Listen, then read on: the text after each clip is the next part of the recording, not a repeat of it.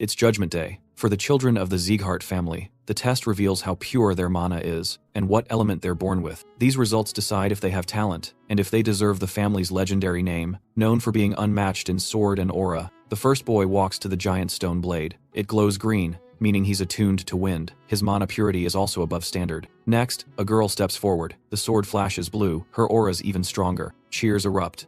Another gifted child joins the line. Then it's Raun's turn. The family's patriarch calls him up. Raun reaches out, touching the blade. It glows dim white, the weakest aura possible. Laughter breaks out around him. The patriarch snaps, silencing the crowd. He ends the test right away. Once, only he and his servant remain. Something strange begins. The blade glows again, now with golden fire, burning hot. The same flame the family's founder once had. Even the patriarch is stunned. He decides to keep watching Raun's path, but even he doesn't know who Raun really is. He's the reincarnated top assassin, betrayed by his master. On a cold night, the best in the Shadow Group meets with his master, Darius Robert. Darius reveals he knows Raun. He broke the mental chain and asks how. The Robert family turns kidnapped children into cold-blooded killers, and Raun escaped control by chance during a mission. Raun asks how Darius found out. Darius explains every assassin holds two shackles, one of the mind and one more. Pain slams into Raun's chest like a burning spike. Then Darius unveils a second restraint, cold and simple. A rage worm buried inside their flesh. A curse that tears the heart when its master gives the command.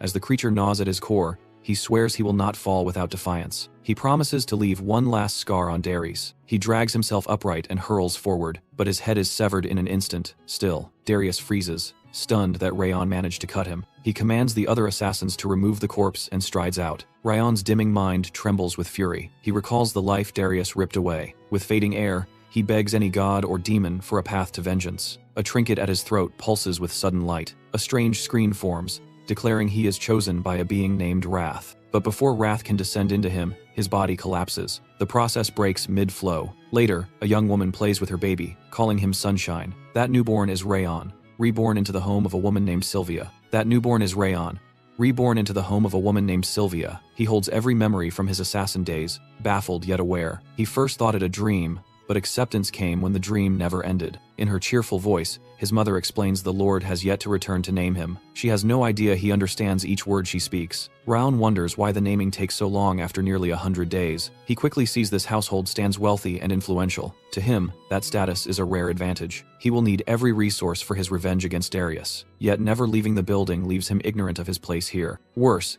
he cannot control the Flamelink's technique. So, vengeance against Darius must wait in silence. Soon after, a maid named Helen rushes inside. She tells Lady Sylvia that the lord of the house has arrived. Sylvia scrambles to ready herself, but the moment slips away as the lord steps through the main door. His presence dominates the air, and Raun knows him at once. Since Sylvia calls him father, this man must be his grandfather. From his features alone, Raun sees he is Glenn Sieghart, Northern Lord of Destruction, ruler of the continent's peak. Raun realizes he has been reborn into the strongest lineage in the land. In time, Lord Glenn names the infant Raun, repeating his old name, urging him to live quietly and unseen. That night, Raun finally gets a chance to train again. After days of being knocked out by sudden sleep and constantly stuck entertaining Sylvia, he's thrilled to have quiet time to push his Flamelinks. Most methods draw mana from nature, building power in the core. Flamelinks do it differently, forming rings near the heart to boost stamina, focus, and mana flow, which makes it perfect for a warrior's path. Plus, it hides well from high-level beings like Darius. Now he just needs to grow stronger and learn Sieghart's sword. Then,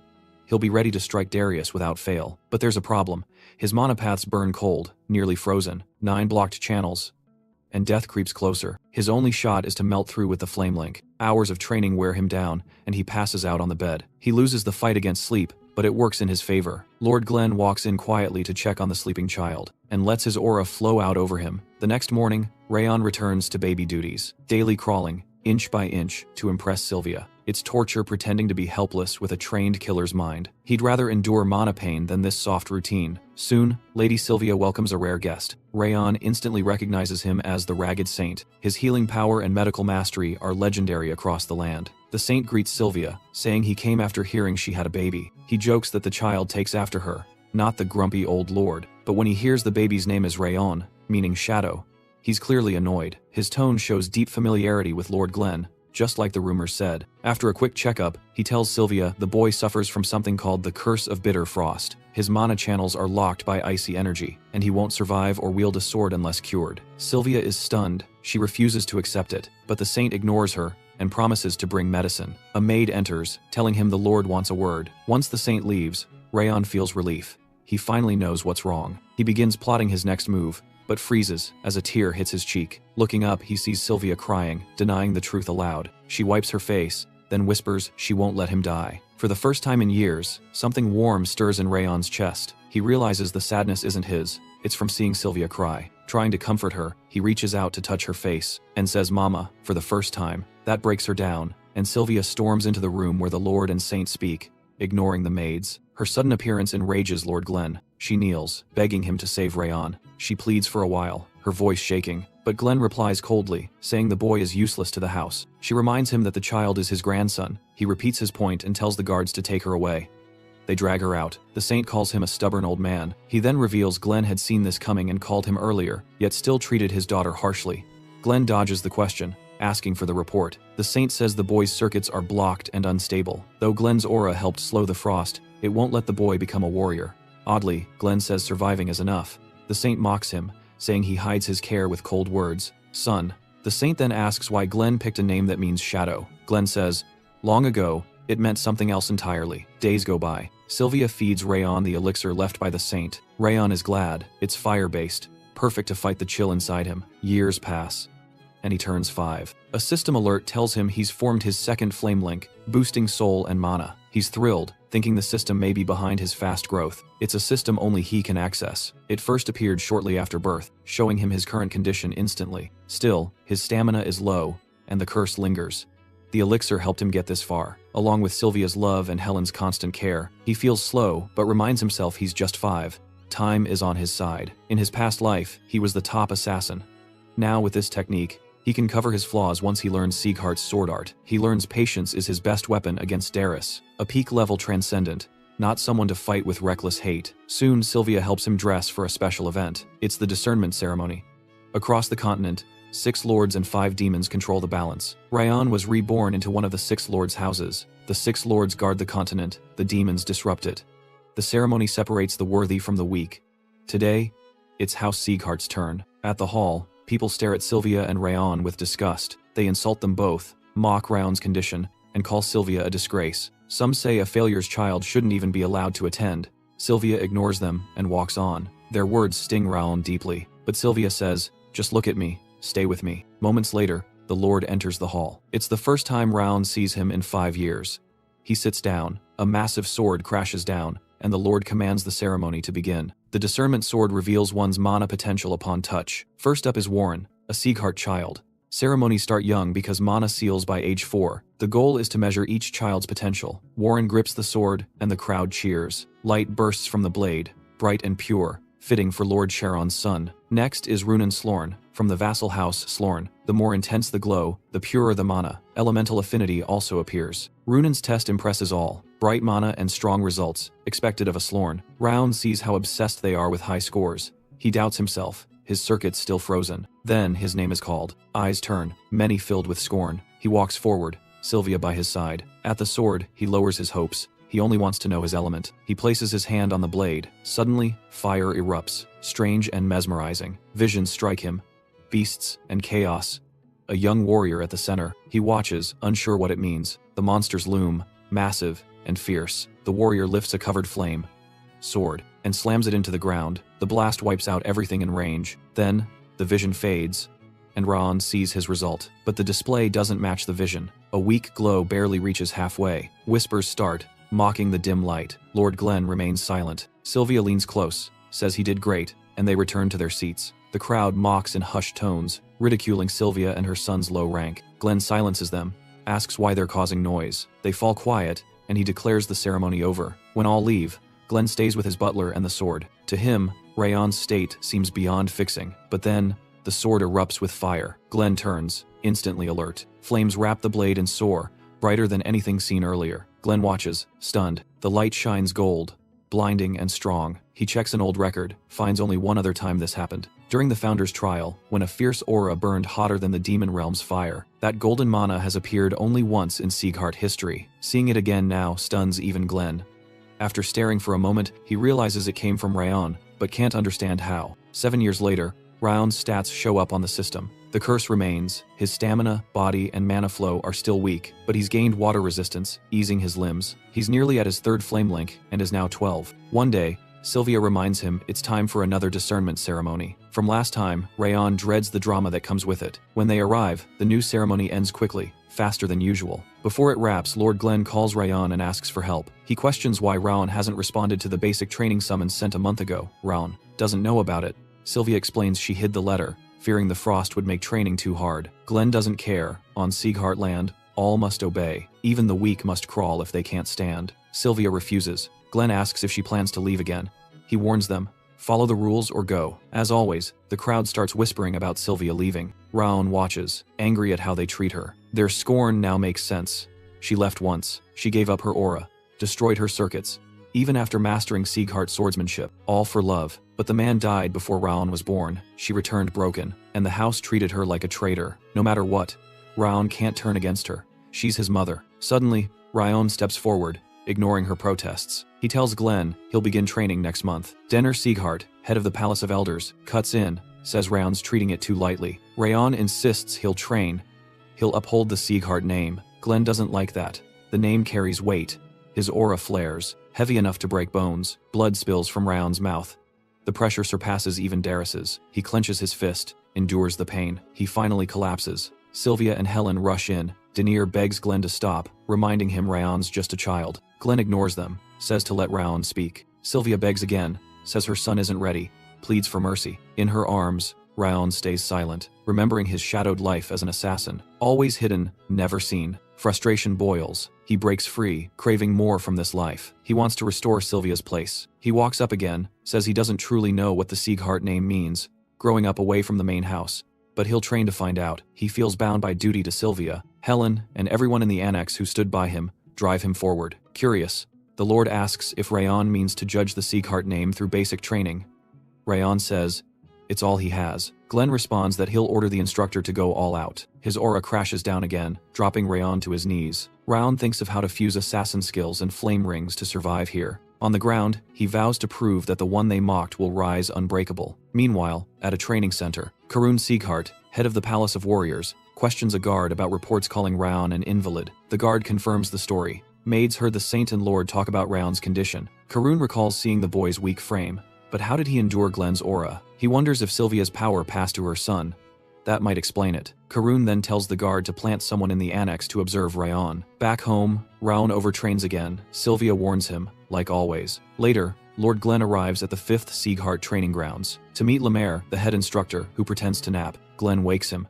They bicker like old soldiers. Glenn jokes that Lemaire hasn't matured in 50 years. Being an elf, he hasn't aged at all. Lemaire guesses Glenn came to talk about his grandson. He says Sylvia showed up earlier too. He refuses to soften training since Glenn gave him full control. But Glenn isn't here to ask for leniency. He says to raise the bar if needed and remove the weak. Lemaire thinks Glenn's masking love with strictness, love he failed to show Sylvia. Glenn says he'd behead him if they weren't comrades. After their talk, Glenn leaves the grounds. Lemaire wonders what's so special about this Raon. Meanwhile, Raon forms his 3rd flame link. His stats rise body, soul, mana, focus, stamina. One frost curse strand fades. The message lifts his spirit. Hard work paid off, but balance, not overwork, made it possible. Sylvia kept him in check. The system window also helps accelerate growth. Still, it's nothing compared to what Sieghart training will demand. Even 3 stars only lay a base to build on. He plans to crush doubts with results that silence every critic, and eventually, destroy Darius Robert. Lost in thought, Sylvia visits him late that night.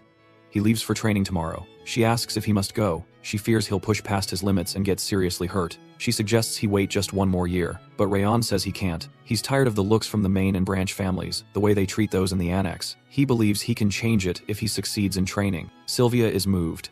She didn't expect him to understand their reality this deeply. She explains they're treated this way because she fell for his father during a mission, but since he was just a knight, she had to destroy her core and walk away from the family. While living peacefully with him, Raon had an older sister named Sia. Then, a group called the Cadre of Eden ambushed them. She was pregnant, and their father wasn't strong enough to fight back. She watched them get slaughtered before her eyes, until a secret unit her father sent arrived just in time. They came too late. Her husband and daughter were already gone. Alone and hunted, she returned home and became the family's scapegoat. She had no excuse when she stood before her father again. When she finishes, Raon sees one thing clearly. She chose happiness over duty, then came crawling back to survive. He now understands why they treat her coldly. But to him, she gave him life, gave him love.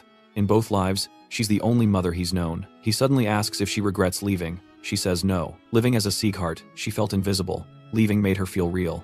That was enough. She says she found joy after leaving, and joy in raising him. Her only regret, she says, is not being a better mother. Rayon tells her it's okay, and she doesn't have to carry that guilt. Sylvia bursts into tears, and Rayon holds her, unsure why she weeps so hard. After calming her, he heads back to check his flame links before tomorrow's training. As he inspects the links, a strange phantom appears. It says the time has come.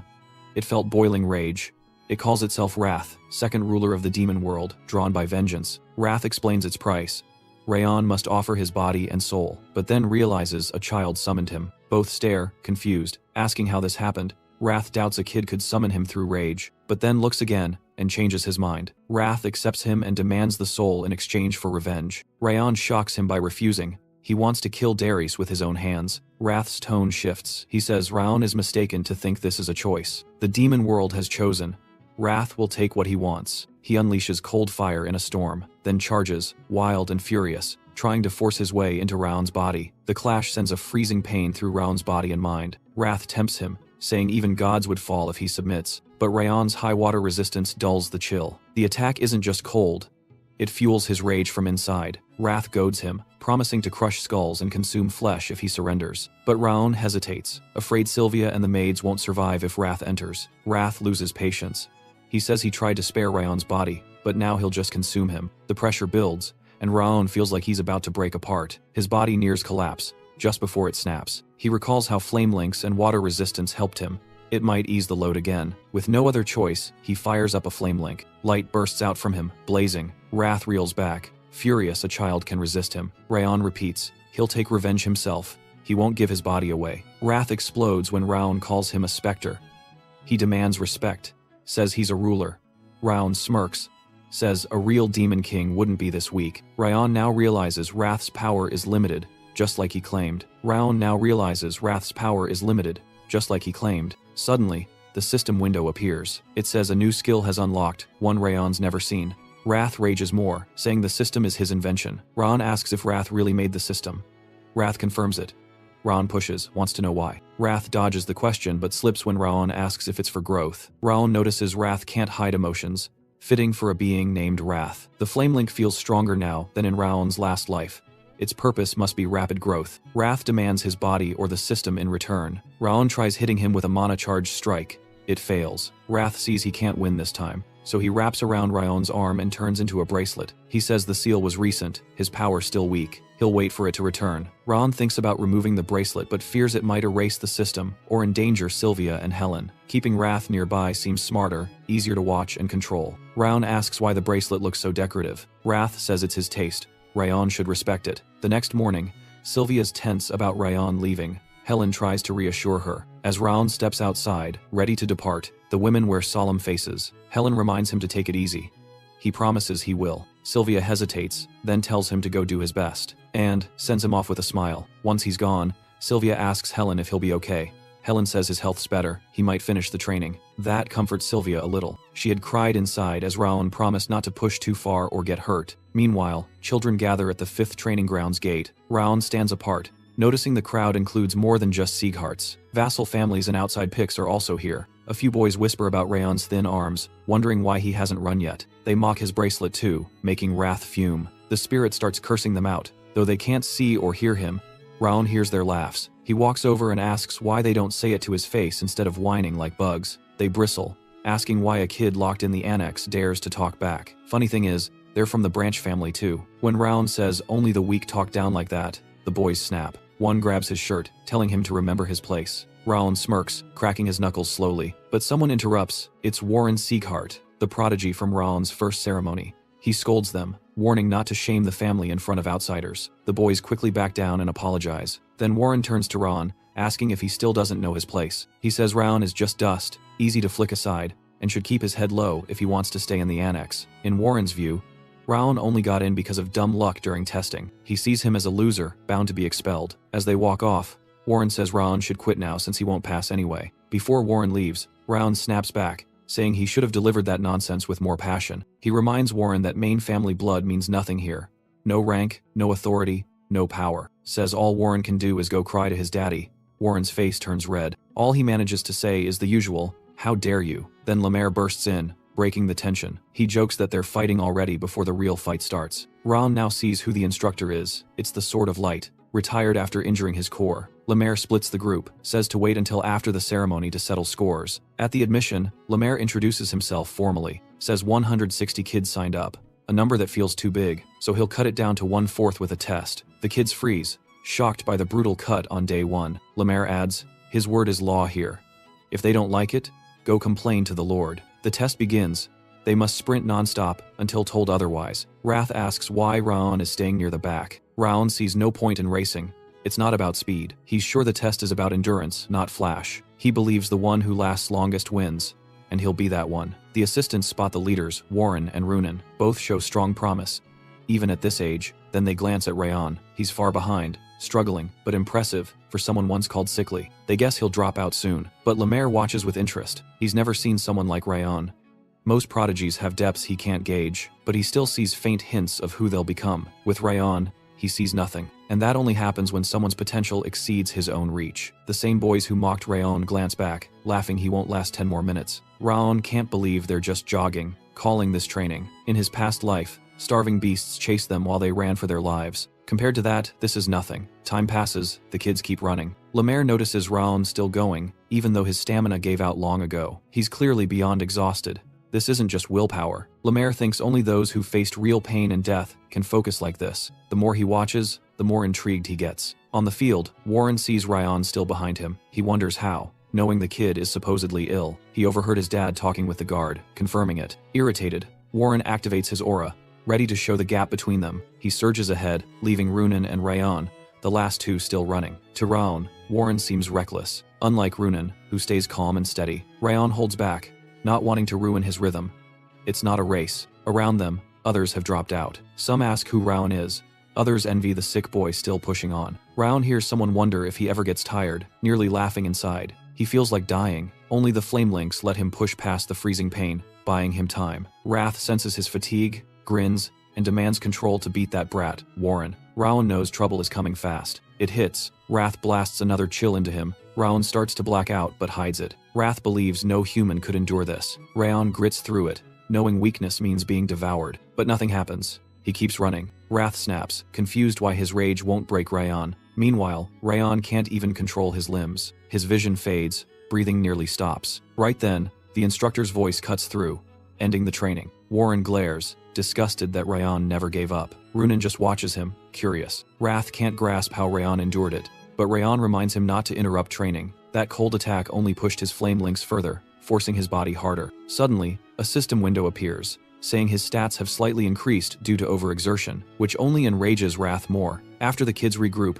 Lemaire praises their effort, then admits he lied about cutting their numbers to 1/4. He explains failing that many on day 1 makes no sense, and he never said this was the big test. Still, he warns that if they train like today, most will fail. He told them to run full speed, yet none kept that pace, except Warren, who secretly used aura. Omer urges them to follow instructions if they want to pass, though it will be tough. From now on, they're temporary trainees until the exam in 6 months. After that, Lemaire will pick a valedictorian. Later, Lemaire heads into the woods to rest on a boulder. He finds Lord Glenn waiting, asking about the test. Lemaire says Warren and Runan showed the expected potential. The others can grow into strong pillars for House Seagart, but he admits he can't read anything about Raon. He recounts Raon running to the end with no stamina, a feat only Master Glenn ever matched. The whole situation amuses him, breaking the boredom since his core was damaged. As Glenn turns to leave, Lemaire says someone in this group may shape the future. Glenn insists it's coincidence. The boy can't become a swordsman. Lemaire doesn't believe that. Meanwhile, Raon heads straight to the training room after the harsh session. Some boys overhear and take notice. When he leaves,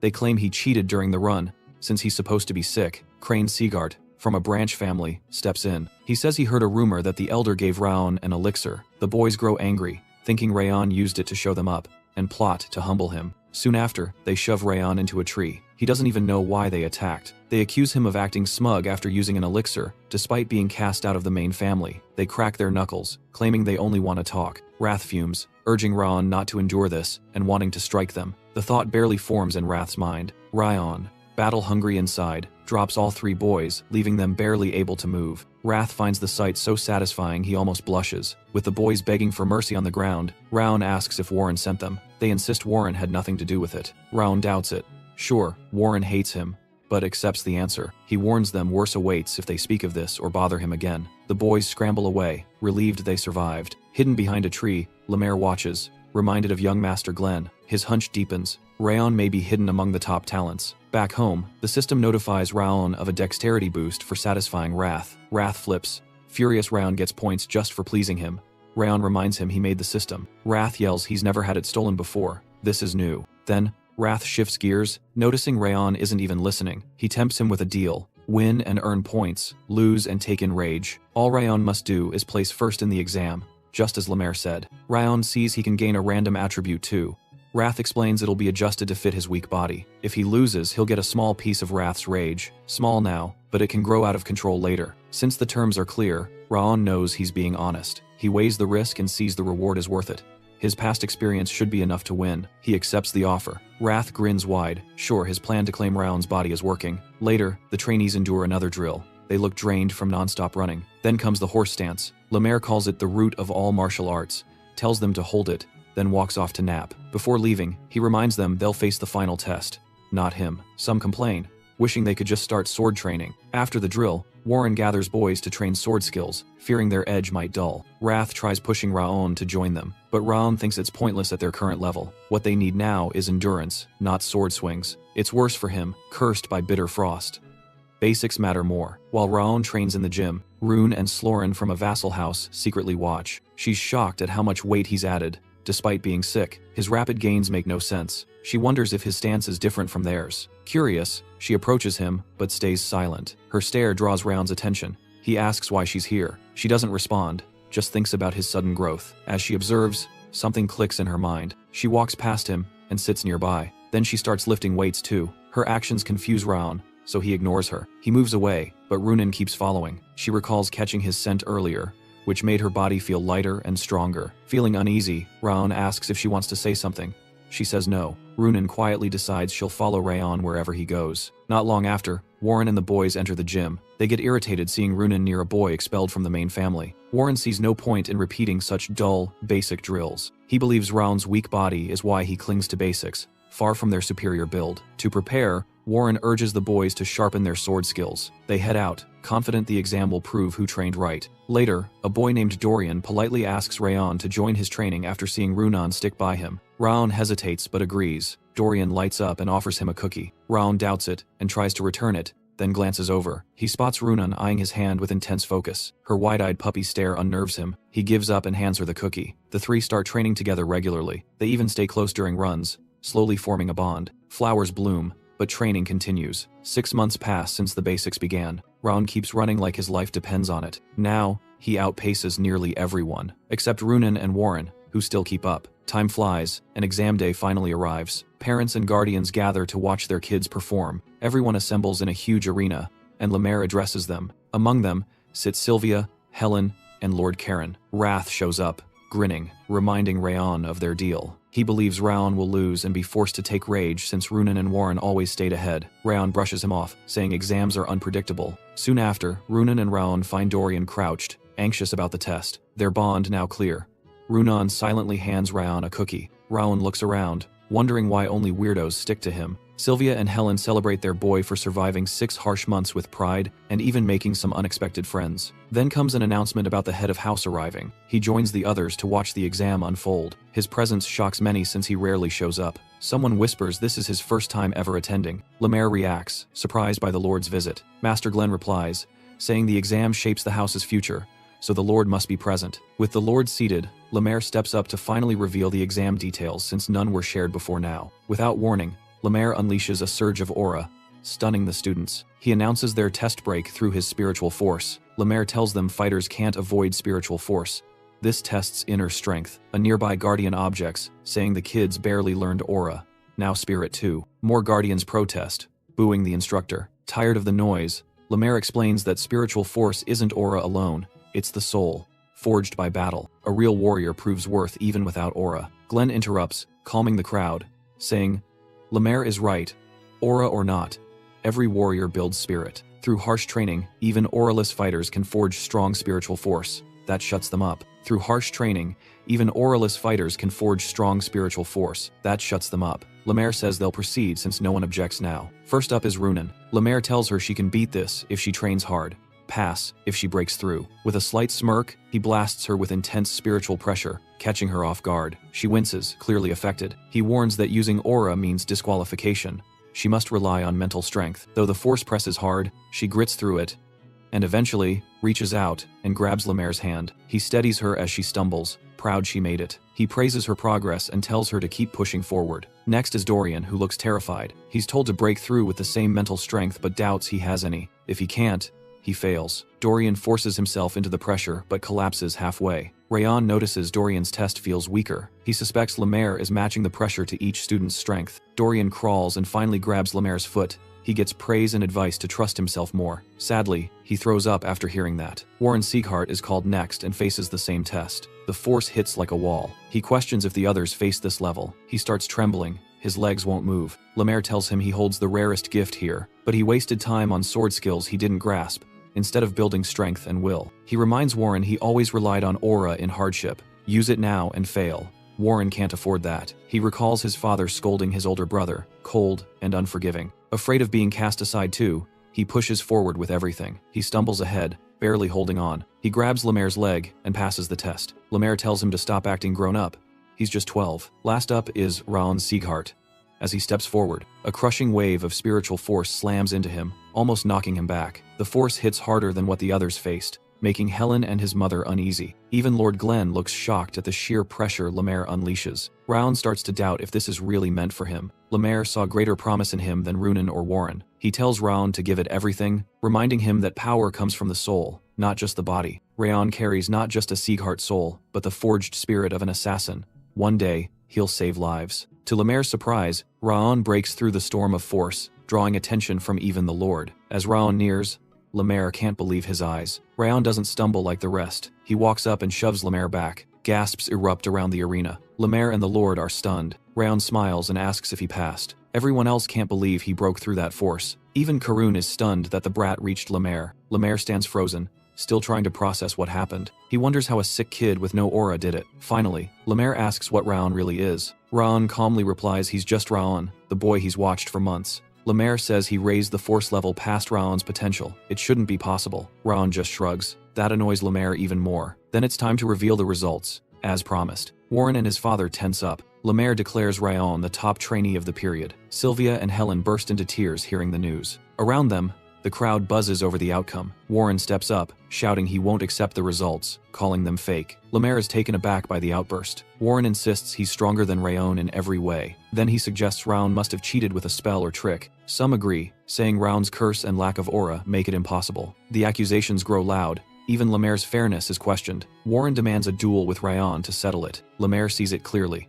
Warren just wants that number 1 spot. Lemaire leaves it to Master Glenn to resolve the accusations. The Lord asks Raon if he'll spar with Warren to prove the results. Raon says no. The rankings are set. Sparring changes nothing for him. To make it matter, the Lord offers a bronze medal if Raon wins. That catches Raon's interest. Because those medals come from House Sieghart and carry real rewards, a bronze holds serious value. The offer seals the deal for Raon. Rules are simple. 1 round, no weapons or aura, only fists. The match begins. Warren charges, aiming a punch at Raon's face. Raon dodges fast. The punch misses by inches. Shocked, Warren quickly follows up with a kick. Raon blocks it with ease. Warren says it's the charging tiger technique, taught by his father. He throws more strikes. Raon keeps defending. Onlookers think Raon can't hit back. Warren burns with rage, feeling challenged by a weaker branch family kid. He swears he won't lose the top spot to Raon. A flash of his father rejecting his older brother fills his mind. He fights with one thought: earn his father's approval. Raon keeps dodging, blocking every blow. He holds back, analyzing Warren's movement and rhythm. Then, he figures it out. Warren sees Raon pause, thinking he's done, so he rushes in to end it. But Raon meets his punch with a counter. Warren's hand flies back in shock. Then, Raon drives a fist into his gut. Warren coughs, nearly buckling. The crowd and his father freeze in disbelief. Even Lord Glenn can't believe what he saw. Raon used the charging tiger fist.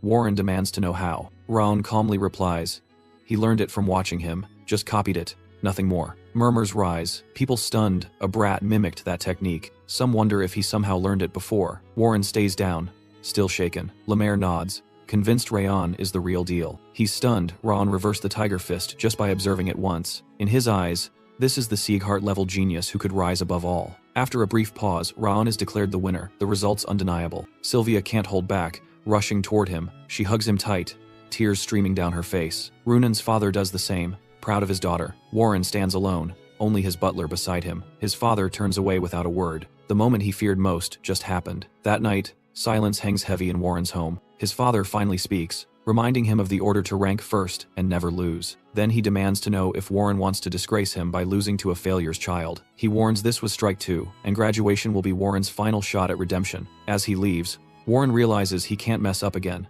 Anger boils, and he blames Rayon.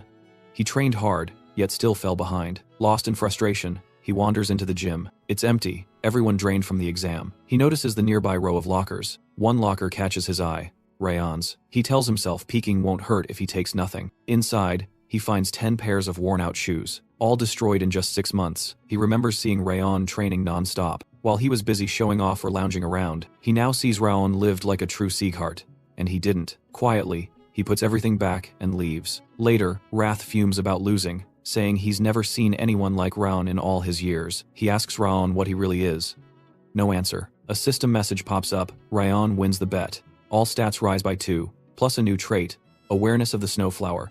Wrath explains it's a divine ability unfit for Rayon's weak form. It boosts sensory range, but at 1 star, only slightly. Wrath boasts he used it to expand his senses tenfold. The name sounds strange to Rayon, so he asks why it's called that. Wrath finds it beautiful. Raon thinks his taste is awful. Wrath seethes with rage again. Soon after, a message arrives.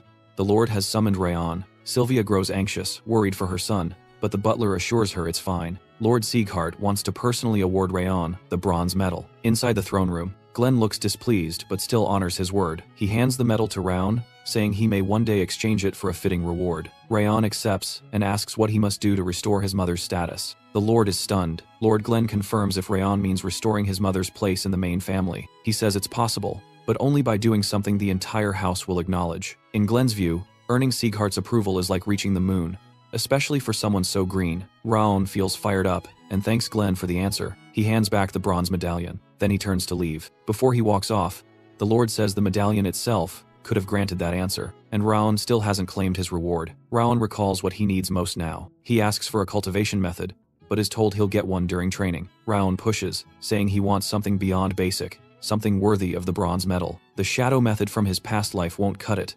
Not for saving Sylvia, or for taking Daru's head. The Lord snaps his fingers. A hidden library reveals itself. Rows of old books appear, shocking Rayon. Towering shelves fill the room with hundreds of volumes. Glenn says this is only a glimpse of Sieghart's archives. To get his book, Raon must step in and raise his hands. Glenn hopes the technique he gets surpasses the shadow one. A single book lifts from the shelf, floating down into Raon's hands. It looks worn and ancient. The choice stuns Lord Glenn, and even his butler. Glenn wonders how Raon pulled that specific book. Suddenly, flames burst out of the book at Rayon. He questions how this relates to cultivation. Opening it unleashes a blast of light that blinds him. Glenn is visibly shaken by the fire shooting from its pages. Then a vision appears. Glenn hearing a report that Sylvia left the house. He tells the guard he doesn't care. The house's future matters more. Back then, Glenn believed emotions were a weakness. Growth was all that mattered. He gained power beyond demons, but at a steep cost. In the vision, he learns his son-in-law and granddaughter were killed by the Etin mask. The news leaves him trembling. It was then that he rediscovered his emotions, but it was too late to undo what happened.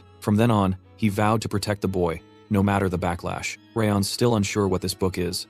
The pages vanish, but the power flows into him. Then Glenn calls his name and asks what he just did. Raon says he doesn't know, but somehow remembers everything from the vanished book. To test him, Glenn asks the name of the technique since Raon never opened it. After a short pause, Raon says, it was the Million Flames technique. The system confirms it, saying the technique is now etched into his memory and he's faced eternal flame. That's how Sieghart's library transmits cultivation skills.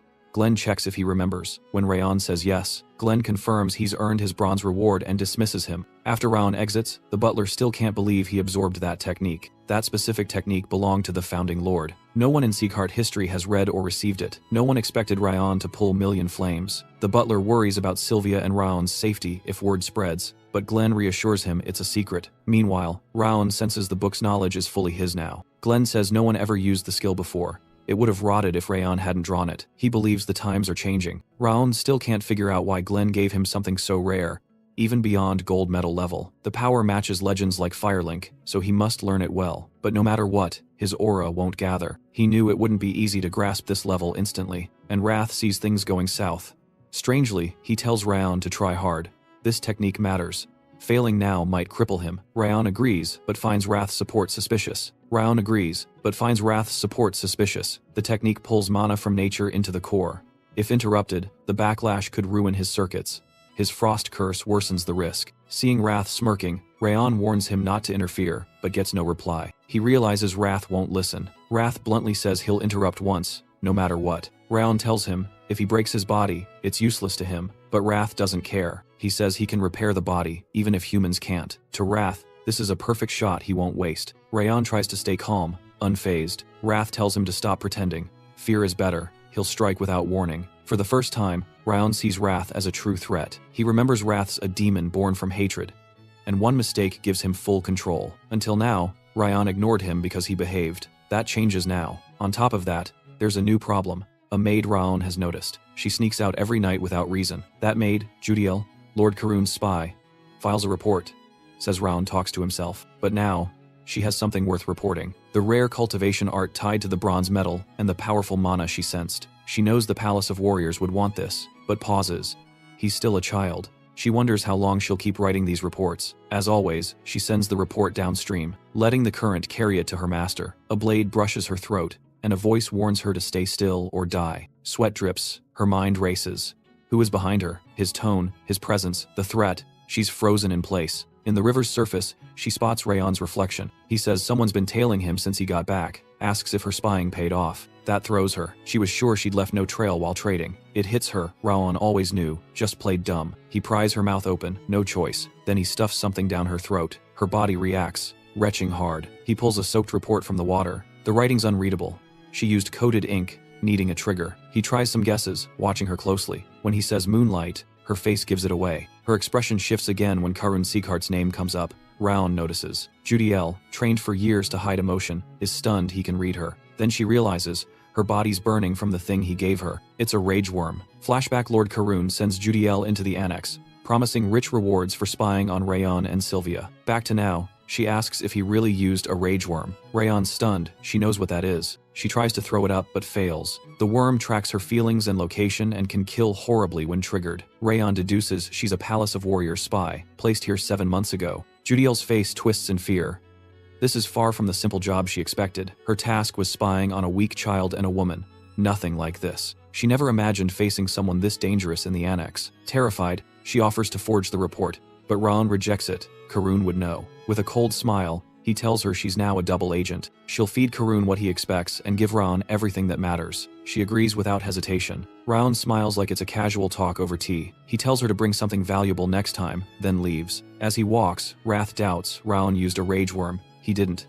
It was fake, just a pain-inducing poison. Wrath asks how he read her. Raon says there are ways to know without words. Even Wrath is shaken, calling him a monster. Rayon shifts focus, starts forging his aura, then heads back to train. Despite his effort, he fails to finish it before training resumes. At the grounds, he sees only 42 children remain. Liamir clearly meant to cut the group to just a fourth. Runan catches up with Rayon. They stare, silent, long enough to make Wrath uneasy. Flashback to the Slorn family's main house. Runan's mom asked if Raon helped her train. She said yes. Then came the question, did she thank him? She said no, because Dad told her never to speak to boys first. Her mom explained, it doesn't matter who helps. You should show gratitude. Back in the present, Runan thanks Raon. He's stunned. Wrath wonders why she's acting weird. Rayon's just as confused. Dorian shows up, ranting again. He whines about almost dying as a temp trainee. Now, as a full trainee, he says he spent the break having nightmares. His chatter drains everyone. He then praises Ron's results over Warren's. Unaware, Warren stands behind him. Dorian sees him, screams, and drops to the ground. Warren steps up to Ron. Silence. Suddenly, he bows, admits he acted badly, and owns his loss. He adds, he's not quitting, and will challenge Raon again. Everyone's left speechless as Warren walks off. Rayon didn't expect a 13-year-old to admit fault. That's true Sieghart blood. Wrath isn't moved. He rages, swearing they should punish the kid for not knowing his place. Liamir appears and greets the group. He congratulates them on making it, then says training starts now. As always, they'll begin with fundamentals, plus some extras. Mid-talk, a door bangs open. A wild girl steps onto the field. She starts cursing, angry the door wouldn't open. Dorian freaks out. Liamir clarifies she's not his student. She failed last batch. She'll join this batch now.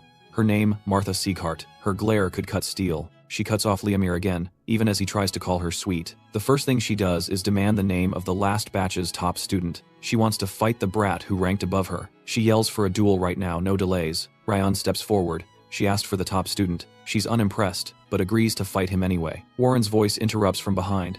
He calls her behavior shameful. Marta doesn't take it well. She steps in his face, warning him to shut up if he wants to live. He asks if she's rejecting Rayon's win, confirmed by both instructor and Lord Sieghart. She replies that Warren threw a tantrum too, so she gets to throw hers. Warren says he won't repeat that weak moment. Everyone sees it. Warren has changed. Then Runan steps between Rayon and Marta. He tells her to leave, refusing to engage further, pushing her aside without hesitation as the tension rises. Marta watches them act like one tight unit, a strange little group she views as a gathering of hopeless fools. So she pretends to back off, letting them relax for a moment while she plots her real move in silence. She only turns away to mislead them, hiding the fact that she is preparing the strike she planned from the start. Her true aim is sudden and simple. She charges straight at Raon the moment their eyes drift. Before anyone reacts, she closes the distance with force, aiming a decisive blow meant to overwhelm him. Raon avoids it with ease, slipping past and blocking with movements far faster than she expected. He answers instantly, driving forward with a decisive counterpunch that carries clear intent to dominate. She manages to guard at the last moment, but the impact sends her skidding back across the ground. A thin smile forms on Liamir's face, pleased by Raon's sharp response to the reckless attack. Shock fills Marta's eyes as she realizes how quickly Raon reacted to her sudden strike. Furious, she rushes at Raon again, unable to accept being pushed back so easily. Liamir stops her with one swift move, holding her in place before she can close in again. His speed stuns everyone, since he jumps from his spot to hers with barely a heartbeat between steps. He jokes that ignoring him hurts his feelings, and even if they look down on him, he still deserves attention. Other than Runan and Warren, Raon still lacks aura training, making this clash even more surprising. Liamir tells them they can fight once Raon learns aura, which makes Marta begrudgingly accept the stop. Wrath erupts, demanding to know why Raon let her walk away after she attacked, urging him to freeze her forever. Raon admits he plans to avoid a serious fight until the moment she holds something he needs. Then he will wager his title for it. He asks Wrath to stay patient, promising a future moment that will satisfy him far more. Later, the trainees work on their stance, and after steady drills, they are granted a short 10-minute break. Warren focuses on the basics, realizing they are tough. He learned the second form fast but struggles with the complex third. Raon advanced much quicker, mastering all 7 forms in under a month through constant effort. Warren needed a full month for the same 7 forms, and he fears facing Raon in swordsmanship classes. He is not alone in feeling pressure. Others around him fight their own frustration. He asks Marta how she handles it, noticing she also looks worn down by the training pace. She curses, annoyed that Raon learns fist techniques as if he had trained for years, even though this is his first time. Raon had no prior instruction, and even with the curse of frost, he still trains tirelessly from dawn to dusk. The thought enrages Marta. She refuses to fall behind, and vows to outpace him. Wherever she went, people called her gifted. Her talent always stood above the rest. After joining House Sieghart, she became the predator, crushing competition without hesitation. She surpassed praised prodigies from both main and branch lines, laughing at their frustration while she rose. Now she feels a pressure she has never known, the kind that twists her stomach with unease. At day's end, a worker compliments her solid performance during training, offering her brief praise. She barely listens, lost in her thoughts, too frustrated to acknowledge his words. He stops her, saying that no matter how strong Raon becomes, he will never defeat her now or later. When she asks him to explain his claim, she demands clarity in his strange statement. He reminds her, Raon carries a fatal weakness, one he can never fully overcome, even with talent. While Raon practices his stance, a few boys approach him with questions about proper sword form. As he demonstrates, they watch in awe, realizing how refined and powerful his technique already is. Marta mocks that Raon reached her sword class fast, maybe even a prodigy, but then she jabs at his weak mana sense, saying his sword skill is useless. Maybe he'll just teach. Her words shut down the entire hall, exactly what she wanted. She planned this to show Raon still hasn't awakened his aura after months. The butler once told her Raon's aura talent is hopeless. He recalled the first discernment, before her adoption, where the sword showed Raon's mana was almost non-existent. Now, Raon is the only 5th ground trainee still unable to use aura. The butler says the best technique from a bronze medal barely counts as mid-grade. That's just above the entry-level method, and Raon hasn't mastered even that, putting him dead last. This makes Marta smug. No mana means no future, no matter how sharp his fists or sword. What really eats at her is how someone like Raon blocked her strike while she was busy gloating. Then she notices Runan staring at her. Marta snaps, asking if Runan has something to say. Runan tells her to leave the training hall. That night, after a full day, Raon wraps up training. He enjoys it, because in his old life, he never studied martial arts, only learned to survive and kill. Now, building strength through real training feels rewarding. Wrath rants, furious that Raon ignored Marta's insults. But Raon plays dumb. He reminds Wrath fighting her now gains nothing. Just like he said earlier, a knock interrupts. He opens the door to see Runan holding a box. He didn't expect her. He's even more surprised when she hands him a small brown treat. Unsure what it is, she tells him to eat it. His instincts say no, but he trusts she wouldn't harm him. One bite stuns him. It's insanely good. Even Wrath admits it beats anything in the demon realm. Both of them freak out over how sweet it is. Runan finally says the name, Orb Ice Cream. As she turns to leave, Raon calls her, but she doesn't stop. Wrath begs for more, but Raon wonders if she came out of concern. She loves sweets like any kid, and probably gave him her last one. That thought makes him smile. He decides he'll return the kindness. Later, Raon heads home, and Sylvia overwhelms him with affection, thinking he was gone for months. It's only been a week. He reads Judiel's report draft for the Palace of Warriors. Then he asks if she got anything useful from them. She says no, except for one thing. They pushed to investigate Raon further when they saw his growth, but eased up after finding he couldn't use aura. It also looks like Lord Karun isn't interested in Sylvia anymore. Judiel then asks if Raon is dodging aura training on purpose. He flips it, asking her the same thing. She understands. She's not in a position to question him. She understands. She's not in a position to question him. Wrath reveals Raon's struggles with aura training, calling it pathetic and unthinkable for himself. To fix that, Raon starts training harder. Wrath calls him a monster. Oddly, he finds instructor Lemaire outside, playing with birds. Raon asks what he's doing. Lemaire says he's there to teach him about elements. The next day, Lemaire takes him up a mountain, ignoring Raon's complaints. Lemaire simply tells him to trust the process. Raon doubts this mountain has anything to do with element training. Lemaire recalls sensing Raon's aura technique days ago. What he saw was fire, like blazing, like molten rock, far stronger than others. Instead of fighting the cold within Raon, the technique accepted and merged with it. If Raon learns it properly,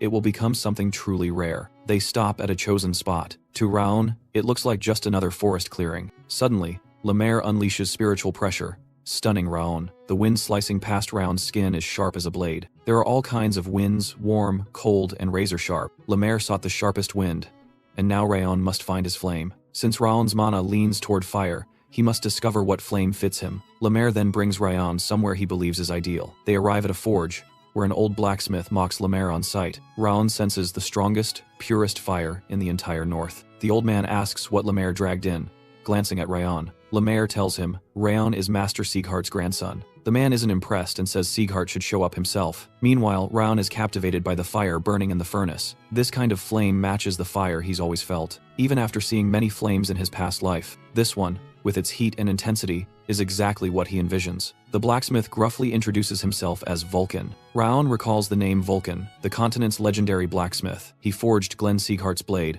Heaven's Renown. Raon bows, politely says it's an honor to meet him. Vulcan suspects Lemaire prepped him, but Lemaire denies it. He tells Raon, Vulcan used to be Sieghart's blacksmith, feeding this fire for over 10 years. This is the only place Raon can truly feel the fire. Lemaire asks Vulcan to make an exception. Vulcan suggests taking him to the workshop, but Lemaire stops him. He argues others shouldn't witness Raon's technique before it's complete. Vulcan questions why. Then Lemaire says, Raon is Sylvia's son, which changes everything. Raon promises not to interfere, begging for a chance to connect with the fire. Silence lingers for a beat. Vulcan explains he's crafting golden coal, hotter than any other, and that's why he stayed here for 10 years. He tells Raon he can do whatever, just don't interrupt the work. Raon feels thankful. Outside, Lemaire is shocked Vulcan gave permission so easily. When Lemaire offers good liquor, Vulcan says he didn't do it for him. When Raon entered, the kiln flared up, ruining the batch. The heat rises with every breath the boy takes. Vulcan wonders if this kid might fulfill his dream. For 7 months, Raon returns, reflecting on the flame he seeks, until clarity strikes. Fire is feared as the wildest element, but mastered, it's the most stable. Still, Raon struggles to awaken the golden flame's power. He recalls Lemaire's words, picture the flame you need. He remembers Darius and his vow to kill him, and bring Sylvia back to the family. He realizes he needs a flame that guides him, fights for him, and never fades. A sudden blaze ignites before him. The fire's energy flows into his core. He focuses, trying to absorb more and advance his cultivation. He falls into a trance, seeing the flame take form as he concentrates. Wrath invades his thoughts, reminding him he'll strike when Raon is weakest. Raon starts to freeze, his training disrupted. Time dulled his caution, and he forgot Wrath's true nature. Wrath isn't a friend, just a demon, waiting to strike. And worse, he rules the demon realm. Raon's body starts to break down. Moving or stopping will kill him either way. His only hope is to gather his aura and survive. Pressure builds, survival now the only goal. Wrath mocks him, feeding off his struggle. Raon's mind blurs, and Wrath claims his body and soul. As Raon blacks out, Wrath sneers that his life meant nothing, just like the old man with his coal. But he promises to finish Raon's revenge himself. That coal remark triggers Raon's last desperate thought. The mana outside the kiln isn't the answer. He needs the raw, blazing mana inside the fire that devours. He shifts focus, beginning the risky process. Wrath snaps, furious at the sudden change. Vulcan hears loud cracking from the coal. Then, flames erupt violently from the furnace. He's stunned. The heat has never surged like this before. Vulcan senses something's off with Raon, but can't figure it out. Then he notices the boy trembling, which makes no sense in this heat. The shaking worsens, and the reason stays unclear. Lemaire suddenly appears, stopping Vulcan from reaching Raon. Vulcan warns the kid will die, but Lemaire says he's in a trance. Even a light touch could make him spit blood and die. Frost spreads across Raon's skin, but neither man can help. Lemaire quietly wishes Raon survives. Inside the trance, Raon keeps cultivating, while Wrath rages, ordering him to stop. But Raon won't give up. He won't repeat his old life, full of regret. He focuses on never returning to that wasted path, moving toward the fire. The heat grows unbearable. The kiln shakes, struggling to contain the sudden power surge. Mana inside the kiln starts pooling in one place. Lemaire suspects Raon is drawing it all in. The inner battle rages on. Raon finally grabs hold of the flame. At that moment, a massive blast erupts, ripping through the trance and straight through the kiln roof. The explosion leaves both men worried, but Raon doesn't respond. Then he walks out of the blaze, unharmed, with golden fire dancing around him. The system confirms Raon has obtained golden flame art. He absorbed intense heat, gained flame resistance, melted 2 frost strands, and cured his low stamina. He also accepted Wrath's freezing mana, and created a new attribute Chill of Bitter Frost, already at 2 stars. Wrath's assault ended up helping, though Raon never expected this. For enduring Wrath and showing mental strength, all his stats rise by 3. Raon's stunned. This growth would have taken years without Wrath. Wrath realizes he was outplayed, and demands to know how Raon survived with no strength left. Raon smirks and reminds him, "I told you, you can't win." The truth is, Raon nearly died.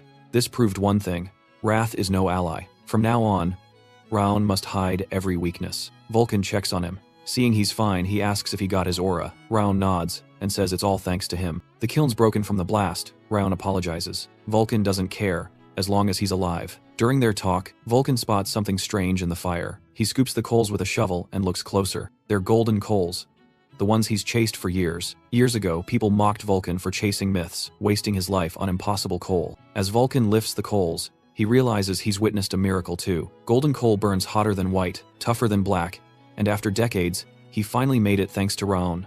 When Raon says he didn't do anything, Vulcan explains it was his mana that stirred the kiln, his breath that spread heat everywhere. Then Vulcan asks what kind of warrior Raon wants to be. Raon replies, he wants to stand firm, no matter the enemy or battle. That answer catches Vulcan off guard, especially from a kid. So he says if Raon stays that strong in 3 or 5 years, come find him. He'll save the golden coals for that day. Though retired, Vulcan's willing to forge Raon's sword himself. After that, Raon heads home, and Vulcan hopes he lives until they meet again. Lemaire, watching, feels relief Raon finally gained his aura. Lord Sieghart appears behind him. Lemaire teases, saying the Lord must feel better after spying daily. Sieghart denies it flatly. Lemaire brushes it off, then notes Raon's aura is massive and pure, likely from absorbing the kiln's fire, and he used it instantly, which is rare. But there's something else Sieghart saw. Raon didn't break under pressure. He made that weight his own. Back at the 5th grounds, Runan waits patiently, holding a box of chocolate. Meanwhile, gossip spreads. Raon failed aura training for 7 months, and maybe Marta deserves the top spot. Runan dislikes the talk. She thinks of helping, remembering her mom's words, repay those you're grateful for. After months away, Raon finally returns, still bickering with Wrath about how he couldn't lose. The first person he sees is Runan. She hands him a box of orb ice cream. She's worried he still hasn't awakened his aura, so she tells him to change clothes. As Raon thanks her for last time, Runan catches that clean, cool scent she always noticed on him. This time, it's stronger, fresher. She's unsure why. Raon thanks her again, and she says, even Wrath celebrates, begging to eat the rest now. Raon disagrees. It's a precious treat to her. He scolds Wrath to stop acting like a brat. Instead of eating more, he shuts the box. That surprises Runan, who expected him to finish it. When he declines, she asks if it cheered him up. He says yes. She blushes. His answer delights her, and she walks away smiling. Raon watches her go, amused by her quiet mystery. Later, the students gather. Training's changing next month. After 7 months of basics and MANHWA work, it's time to heat the cores. The announcement shocks the class. This feels too soon. Lemaire adds sparring starts next month. Marta lights up. She's been itching for a fight. Their sparring results will shape graduation and set final ranks. They're told to give everything this month. Then, Marta cuts in, mocking the one who still can't use aura. Raon. The room buzzes with whispers. Lemaire silences them, revealing Raon finally awakened his aura. Marta didn't expect that. She's stunned, trying to figure out when. Though shocked, she still speaks. She scolds him for taking forever to get his aura. She reminds him she warned she doesn't follow weaklings. She says she let him wear that top title too long, but during sparring, she'll end that. Warren steps between them, says there's no pride in challenging someone who just awakened aura yesterday. Marta scoffs at Warren's idea of honor, says it belongs to those who earn it. She mocks Raon, noting others got their aura in a month, while he took more than 6. Murmurs rise again, as she says 7 months is plenty with a good technique. It proves, in her eyes, Raon lacks true skill. A warrior without aura, no matter how good with a blade, won't go far. She claims the instructor wants sparring to fix rankings because the current one is broken, but Lemaire doesn't confirm or deny. Marta insists Raon's held that title too long for his level. It's time to change. She suggests the winner of their duel takes the top spot. Raon rejects the idea, says you don't gamble with nothing to gain. She's not offering anything worth it. She fires back, accusing him of thinking they're equals. Raon asks if she's scared. That gets to her, so she agrees, calling it his last game. She puts up a 9 Blossoms pill, an aura-boosting elixir from her father. Raon grins, tells Wrath this is the fun he promised, getting something out of Marta. 1 month later, their spar finally begins. Marta's eager, ready to repay the hit he gave her. No one's ever landed a hit on her, not even in back alley fights, but Raon did. After 8 months, she's set to return the favor. Raon's aura is only a month old, hers 3 years. She's sure this will be easy. Still, she reminds herself, Raon must grow stronger. She needs him for something. She steps forward, confident Raon won't walk away today. The others are told to watch and learn. Their turn will come soon. Warren and Dorian are the first pair called. Dorian quits instantly, without even trying. Lemaire raises a brow in surprise. Dorian says he's sick, didn't sleep, and feels terrible. Wrath scoffs, says Dorian's head would have rolled anyway. Right now, if he were under his command. Lemaire sees through Dorian's bluff and pushes him to try anyway, saying he'll still gain something even if he loses. The duel ends fast, with Dorian on the ground, giving up. Lemaire notes Warren still can't control his emotions. He would have won in 5 moves if focused. Warren vents at Dorian, who just ran around the whole time and never actually fought. Next up are Runan and Crane, the same Crane who clashed with Raon earlier. As the match starts, Crane rushes forward to strike first, but Runan doesn't dodge. She counters with a clean swing. Her move knocks Crane's sword from his grip, leaving him stunned. Lemaire stops the fight, offering feedback. Crane is too stiff, needs fluidity. Runan had a solid counter but didn't let her aura flow to the blade's tip. The next fighters are called to step up. Last to enter are Raon and Marta. Their blades clash instantly, fierce and fast. Marta targets Raon's face in a sharp strike. He blocks it smoothly with a counter. She pushes again, pressing the attack, but he counters once more, surprising her. After nearly getting struck, Marta finally backs off and admits she didn't think he'd parry everything. She concedes he's skilled, but his weak aura makes her activate hers. She warns she'll end it now. She lunges forward, aiming to finish the fight. She closes in, ready to land a knockout hit. Raon, who's been watching closely, blocks it like always, but this time, her power hits harder. Marta mocks him for only defending. She asks how long he can last, saying aura needs more talent than sword work. As the fight heats up, she says he can't be a real warrior if it took him 7 months to form weak aura. She demands he quit before she crushes him, but he attacks first. She blocks. Forced on defense, the family obsession with talent starts to wear him down. She jokes that it's because he has none. Raon still hasn't used aura. She says she'll show true talent. He replies he'll show something better. Golden fire erupts around him. His aura finally appears. Marta's eyes widen in shock. Raon unleashes the first flame of million flame arts. She stares, confused by the fire. It's not normal. She senses it's dangerous. Beautiful, yet haunting. She knows it's not an ordinary flame. Sweat runs down her face. She grips her sword tighter, refusing to retreat. With the tension rising, she activates her secret move Solid Stone Stance Focal Point, a technique that channels aura into a single spot. Raon realizes she must be a prodigy, using that skill so young, and guesses she's about to give it her all. Marta admits his strength but warns, aura or not, he won't survive what comes next. She dashes at him, sword raised, but he stays still. Just before impact, he parries, triggering a violent shockwave that rips apart the ground under them. Students nearby freeze, stunned. Dust smothers the field, hiding everything. As it clears, Marta lies collapsed, sword shattered among the cracked dirt. Raon stands tall. The crowd struggles to grasp how he beat Lady Marta using an unknown aura. Even unconscious, Marta clenches her fist. Raon finds her willpower more striking than her combat skills. That night, Lord Glen hears Raon crushed the aura Marta refined for years with terrifying strength. Glen recalls Raon's flame small, yet overwhelmingly powerful. He orders Liamir to guide him to avoid arrogance. He then asks about Marta.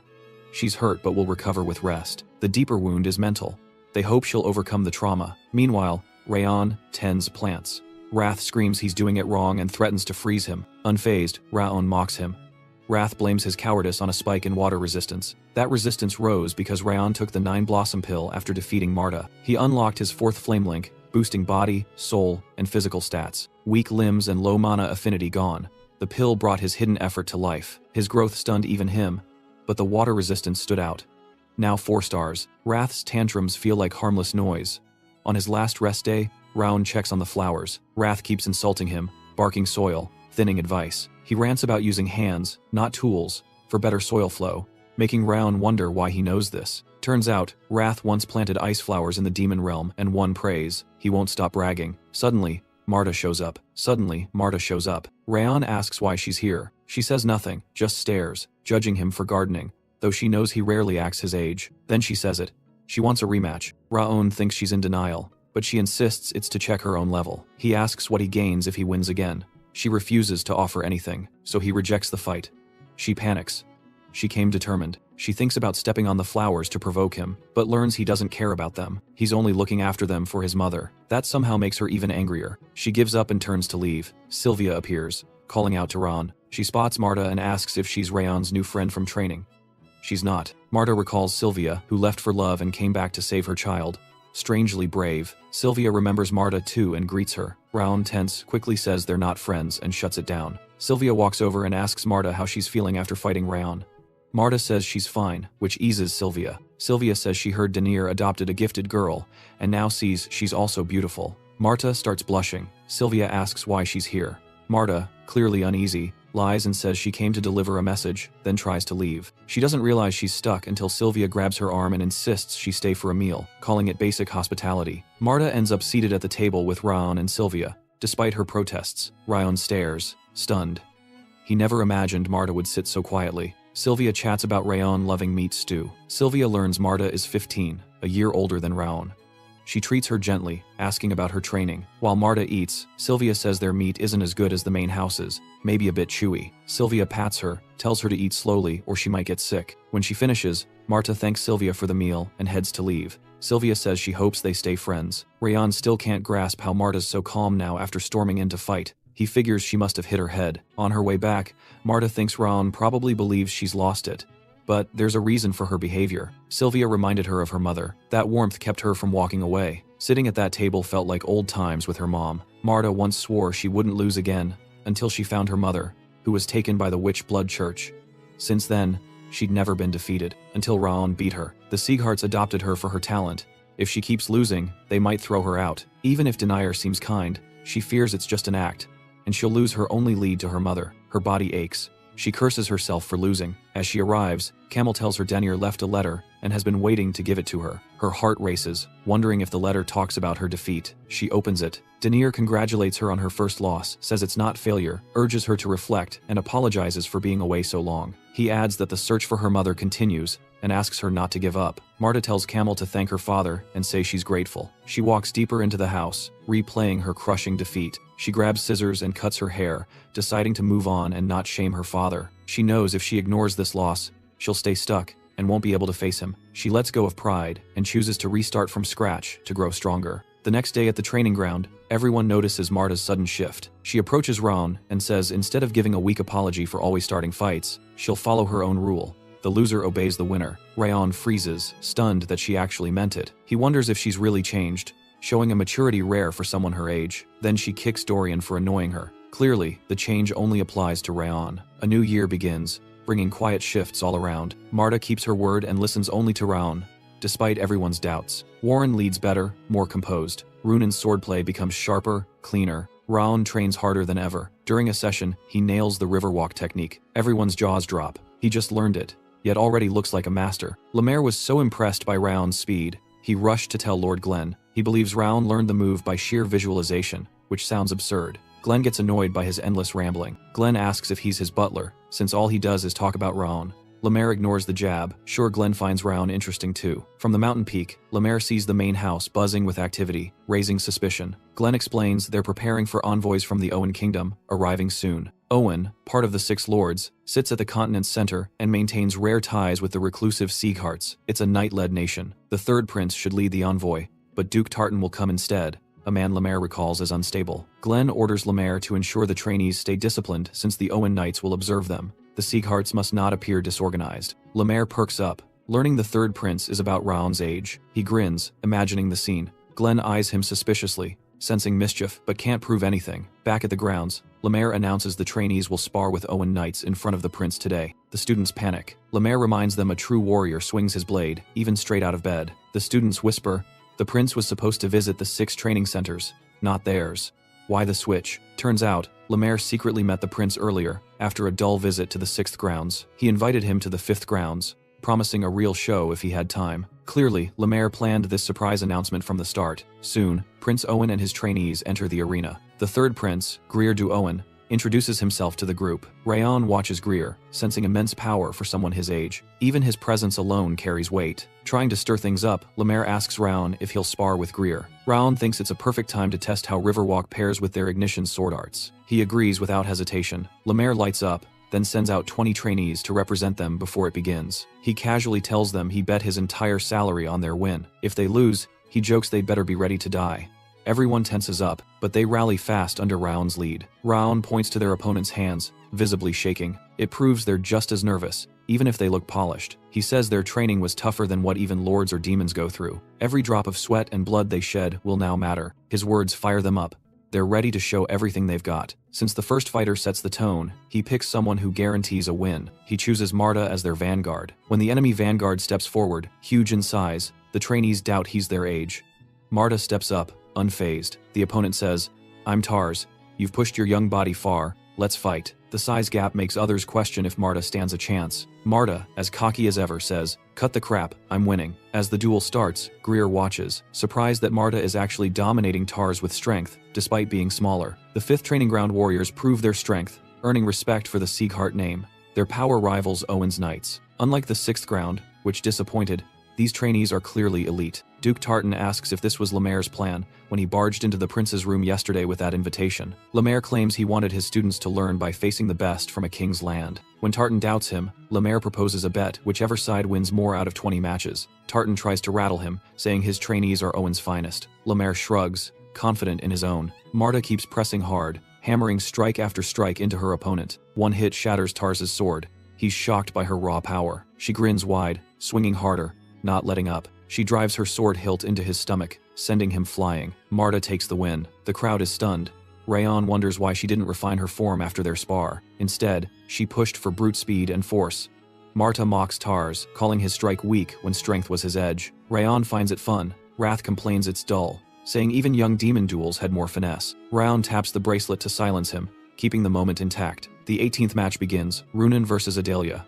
They step into the arena. Adelia mocks Runan's blank stare. She unleashes a flaming aura. Runan answers with a cold, icy blue one. Runan answers with a cold, icy blue one. The fight erupts fast and fierce. Their auras clash, filling the area with thick smoke. Runan vanishes in the haze, sneaking behind Adelia unseen. Adelia spins, ready to counter, but Runan fades again. Adelia hesitates, unsure if it's real. Runan reappears, blade at Adelia's neck. It's over.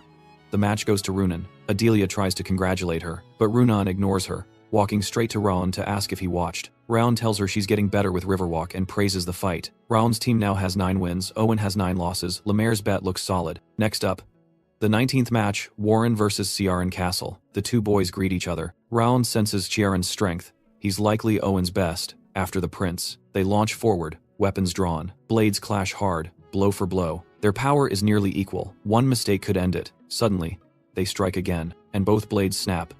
It's a draw. Warren returns. Raon tells him he did well, especially against their top trainee. But Warren doesn't care. He had to win.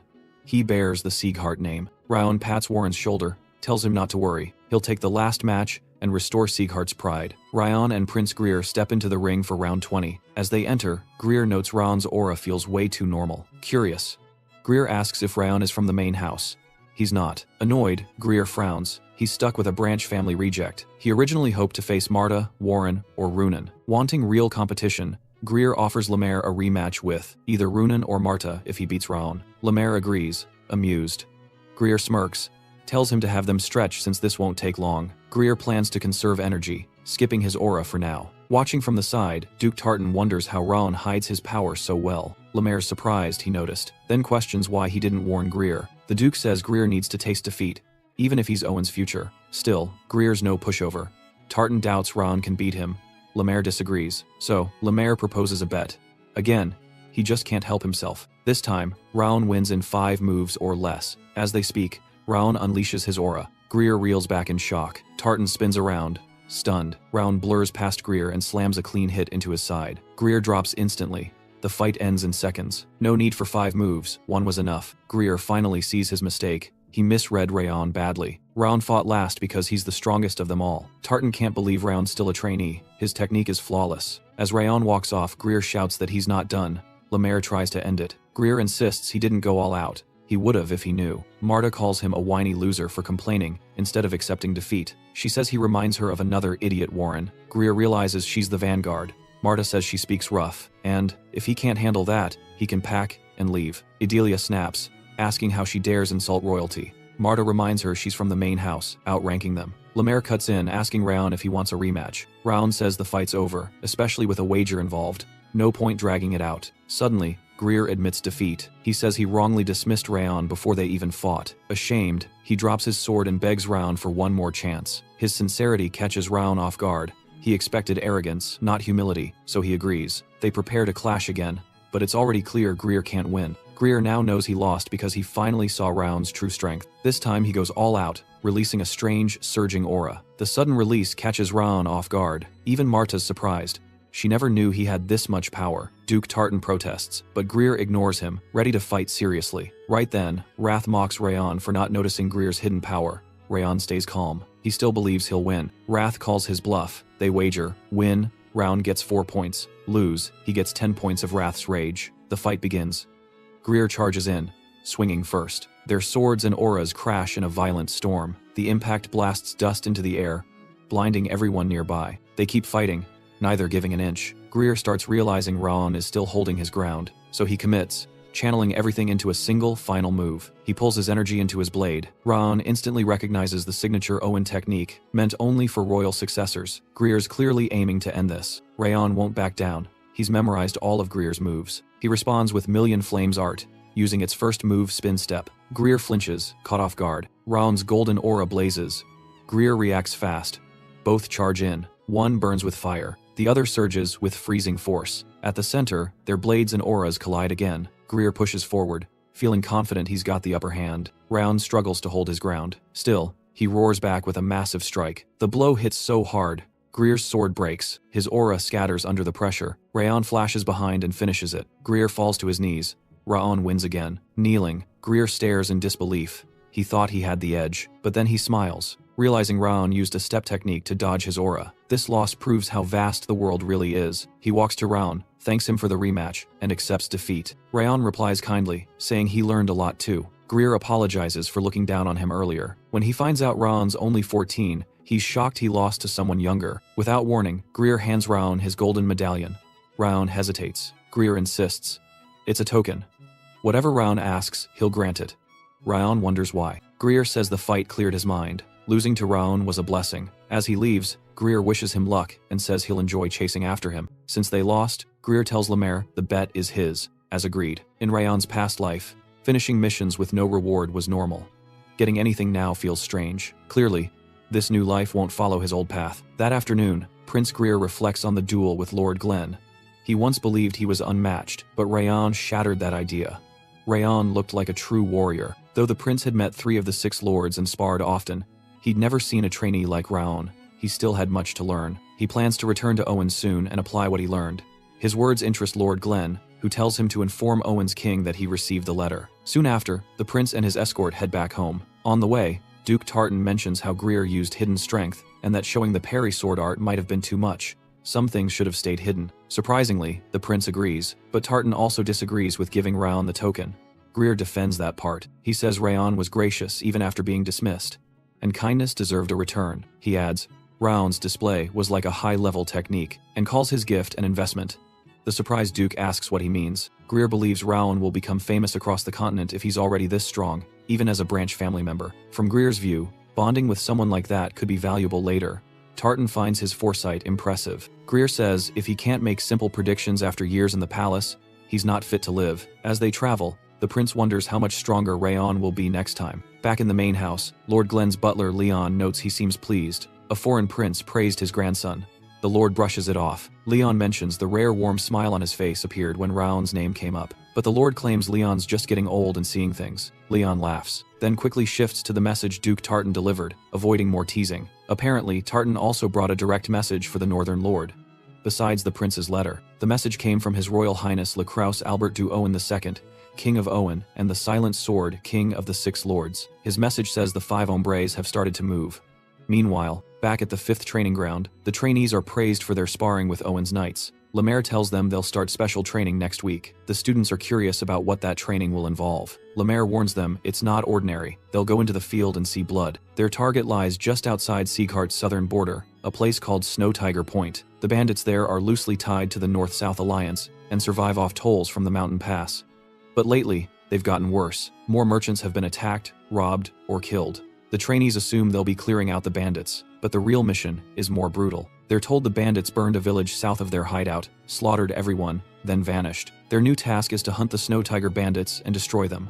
Lemaire adds the bandits are aura users. They'll leave the next day, so be ready. That evening, Runan trains alone. She wanted to improve her form before departure, but it's not going well. She remembers Rayon's stab, fluid and clean, and she just can't replicate it. Realizing he's still training, she thinks about asking him, but she decides not to bother and keeps practicing solo. Over time, her swings begin to smooth out, so she stops training for now.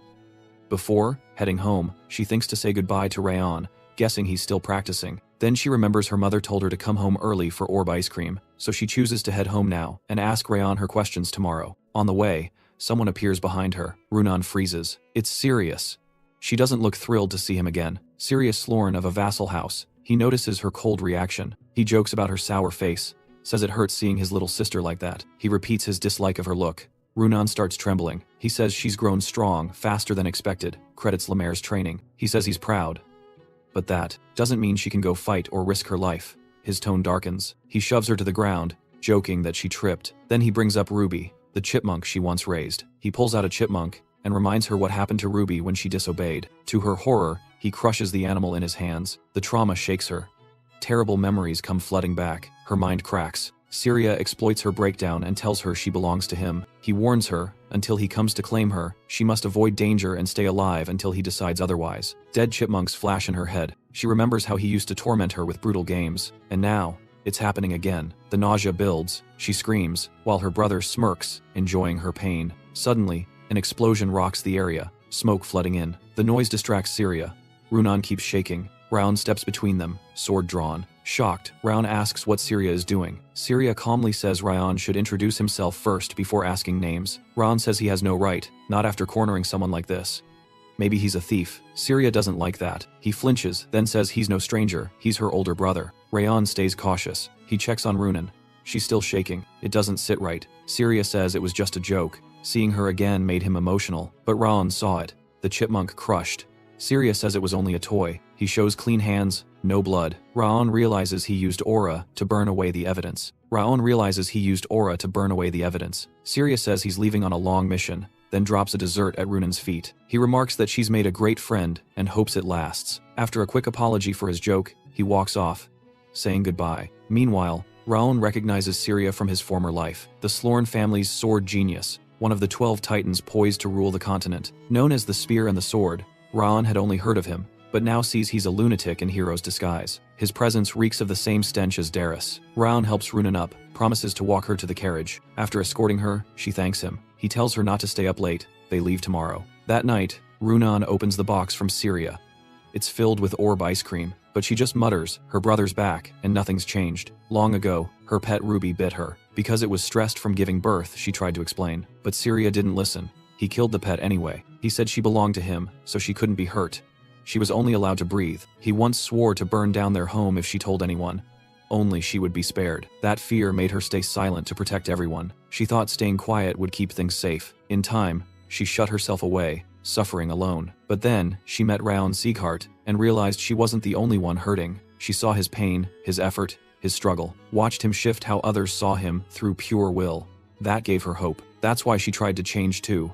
But now she feels like she can't. The next morning, the trainees travel south to Zartan village. After stepping out from the portal, Lemaire tells them they'll rest there tonight. They rushed here fast, so he tells them to sleep well. It's the last rest before the mission. A local leads them to their lodgings. Later, Raon thanks Wrath for helping him spot Syria's evil presence. Wrath says it's nothing, especially after getting orb ice cream from the girl. Since Syria's off on a long mission, he likely won't return soon, but Raon's worried how Runan will handle it. Wrath's solution is simple. Let him use Raon's body, kill Syria, and return it. He genuinely wants to repay Runan for the ice cream, but Raon refuses. He must be the one to do it. Syria broke her. Just killing him isn't enough. Runan was the first person in both his lives to treat him with kindness. If she gets hurt again, Raon will kill Syria himself. On the second day out, the team reaches the ruined site the bandits hit. Charred corpses lie everywhere. The trainees stare in horror. They can't believe anyone could do this to helpless people. Even the strongest among them struggle with the sight. Warren looks grim, silent. The bandits slice throats, then burn the bodies. Rion catches how Marta barely reacts, like she's used to seeing death or causing it. Raon quickly notices Runan's missing. She's elsewhere, frozen, staring at a corpse, fighting hard not to puke at the sight. Across the site, Lemaire gathers the boys, reminds them the Snow Tigers did this. He wanted them to witness this, to never drop their guard in battle. Each kid gets a silent whistle, undetectable to others, but alerts their instructors. They're told not to wait for help. Act fast before using the whistle. Runan tenses when Leomir says, "Take the enemy's head if the chance comes." Rayon forms squads, puts Marta over Group A, Warren over Group B, 3 to 4 per team. Runan replays her brother's warning. She belongs to him. No risks, no pain. His vow echoes, hurt her and he'll kill.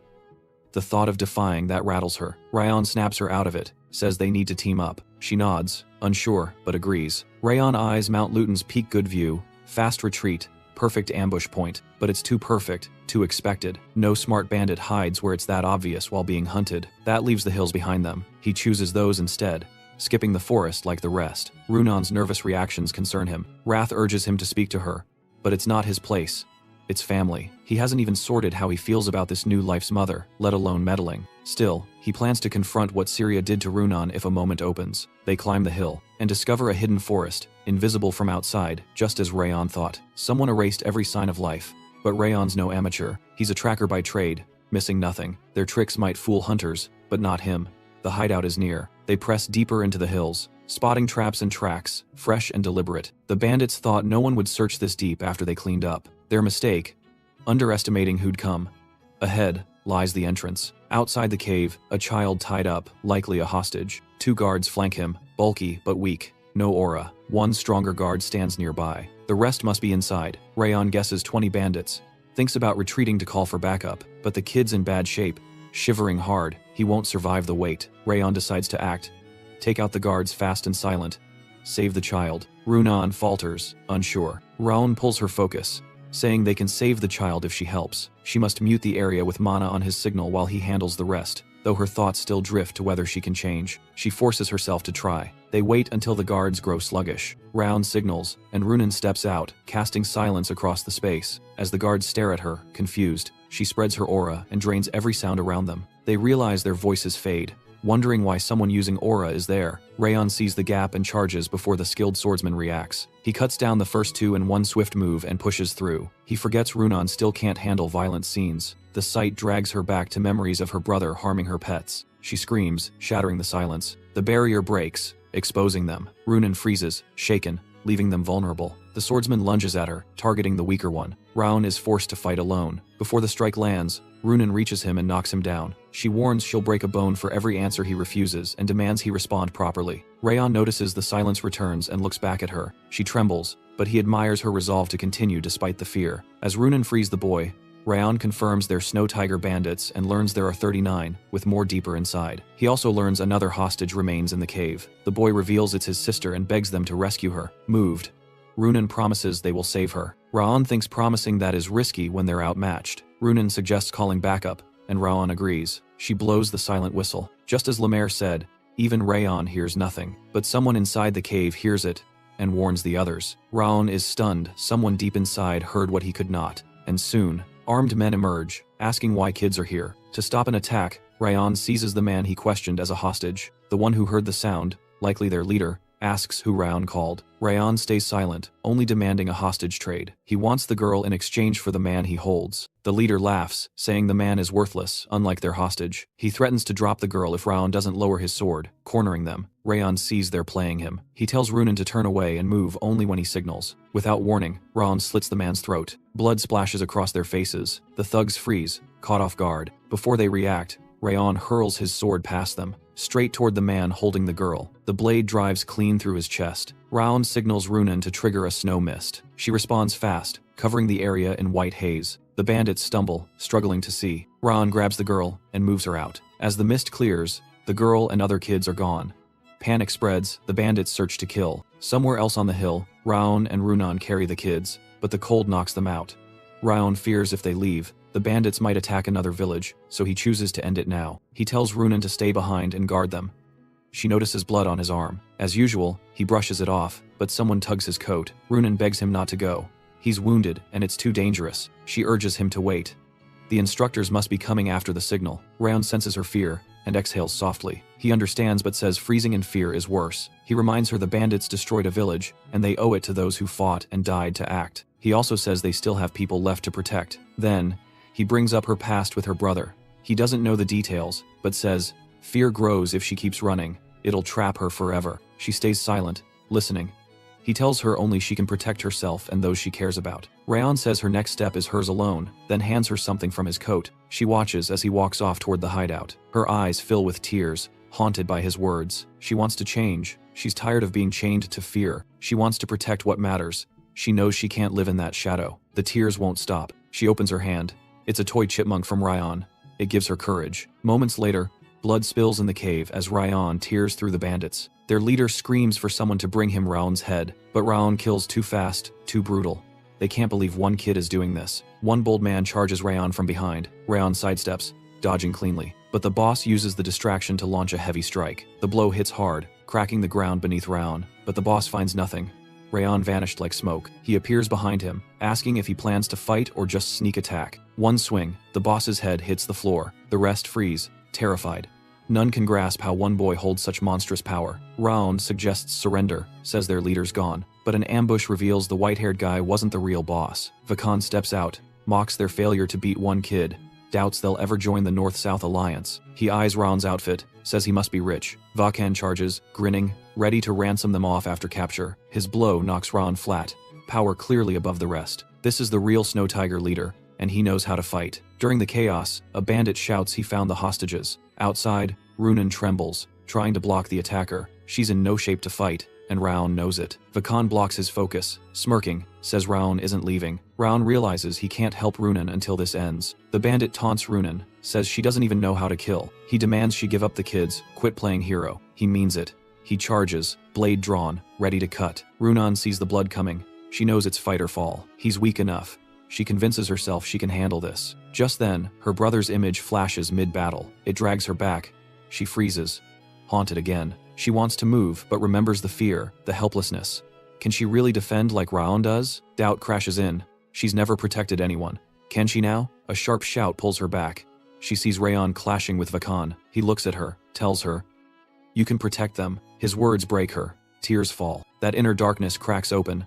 Light floods in from his voice. All in an instant, she turns, clear-minded, while her attacker slows in her eyes. Grateful to Rayon, she cuts through the illusion of her brother. The bandit creeps forward. She slashes his gut in one clean strike. Inside, she thanks Rayon for believing in her. Vakan glares, shocked the girl beat his man so easily. Calling her a twerp pushes Rayon over the edge. He snaps, says Runan faced her past and stood tall. Her heart, he says, is stronger and purer than anyone's. He activates million flames, darts past Vakan, blade flashing like falling petals. With enemies down, Rayon checks the area for traps before backup comes. Instead, he finds a rare elixir, the two-tone flower, source of the village massacre. Suddenly, a voice behind asks if the battle's already done. The newcomer knows about Vakan and the two-tone flower too. With a grin, he asks if Rayon wiped them all out. This is Lecter, Eternity Bandit Lord from the North-South Alliance. Rayon doesn't trust him. He asks what his deal is. Lecter just laughs, guessing that kind of boldness must come from strength. Still cautious, Rayon asks if he's really from the North-South Alliance. Lecter confirms it. In his past life, Rayon heard of Lecter, a sword prodigy who rose through the ranks and claimed a fortress within 10 years. Unlike the Snow Tigers, this guy's the real thing. Lecter quickly sizes them up, notes their noble blood, even guesses which house. Sees their trainees since they lack flame sword marks. He weighs his options. Should he kill them both? Before acting, Lecter unleashes a blast of aura. Rayon thinks he's just showing off with all that bloodlust. But he doesn't know these boys lived through assassination. They've felt worse. Lecter's amused when Rayon doesn't flinch. Rayon thinks he could take him down in a surprise hit, but not face to face. Not yet. Even so, he steps forward, draws his blade, dares Lecter to do the same. Lecter smirks, warns he'll die if he fights. Rayon agrees, says weak ones die. That's how the world works. Lecter laughs again, says he talks like no other kid. Rayon's resolve makes him pause. Killing him now would be a waste. Rayon replies, a warrior doesn't choose where he dies. Lecter wonders if he's reading from a book, doubts he's even a kid. But Lecter says it's not just the speech. He's also sensed something watching this whole time. The fierce wind he mentions makes no sense to Rayon. Lecter leaps away and calls back, asking for his name. Rayon answers without hesitation. Lecter says he looks forward to hearing that name echo across Mount Turkin and Raviel River, then vanishes. Rayon says they need to grab the kids and move. Runan agrees. Before they leave, Runan suddenly asks if she did well. The question catches Rayon off guard. He grins, tells her she did amazing. Runan smiles for the first time in a while. They return to camp with Vaken's head. Warren and Marta fume, upset they missed the fight again. Lemaire calms them, says the win was a team effort. He starts talking about his first mission to lighten the mood. Wrath cuts in, bragging how he froze an entire palace in his first battle way cooler than Lemaire's story. Later, the Slorn house agrees to care for the orphaned children, partly because Runan grew attached to them. Back home, Lord Glenn summons Rayon and Runan, rewards them with bronze medallions for their part in the mission. He even praises Rayon and lets him keep the rare two-tone flower. Things seem to settle after that, until Rayon returns home and spots Dorian leaving the annex. He asks what he's doing. Dorian says, Lady Sylvia called him to report everything about the mission. Rayon hates that. He didn't want his mother knowing he just killed people. But Dorian, as clueless as ever, already told her every last detail. When Rayon steps in, he's greeted by Helen and his frantic mother. He blurts out excuses before they speak. Sure, his mom will explode if she learns he killed bandits alone, but Sylvia just asks him for a hug, then tells him he did great. He doesn't expect that. She notices the guilt on his face and knows what he's thinking. She recalls how the Sieghart founder fought to protect the weak, and how that tradition lived on. Sylvia once dreamed of becoming a swordsman like him, so she says she'd never scold him for risking himself to save lives. Rayon didn't see that coming. Both Sylvia and Helen praise him proudly. Helen even says she'll brag to the main house. It all feels strange to Rayon, who chalks it up to human emotions being too complex. Still, he fully intends to make Dorian pay for blabbing everything. Meanwhile, Runan holds the doll Rayon gave her on the battlefield. The memory makes her smile. She's thinking only about how to thank him next time. At the training grounds, Leomir reflects on what happened. He had secretly watched Rayon's encounter with Lecter from behind a boulder. The memory brings a grin to his face. It's been a while since he felt this way about anyone. To him, Rayon seems like the sprouting seed of a king. Sometime later, at the Robert estate, Lord Darris writes quietly in his journal, then sees blood dripping from an old wound on his hand. It's from the day he clashed with Rayon, still unhealed. That fight happened 17 years ago. He's used top-tier elixirs again and again, brought in expert healers and famed priests. No one could erase the sword mark. It never heals, never worsens, as if frozen in time to remind him. Darris feels like Rayon's dead spirit won't let him forget. Still, he refuses to dwell on old memories. After all, his life's goal is nearly within reach. Elsewhere, the system informs Rayon that a part of the curse of Bitter Frost has faded. His Million Flames art and Chill of Bitter Frost both hit 3 stars, and his sense of the Snowflower improved too. He's now a beginner-level sword expert. His aura speed, skill stats, sword arts, and walk technique have all advanced. Reaching expert level finally makes him feel proud, even if it's just the beginning stage. Wrath cuts in, mocking that even swordmasters are insects to him, far above the rank Rayon just hit. Rayon fires back, saying reaching expert at 15 is rare, continent-wide. Wrath doesn't care, saying weakness is weakness, no matter the age. Strangely, Rayon agrees. Happy Wrath at least admits he's improving. That only angers Wrath more, yelling he'll never accept a human. But Rayon hears something odd in his voice and senses something deeper is wrong. Trying to read Wrath's mind sets him off again. Furious, a human dares look into his royal soul. Wrath threatens to devour him like always. Rayon jokes that Wrath should rebuild strength like back in the demon world, so he doesn't eat him. Mentioning Wrath's past sparks another rant. He starts bragging about castle fights again, so Rayon slips away to stretch. Later, inside the hall, Lemaire calls off training early as he walks in. The class protests, saying they deserve 20 more minutes since he was late. Lemaire shrugs it off, promising to make it up tomorrow. Warren mutters that he's an irresponsible elf. As they pack up, Raon reminds the chore team to start cleaning. Dorian, part of the crew, gets ready to begin. Marta appears suddenly. He yelps, and she wonders if it's because he's stuck cleaning with her. He denies it, calling it an honor. But she clearly doesn't believe him. She scares the others out of the room to clean in peace. Still, it's obvious Raon is the only one she behaves nicely toward. Lemaire even points it out. He's back, because he forgot something important. He gathers them and announces their second mission. The room goes silent. It's been 6 months since the first mission. To Raon, that's way too long without action. Orcs were spotted near Cebu village, southeast of Sieghart territory. Their mission is simple: go to Cebu and eliminate the threat. The room stirs with excitement at the word orc. They're finally ready to test their blades for real. But Lemaire warns them, no instructors this time. They're going in alone. Teamwork is everything. But Lemaire warns them, no instructors this time. They're going in alone. Teamwork is everything. If things go south, they must assess, adapt, or retreat. Survival matters more than pride. That's why leadership is key to decide when to fight, sneak, or withdraw. Dorian asks if running away is okay. The answer is yes, depending on the situation, like facing a demon lord. But all Dorian hears is that he won't get in trouble for running. The real shock hits when they learn departure is in 2 days at dawn. Feels rushed. They have only 1 day to prepare. The rest is gone. Still, monster threats are urgent. Delay means more danger to the village. Warren fumes. He says they could have prepared better if Lemaire spoke up sooner. Raon cuts through the noise, reminds them they were told to always stay ready. He urges them to stop complaining and start prepping now. His words hit home. Some nod, realizing he's right, no time to waste. Lemaire smiles, proud of his leadership. The kids are told orcs aren't like past foes. They're huge, savage, and swarm in packs. Lemaire advises dodging over clashing head-on. Their walk technique will be their best tool. 2 days pass. At the center, morning of the mission, Raon notices their bags are enchanted to feel light. He sees it as the Siegharts' way of saying, figure it out yourselves, which suits him fine. Wrath shows up, mocking him for thinking the world revolves around his needs. Raon claps back, saying he already stole some of Wrath's stats. As they argue, there's a knock.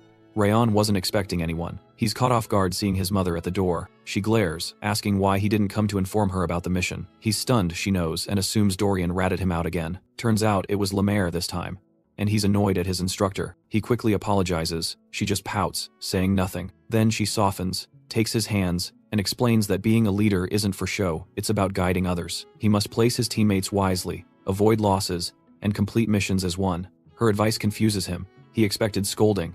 Not this. She continues, warning that monster raids seem simple but are serious threats. Villagers must stay safe. She tells him to act as a Sieghart warrior, not a mere trainee. To follow the Sieghart founder's path, protect those who cannot fight. When she finishes, he admits he thought she'd be furious. She says she is, but more afraid than angry. To his surprise, she hugs him instead of yelling. Then she warns he'll scold him after he returns. Still, she's happy to see his growth, even while worried. All this warmth still feels unfamiliar to Raon, but he leans in and hugs her back. Before departure, the trainees are told the outside world is dangerous, so stay sharp. If overwhelmed, don't hesitate, retreat. The usual route takes a month, but they'll follow a shortcut to arrive in 2 weeks. Lemaire wishes them success. Raon assigns them into the squads he pre-arranged. Lemaire believes they'll succeed, not just because of Raon's aura and combat sense, but his sharp instincts and flexible thinking. As Raon checks supplies and team condition, Dorian struggles with his part. Lemaire chuckles, thinking how crazy it is that this leader is just 15. One instructor reminds Lemaire they're supposed to trail the kids due to the distance, despite what he told them. Lemaire says not to worry. There's a trainee with sharp senses among them. Then he lies down to nap. The instructors whisper, uneasy about letting kids handle this alone. Lemaire hears them and tells them to fear the orcs, not the trainees. Somewhere deep in a creepy cave, a gang leader confirms the village's location. Once verified, he orders them to move and kill anyone who blocks them. Days later, the trainees arrive at the forest near Cebu village. There, they run into Kane Sieghart, top trainee of the 6th Ground and a main family member. They're shocked to see him, wondering why he's there, but Kane flips the question on them. Kane had been injured for a while and couldn't leave the infirmary, but now he's back in the 6th Ground. He also seems to have become a full expert in swordsmanship. His group leader says they're here to wipe out the orcs, then asks what Raon's group is doing. Raon replies they have the same mission, Cebu village, orcs. Raon replies they have the same mission, Cebu village, orcs. Kane wonders if both squads were given the same mission since they weren't told about the other. The night before departure, some trainers met at a tavern outside town. One praised Lemaire's squad for defeating young bandits. Lemaire boasted, saying they should take the orc mission Lord Manor sent him.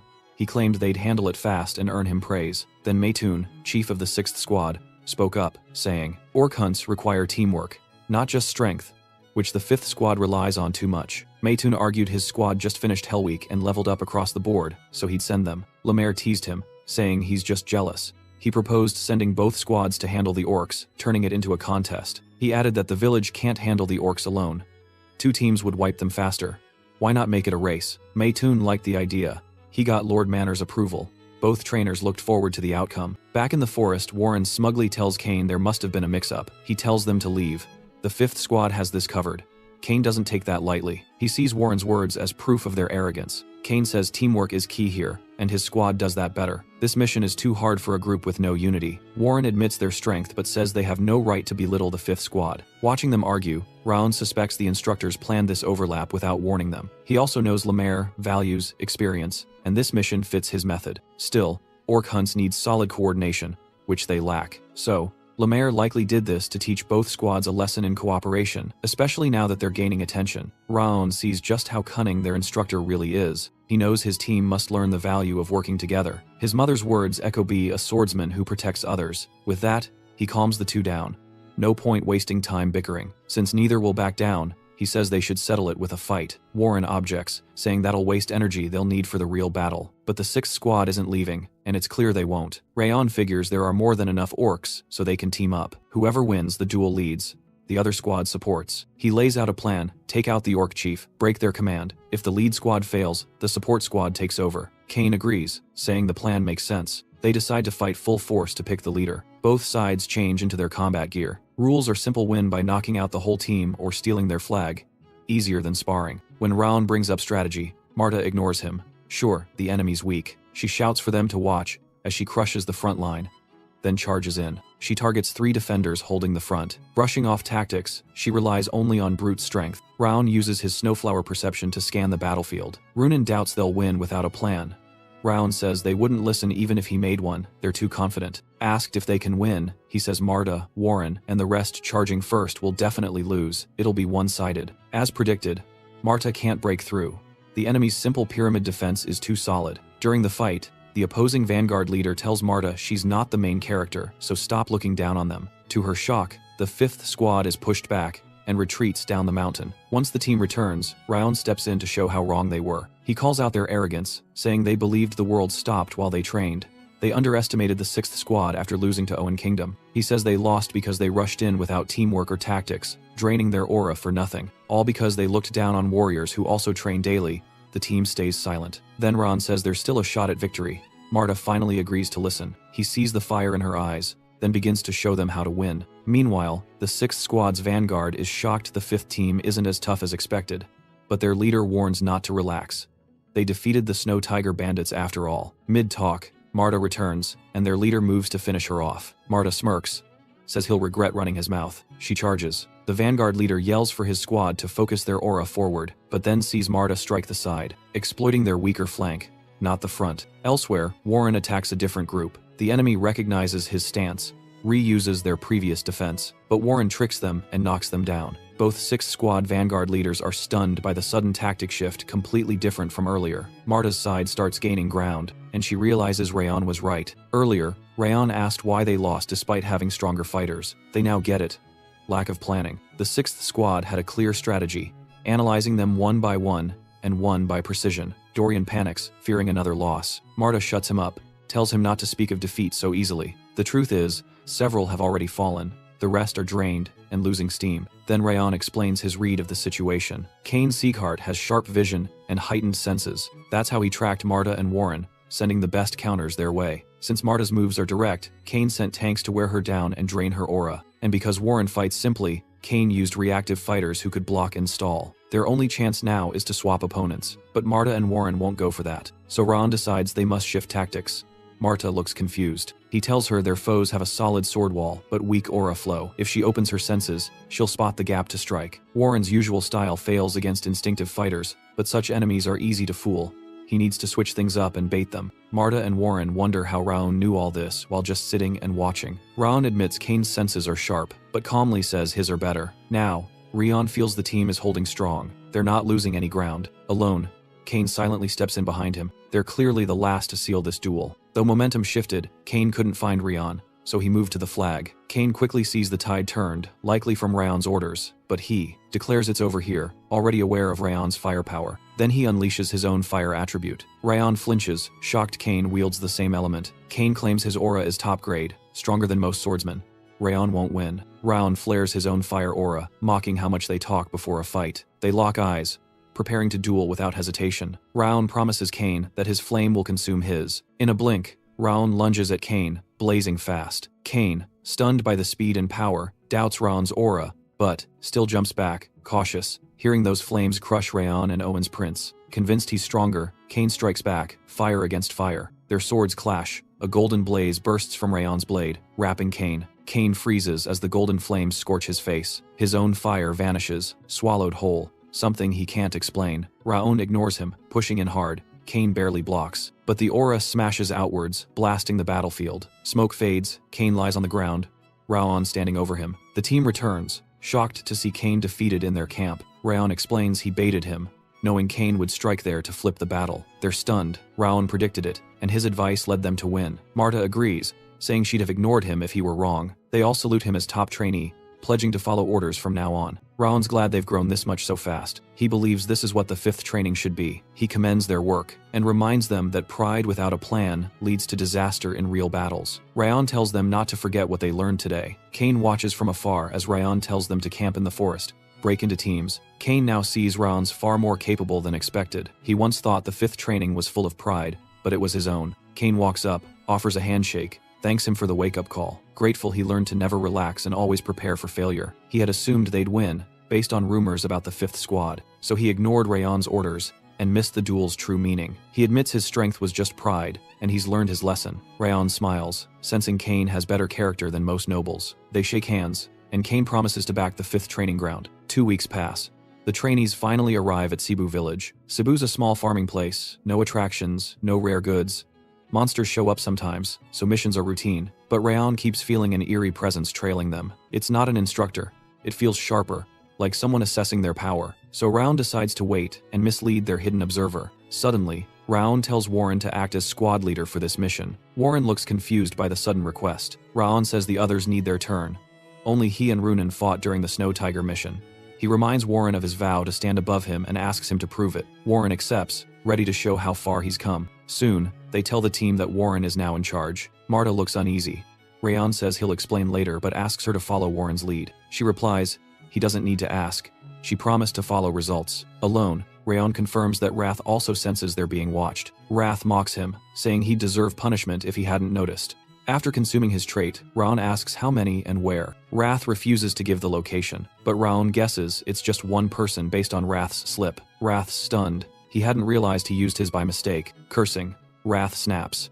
Ryan knows it's not enough proof, it's just one. One observer could have allies. The unease doesn't fade. Ryan gets the feeling this mission won't go smoothly. Meanwhile, a spy watching them reports back to his leader. He saw kids from House Sieghart. The leader doesn't think they matter. The scout says they're trainees, not full swordsmen. Probably on mission 2 with no instructors nearby. He insists he wasn't seen. His boss agrees, doubting trainees could detect him. The scout wonders why Sieghart sent trainees again. His boss assumes villagers called for help after more orcs appeared, since they've delayed their search for the magic stone. The sect's been scouring the mountain for that stone. The only place left is the village. The scout asks if they should strike now. His boss says, wait. The scout thinks it's the perfect chance to kill the sprouts, but the boss says it's easy to kill them, harder to stay hidden. If Sieghart finds out about the stone, they lose more than they gain. He tells him to send monsters, let them think the job's done, then pull out. The boss suddenly wears an orc helmet, his form shifting. He tells the scout they'll wipe out the village after the trainees leave. Back in the village, the trainees settle into their lodgings. Over dinner, Ryan watches Warren and feels relieved. He's handling leadership well. He's especially glad Warren kept calm, didn't flaunt the Sieghart name, and gave the villagers confidence. But Ryan knows Warren isn't the real problem. The team can handle the monsters. That strange gaze near the village worries him more. It vanished into the mountain as they arrived. He wonders if it's a hidden test or a trap. Either way, tomorrow holds the answer. Earlier that day, they found unusual tracks in the mountains, hinting that monsters were nearby. The chief says monsters always appear now, but this year their numbers tripled, far beyond what villagers can handle. They have seen over 100 already, and more than 200 might still be hiding. Since the kids don't know the terrain, the chief promises to send the fastest guide with them at dawn. Next morning, Kanbar, the mountain guide, leads them up the trail. He looks uneasy and hardly eager to help the Sieghart squad. Raoul notices and tells him they'll keep him safe and unharmed. Warren briefs them that orcs hit harder than other monsters, while goblins and kobolds rely on poison and cheap tricks, so they must stay sharp, as even small wounds can turn deadly. Warren orders the 6th training ground to form a barrier to catch any stragglers, and Keen follows at once. They begin the extermination, storming ahead to show Sieghart's strength. As they shout and charge, Wrath grumbles that they just exposed their ambush like fools. Raon thinks they're shouting to shake off the fear of their first real fight, so it makes sense. Wrath wonders why Raon sounds like a wise elder, when this is also his first monster mission. Raon shows no nervousness. To Wrath, he looks like someone who's fought countless battles. Soon, the trainees face several orcs, and the fighting starts. Marta moves in for a direct charge. Warren warns them to clear goblins and kobolds first, then strike the orcs. 2 orcs slip through the 6th group's line, rushing at Raon and Kanbar. Kanbar panics, saying he shouldn't have come. Raon rushes past the first orc and cuts its neck before it reacts. Green blood spills from the creature. He darts by the second orc before it lifts its blade and slices its throat as well. The bodies fall beside them, while Kanbar collapses in shock, unsure of what happened. Thankfully, Kanbar is unhurt, which reassures Raon. Raon suddenly asks if the mountain has any old legends about treasure or monsters. Kanbar says there is a tale from centuries ago about a goblin king fighting knights here, and his ring remains buried in the mountain. The story jolts Raon. It explains the eerie gaze he felt yesterday, and still senses now. It ties back to a sect called Eden, one of the continent's 5 dark pillars, known as the 5 demons. They are zealots fighting to revive an ancient age of monsters. Eden's aim is restoration. They worship the era when monsters ruled, believing it was paradise, and seek to revive the monster god. If that was all, they'd be dismissed as madmen, but they control monsters like tamers and mimic monster abilities, becoming a threat even to Sieghart. Their strange art is hidden from even the grand houses. Raon knows this secret because of the time he served under Darius Robert. Back then, while working as an assassin, he fought Eden during a mission. Every shadow beside him died. He was the lone survivor. The strange part is that Darius already knew Eden used magic stones, yet never shared this with the other lords. As Wrath senses a surge of cold anger rise in Raon, he appears and demands to know what he's thinking, calling him a bastard as usual. Raon quickly realizes his emotions stirred again from thoughts of Darius. He forces himself to focus on what's in front of him. Eden. Kanbar's story makes it clear.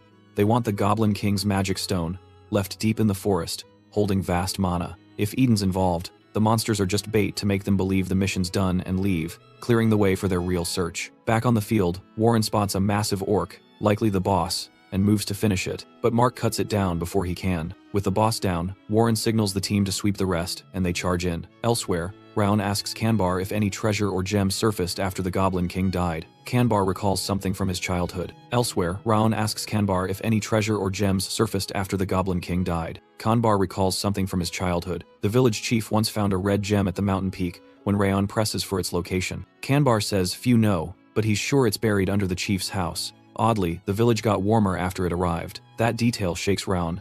Things are worse than he thought. If Eden doesn't find the stone, they'll wipe out the entire village. The trainees finish off the last orcs and wrap up their mission. Afterward, the chief thanks them for protecting the village. He says their skills match the Sieghart name. Raon stays silent, watching the moment. Marta walks over and asks if this was his goal. She admits she still doesn't understand why he made Warren lead. Raon replies he's not sure yet, but he'll tell her in time. She nods, promising to follow orders to the end. Not long after, Runan approaches him alone. She sees something's off and says he looks worried. He brushes it off, saying they should head to the chief's banquet. But in truth, Raon knows Eden won't strike until they leave, then unleash monsters behind them. The next morning, the trainees leave Cebu.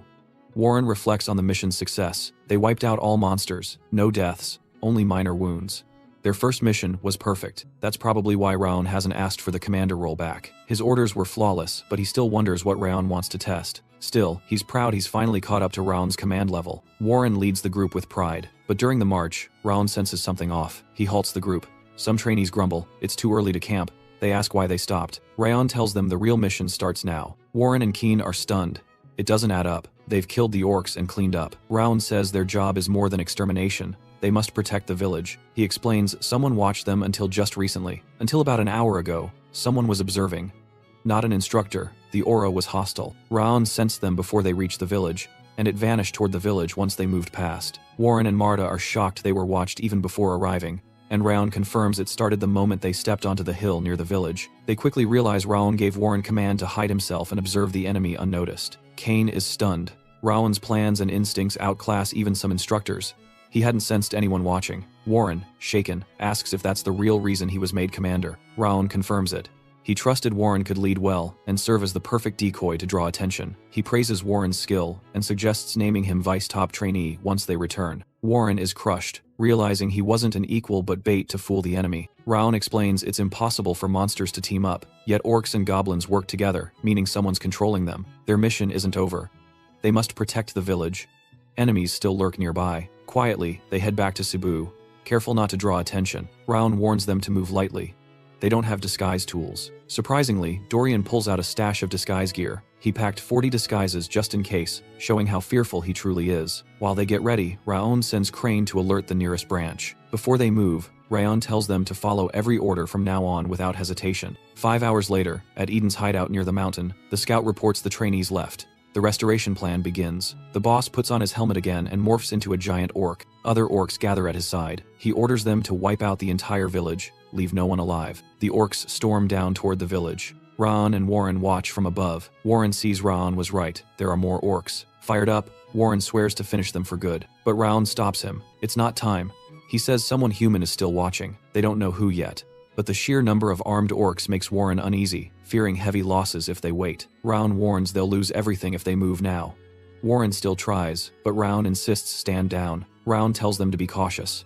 They're up against Eden. The others recognize the name, one of the 5 demon sects. Raon's unsure if it's truly Eden. It could be them, or a lord-ranked monster. Either way, they must act carefully. Warren admits Eden is powerful, and Raon's logic makes sense, but he can't accept letting half the village fall while they watch. He challenges Raon's choice to stay hidden, saying he once admired him more than anyone, but he can't sit still. He believes protecting people is a swordsman's duty. Warren jumps from the cliff, shouting they don't need to follow unless they truly carry the Sieghart name. Raon watches as Warren charges off, refusing to stop. Runan follows him. The others agree with Warren. Hiding would shame Sieghart's name, so they rush after him, determined to shield the village. Keen also leads the 6th training squad down to support the 5th and fight Eden. A few trainees stay behind with Raon. Truth is, Raon expected this. He knew they wouldn't stand by during an attack. He'd already sent a hidden aura message to Runan, telling her to follow. With Warren and Keen, they'll hold out for a while. The only thing Raon didn't expect was that Marta stayed. She's usually the first to move, but now she lags behind. When asked, she reminds him of her promise to follow his lead. Her answer makes him smile. He tells the team they're entering the village too, but must stay hidden. Eden likely has backup off the main front. Raon senses killing intent deep in the mountain, not aimed at the village. The others can handle the rest. But facing this presence head-on would end in disaster. On the battlefield, Warren tells the group not to clash directly with the orcs. Deflect, then strike back. If one can't handle it, attack in pairs. Stop the orcs here. He realizes these orcs are fiercer than yesterday's, but they can still block them. Still, he doubts this is all Eden has. Maybe Raon was right. He warns everyone to watch the skies and brush for hidden threats. Mid-battle, a squad in goblin masks appears behind them, clearly Eden's green demon troop. A quick scan tells Warren there are over 40. He orders Keen to keep orcs away from the village. Runan should freeze the enemy's feet. He'll take the demons. Runan confirms, and blasts a wave of frost at the monsters. One orc is frozen solid on the spot. Warren dashes in and finishes it off with his sword technique. In one leap, he slashes multiple throats. He follows with the sword of autumn wind, but a green demon hides in a tree behind him. Poisoned needles fly toward the trainees. Warren tells them to block or dodge. Then a toxic fog spreads on the ground, making everyone cough. It's stronger than expected.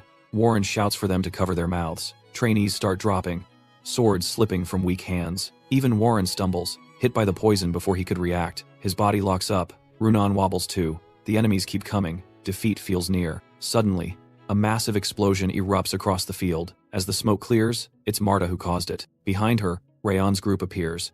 She tells them to crush Eden, leave none alive. The worn-down trainees cheer. Marta's blast cleared the air, saving them from the poison. They rise again to fight. Raon is missing, but they feel victory is possible. Shocked, the green demons can't believe these trainees are so strong. They turn to flee, but their leader arrives, asking if they're running from battle. His presence freezes the field. His aura dwarfs the others, and he speaks clearly. One glance at his helmet confirms it.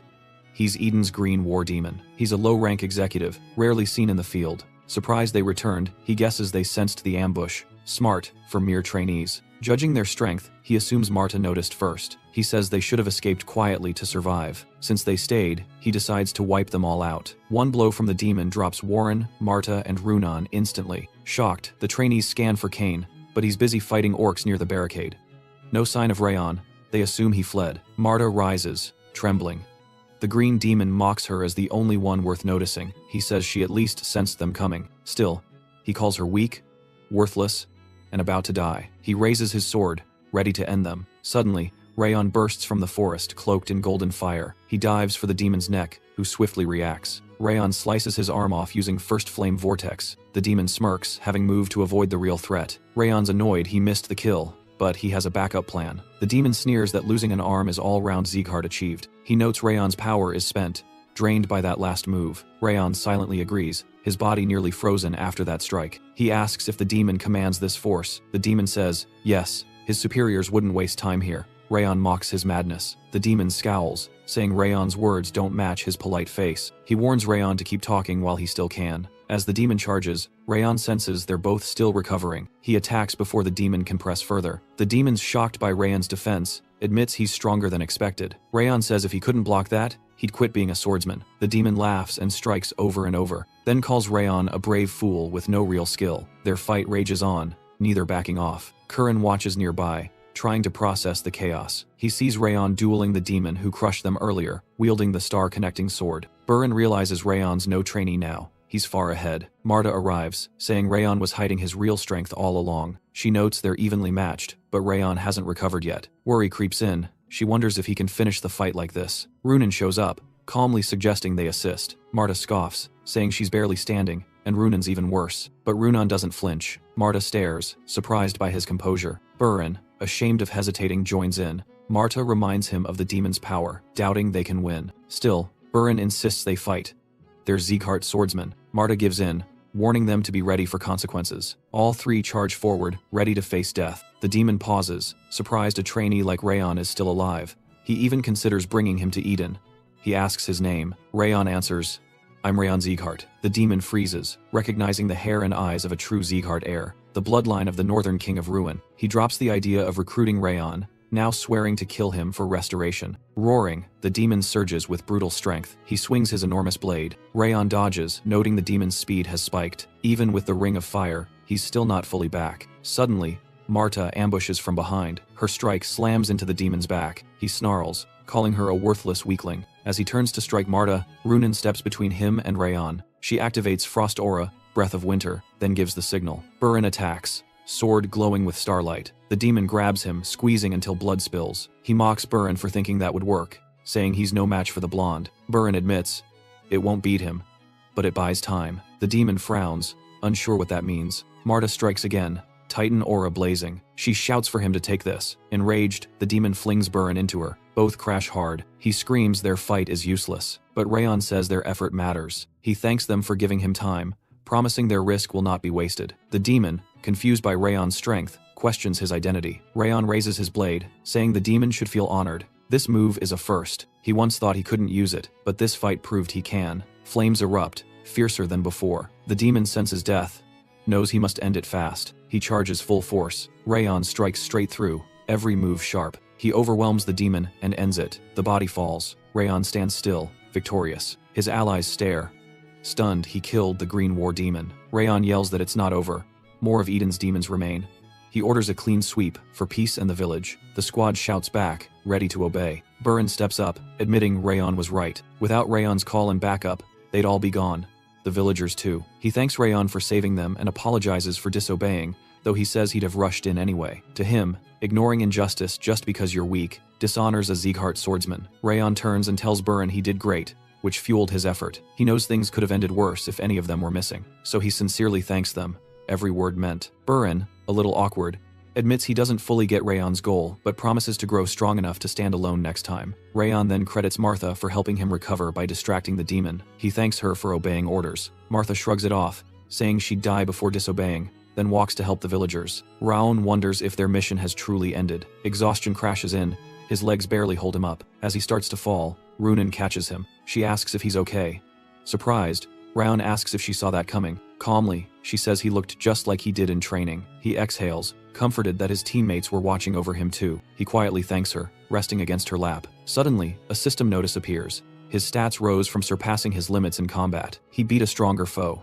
Now the system displays rewards and updated status. These are his spoils from defeating the Green War Demon boosted stats. A new trait, a title. He checks the details. He rises and tells Runan to head back while he checks the area. Later, he sits alone in the woods, reviewing his progress. He notes the 3-point boost may look small, but as he grows, it will matter more. For harder fights ahead, that edge is vital. The system outlines the backstab trait in full. Rayon thinks it's perfect for killing blows. If he'd had it earlier, things might have ended fast. Wrath appears, yelling, questioning why the system rewards him for beating a weakling and how the logic makes sense. Rayon thanks him, saying Wrath's the reason he keeps growing.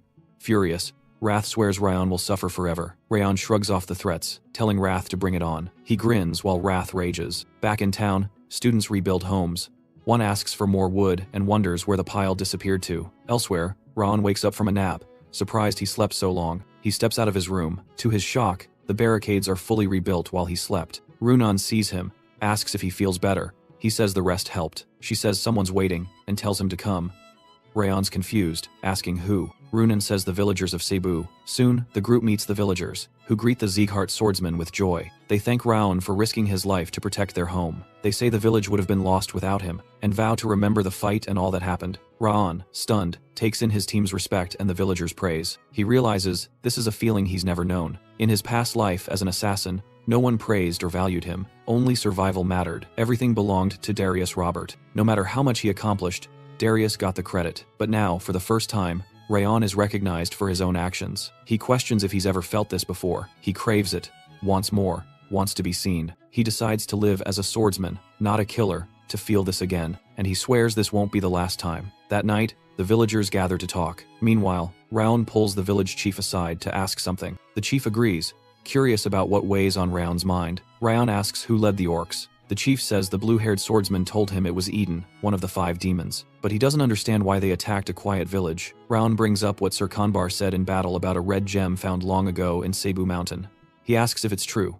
The chief confirms, saying he brought it back in his youth. Raon says Eden must be after that gem. The chief is stunned, blaming himself for what followed. Raon warns that with the gem here, danger will keep coming. The chief says he buried it, believing it blessed the land, not knowing it drew Eden. He asks if they should dig it up and get rid of it. Raon says he'll take it. The chief calls him their savior. Raon explains Eden won't stop, even if it's thrown away. Taking it to Sieghart is safest. The chief worries Sieghart will now be in danger. Raon says protecting others is Sieghart's duty. The chief thanks him, saying they owe Sieghart again. Raon asks what he means by again. The chief says that many years ago, when he was about Raon's age, the head of House Glenn Sieghart saved the village. Raon is stunned, unsure if that story could be true. The chief confirms, saying Glenn stopped a monster swarm and treated them kindly, smiling like Raon. Raon remembers how his grandfather looks now, which doesn't match at all. The chief laughs, apologizes for rambling, and leads Raon to the gem. At the site, the chief admits he thought it protected them, not cursed them. They dig it up. Raon examines the cloth covering it. The chief says it's a family heirloom that hides the gem's glow. Raon removes the cloth, seeing the Goblin King's magic stone. He realizes Eden could revive another monster, like the Goblin King. He tells the chief to wrap it up again, but a giant man appears behind them, saying they never found the gem because of the cloth hiding its power. Without it, the village would have fallen. A giant man appears behind them, saying they never found the gem because of the cloth hiding its power. Without it, the village would have fallen. Rayon draws his sword, demanding his name. Inside, he's shaken that he never sensed him. The giant jokes, asking Rayon to guess, then shows a mask. Raon thinks it resembles an ogre. He suspects it's the blood-raving demon. The man confirms. He compliments Raon's instincts for a Sieghart rookie. He names himself Eden's blood-raving demon. He can't measure Raon's exact strength, but guesses he's the one who killed the Green War Demon. Raon wonders if this is the superior the Green Demon mentioned. Even though he said he wouldn't come, the blood-raving demon puts on his mask, saying he gave the mission and wouldn't be here if the Green War Demon hadn't failed. So, basically, it's Raon's fault. He showed up. A chilling force hits Raon. He knows even all Cebu's trainees together couldn't touch this one. Wrath appears suddenly, warning Raon that he can't win, offering 2 choices: keep resisting and die, or surrender control of his body. As the giant mutates into a green beast, the danger grows real. Elsewhere, Raon's teammates are still fixing fences. Burin spots Martha and asks why she's here. She jokes she came to inspect his work, saying Burin seems better at carpentry than swordplay. He tells her off. She replies that, as his senior, she takes orders from only one person. Then they see Runan carrying a basket of fruit. They ask why she's picking more when villagers already gave them plenty. Runan says these are for Raon, and they're fresher. Martha teases she acts like a wife. Runan ignores it and walks away. A loud explosion stops everything. Runan bolts toward the blast, knowing Raon went that way with the chief. She tells them to arm up and call Keen and the 6th Ground. Burin, Martha, and Runan rush toward the chief's home, calling Raon's name. When they arrive, they find him shielding the chief, badly wounded and gasping. Raon hands the unconscious chief to Burin. He tells them to get him to safety, and they leave immediately. Martha, confused, asks what he means. A crushing energy suddenly hits. Burin can't breathe. Runan feels crushed, and Martha collapses too. The blood-raving demon smiles. Glad to find more victims, Burin sees his armor, ogre-like. He realizes they're facing one of Eden's elite. The demon mocks their weakness, scoffing at Zieghart's name. Raon shouts, asking if he has a death wish. Then he urges his team to hold it together. He warns them to move or be wiped out. He tells them to focus, fight the pressure, and get up. He orders Burin to take the chief and evacuate. Burin accepts and promises to come back fast. Raon tells Martha and Runan to stay back. Cover support only. He says don't engage, just observe. He reminds them of Rimmer's words.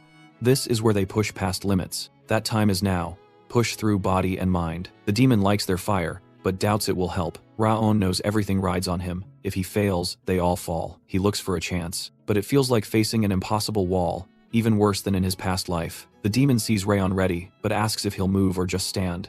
It changes nothing. He says if Raon won't come, he'll go instead. As soon as the demon charges, Raon sees he's even faster than before. He counters using the 10,000 flames cultivation. 10 flames roar out through the revolving sky technique. The demon rushes in, impressed by the power, but he plows through the fire without slowing, forcing Raon to backpedal fast. He blocks, barely stopping the strike. A nearby boulder explodes from the shock. Inside, Raon realizes the ring of fire saved him. Without it, he'd be dead. He thinks of retreating, but he's being watched. They need to see his moves, even if it's a long shot. He attacks again. The demon laughs, enjoying it. He says one punch shouldn't snuff the flames, tells him to keep going. The demon strikes. Raon dodges just in time. Smoke and dust cloud the air. The demon admits Raon's fire is beyond ordinary aura. Now he gets why the green demon lost, which makes that defeat sting more. He says fire's useless and asks if Raon knows why. Raon answers it's the Ogre King armor helmet. Ogres endure fire, walk through flames, and still destroy strongholds. This demon has that power. Fire can't hurt him. The demon mocks him, saying no aura will land. Raon says if fire fails, he'll use something else. He switches to cold aura. The demon freezes, shocked by the sudden shift. Raon's fire was already rare. Now he commands water too. He's stunned that someone so young controls dual aura types with such skill. It makes him question who Raon really is. Raon asks if the demon realizes he'll lose right here. That arrogance grates on the demon. He tells Raon to see how long that pride holds. Not far off, swordsmen spot the clash and sprint toward it. Burin yells, checking if everyone's safe, then stops, stunned by Raon battling the demon. He sees a cold aura, not flame, and realizes Raon uses both. He wonders when Raon became this strong. Across the land, warriors rank by aura levels. Beginners start with basic aura. As they improve, they become aura users, then experts who channel aura through blades. Burin now sees Raon stands among those experts, wielding sword energy, fighting a top-tier demon. Burin stares in disbelief. Raon, barely at expert level, still holds his ground. Still, he has to admit the power gap is real. Catching Burin's eye, Raon signals silently, something only longtime comrades would get. Burin gets it right away. Raon wants them to strike when there's an opening. Runan and Martha catch on, readying themselves. All three agree without words, they must protect the village, and they believe they can do it with him. Mid-battle, Raon yells for them to unleash everything now. The trio charges the demon's head while he's focused on Raon. They aim to win by their own hands, but the demon reveals he was waiting for this moment. A blast of astral energy sends them flying. Burin senses it instantly. This isn't expert level. This is master tier. The demon mocks them, thanking Raon for saving him the hassle of hunting them down one by one. He sneers, says Raon's going to die for not knowing his place. Raon shouts he's not the only one who's waited. He pours his killer instinct from his assassin life, blending it with frost into the 10,000 flames sword art. He focuses it all on one deadly point. His blade pierces the demon's chest. The demon drops to his knees. Then he rises, grabbing the sword stuck in him. Shocked, he asks if Raon timed the strike for his weakest moment. Admitting one slip would have meant death. With a heavy punch, he sends Raon flying. Then he breaks the sword barehanded, saying Raon's too weak to cross the gap. Raon thinks even striking at the lowest aura point wasn't enough to break through. The demon used hardened muscle to block it, a clear sign of a master. Raon scans the battlefield. The plan has failed. As top trainee, he orders all Sieghart swordsmen to fall back. They can't win now, focus on evacuating the villagers. He suddenly yells at Buren, saying, "This isn't how Sieghart swordsmen should die." He commands them to retreat, escape the blood-raving demon. The team obeys. Buren takes charge of the evac. While running, Runan calls to Raon, begging him not to die. He answers with steady resolve. The demon mocks him, asking if he really thinks they'll escape, or if Raon believes he can hold him alone. Raon calls out to Wrath, offering a deal. Wrath, thrilled at the chance, laughs, saying it sounds more like a last request, then asks about the wager. Raon leaves the result up to fate, whether he dies or wins. Wrath mocks him, doubting victory. Raon admits it's nearly hopeless. That's why he needs Wrath. In return for healing, Raon offers to endure Wrath's rage. Wrath figures Raon's doomed anyway, and agrees, flooding him with fury. The pain hits hard as Wrath's power surges through him. Nearby, the demon watches, stunned by Raon's sudden recovery. It makes no sense. He didn't drink ogre blood. This defies logic. Raon just reminds him he already said he didn't need to explain. With strength back, he vows to hold the demon off till dawn. Buren shouts for everyone to move, help the injured, and hurry. They're out of time. Two trainees whisper, unsure if they'll make it. Martha hears them and snaps, saying Raon stayed behind to save them, even injured. Then she explodes at the officer, demanding action instead of silence. Buren takes control, urging speed. He tells them Krine went for reinforcements. Just then, he spots a monster, and someone panics, asking if it's an ogre. Buren wonders too, confused why such a beast is here. Then Martha sees another one approaching. They realize they're surrounded. Someone says ogres are flanking them, shocked it's even possible. Martha recalls Eden's monster control. She says, this must be why the demon didn't chase Raon. He set this trap early. One trainee loses hope, certain they're finished. Buren refuses to give up. He says Raon is still fighting alone. They can't fall here. Martha agrees. They must evacuate fast, then return to help Raon. Buren nods. Helping others escape is how they honor their comrade. The three rush toward the monsters. Then, a strange gust strikes the ogres. Buren instantly knows where it came from. Back on the battlefield, the demon mocks Raon. He calls him a stubborn insect, telling him to give up. Raon leans on a rock, his broken arm useless, thinking of cutting it off just to keep going. He pauses, asking himself why he's enduring this pain. Pain worse than any he felt in his past life. Back then, he'd have run. He sees Sylvia in his mind. She wanted him to be a proud swordsman like Sieghart. Her embrace gives him strength. He realizes it's her voice, and the memories with his teammates that push him forward. He thinks of Runan, quiet but kind. Buren, who changed from twisted to loyal. Martha, loud but unshakable. He admits they've become precious. He wants to protect them as true Sieghart swordsmen. As he rises, Wrath appears, calling him foolish for lasting this long. He asks if Raon bought enough time. Raon nods. Wrath explodes, accusing him of underestimating the price. He asks if Raon really thinks he can beat the demon, catch up with his team, and survive when he can barely stand. Wrath warns he'll survive the possession, but never return if he gives in. As more wrath floods him, the pain overwhelms. Raon collapses, screaming in agony. The demon sees his fall and says, Raon's done. He has a great idea. He'll kill Raon's friends first, save him for last. He wants Raon to watch each of them die. But Raon, through the pain, refuses. Gritting his teeth, he blocks the demon's path to buy time as the demon turns to leave. Raon stands tall and yells his name, declares he's the heir of Glen, king of northern destruction, future strongest swordsman. Swears the demon won't leave while his heart still beats. The demon, surprised, praises his spirit, and promises to remember the name. He moves in to strike. Raon knows he can't dodge. He's spent. He shuts his eyes when a sharp wind suddenly stops the attack. Rimmer appears, blocking the blow. Raon mutters that Rimmer's late. Rimmer apologizes, saying he overslept, then tells Raon to leave the rest to him. The demons recognize him instantly. Sieghart's Sword of Light. Rimmer greets them, saying it's been a while. The blood-raving demon demands to know why he's here. Rimmer says he won't let trash stomp on their future swordsmen. The demon laughs, saying sending Rimmer proves Sieghart's gone soft. The fight begins. The demon notes even now Rimmer struggles to deflect, wonders if he's truly crippled. Rimmer laughs, says those are just rumors. Demons always get the news late. He retired long ago. The demon accuses him of bluffing, says his sword once held death. Now it's like wind, too weak to kill. They clash hard. Rimmer pressures the demon, while mocking him as a wild beast. Raon watches, studying how Rimmer flows between strikes and counters like wind itself. He sees Rimmer's feints are perfect, even using astral power, but wonders why it's taking so long. He suspects Rimmer's dragging this out on purpose, showcasing his swordplay. If true, Raon thinks he's lost his mind. During the clash, Rimmer asks why the demon can't beat him even now, and warns he might lose that helmet. The demon roars in rage. He shouts at him to stop joking and fight seriously. Rimmer says it's getting harder to hold back. Time to wrap it up. His lesson's gone too far. He calls to Raon. He tells him to watch closely. This is Sieghart's blade, the path Raon must walk. Swordfield takes shape. Then silence breaks at its center. The demon eyes the storm swirling around Rimmer, realizing escape is blocked by that crushing aura. He locks in. His only choice now is to charge through. Leaping forward, he yells for Rimmer to be destroyed. Rimmer surges to meet him in midair. Both launch forward, but Rimmer outpaces him, blades smashing. A huge smoke blast bursts into the sky. As it clears, the demon concedes. Rimmer funneled their auras, wind, and power into one sword. But he questions how Rimmer, not Sieghardt, formed this field. Rimmer says it's no true sword field, just nature's force channeled through elven power. The demon mutters, even a dying tiger still bites. Looking away, he regrets sparing Raon, wishing he'd killed him before. That mistake, he admits, might ruin their mission. Rimmer cuts in, he won't let anyone harm their young lord. The demon nods, saying Raon shows royal strength, but warns Rimmer Eden's warrior matches that power for now. With that, he bows to Sieghardt's sword of light,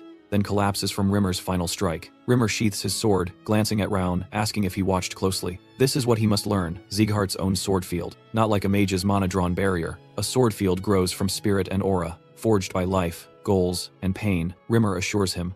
As Sieghardt blood, it'll be his someday. Until then, Raon must train harder, learn more. Rimmer wonders if Runen, Martha, and Burin saw it too. The trio runs up, relieved that Raon's unharmed. Martha exhales in relief, while Burin grins wide, glad he's alive. Rimmer watches them, knowing too well how hard it is to fake strength. Those outside Sieghardt must pour their heart and soul into sword fields, even giving up years of life. Rimmer's energy center shattered, wielding one now cuts deep, but he feels no sorrow. What he witnessed when Raon stepped onto the field late proved to him a new king was born. That moment, he pledged himself to serve Raon. Since his injury, Rimmer drifted without meaning, but these young warriors gave him a path again, so he welcomes spending his last years for them. He only hopes he lives long enough to see Raon, crowned Sieghardt's next heir. Meanwhile, inside the royal palace, Lord Glenn, Raon's grandfather, checks if the rumors of Raon battling Eden's demon are true. Rimmer expected this, rushed over just to see Glenn's stunned face. He says it was worth it. Glenn tells him to stop stalling. Rimmer says even he struggles to believe it,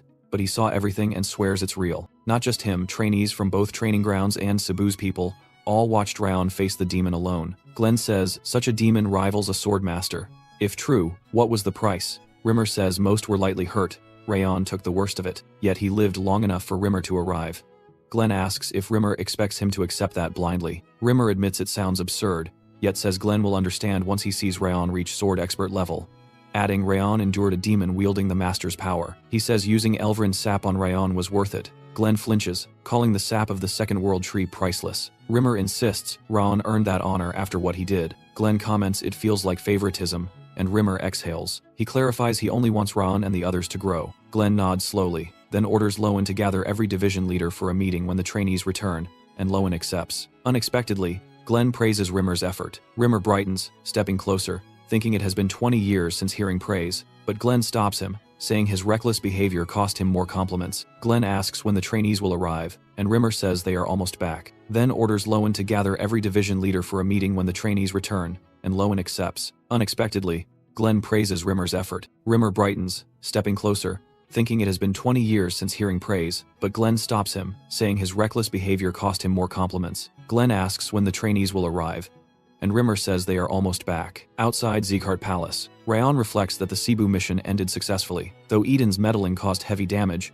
they stayed longer to repair the village, and with Artaxerxes gone, he rested in the chief's house to heal his injuries. When he woke, he checked the reward from his bet with Wrath. Wrath tried canceling it, arguing that Rimmer killed the demon, not Raon. Still, the earned stats felt satisfying, even as Wrath raged, especially the Iron Will trait Raon gained, which the system said appears when most needed, frustrating Wrath further. Wrath muttered that without Iron Will, he would have already controlled Raon. He grumbled for Raon to relax, saying there is plenty of time. His strength returns faster now, and he already planted the seed of Wrath, admitting Raon grows fast for a human, but claiming he will eventually win, taking Raon's body and soul. And once he succeeds, Raon will remain trapped under the glacier forever. In front of the palace, the trainees stand in formation. Sieghardt's external commander, Il-Yun, greets them and welcomes them home. Dorian whispers about wanting rest. Runen mumbles about beet ice cream, and Martha says she thought she would die. Burin says, at least they returned, and the commander agrees, but mentions one last duty. He guides them toward the Lord's manor. Inside, the trainees kneel before Lord Glenn to give their greetings. Murmurs spread,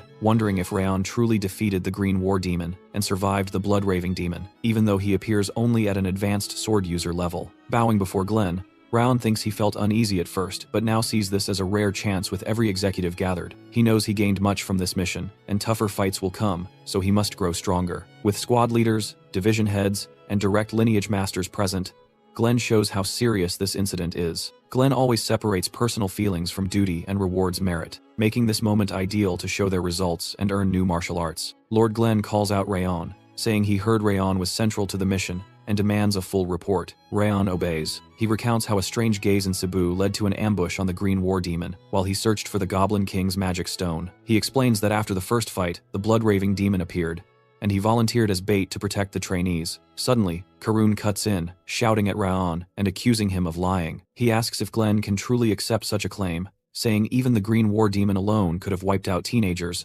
let alone the Blood-Raving Demon. On cue, Raon tells Dorian to show the proof. Dorian steps forward and lays down both demon helmets before Glenn. Gasps ripple through the court as the truth hits. Raon asks Glenn for permission to draw his sword and gets it. He unsheathes his blade. Flames wrap around the steel. The court stares, stunned by the real aura blade. Whispers stir, recalling Raon's weak mana a decade ago. Now his strength makes sense. Raon faces the royal and calmly asks if that's enough. Jealous and bitter, the royal admits Raon proved his rank and victories. Glenn speaks, praising Raon and the top trainees from both training grounds. Later, Raon recalls how Glenn's rare praise stunned the whole manor. He'd never said excellent before. Even the hardest feats got a mere good job. A few trainees fought back tears, stunned by the moment. After his report, Raon handed over the magic stone and revealed Eden's plan. The others received bronze tablets, while Raon earned silver before the ceremony closed. Leaving the court, Raon wonders if he expected too much. No new technique, no special gift for uncovering Eden's scheme. Suddenly, Wrath appears, complaining Raon got nothing even after revealing key info. He gripes that giving Glenn the 10,000 flames made him hopeful. Now, he regrets it. As Raon walks, Loan approaches and asks to talk. Raon's confused, but Loan quietly says to visit the annex at midnight. He wonders why. Loen reveals the head of house summoned him, saying it's time for his second reward. Returning home, Raon's arrival is reported by Helen to Lady Sylvia. His mother rushes out, happy to see him. Sylvia heard of the Eden fight and checks if he's alright. He tells her he's fine and healing well. She hugs him, apologizing for telling him to act like a Sieghart. Sylvia says she only spoke out of fear, knowing he fought alone against demons. Raon tells her her words gave him strength, not pressure. He admits when the Blood-Raving Demon showed up, he wanted to flee, and even thought about sacrificing others, but her voice echoed, pushing him to act like a Sieghart. That reminder helped him stand firm. He says he stands today, sword in hand, because of her. Surprised, he sees both Sylvia and Helen crying. Helen wonders when he grew so strong. Raon asks why they're crying. That night, he asks Judiel if anything strange happened. She says the Central Martial Palace recalled her, likely planning to erase her. Raon thinks it's punishment for hiding his promotion and the court incident. He won't let her die, not after saving her. He tells her to follow his orders if she wants to live. Judiel blinks in shock. He instructs her to write to the palace, claiming she's now his maid due to Sylvia's health concerns. It'll ease their doubts, he adds. If they seem suspicious, tell them only Glenn and Rimmer know he's healed. That should keep her safe. He orders her to send it now and stay calm.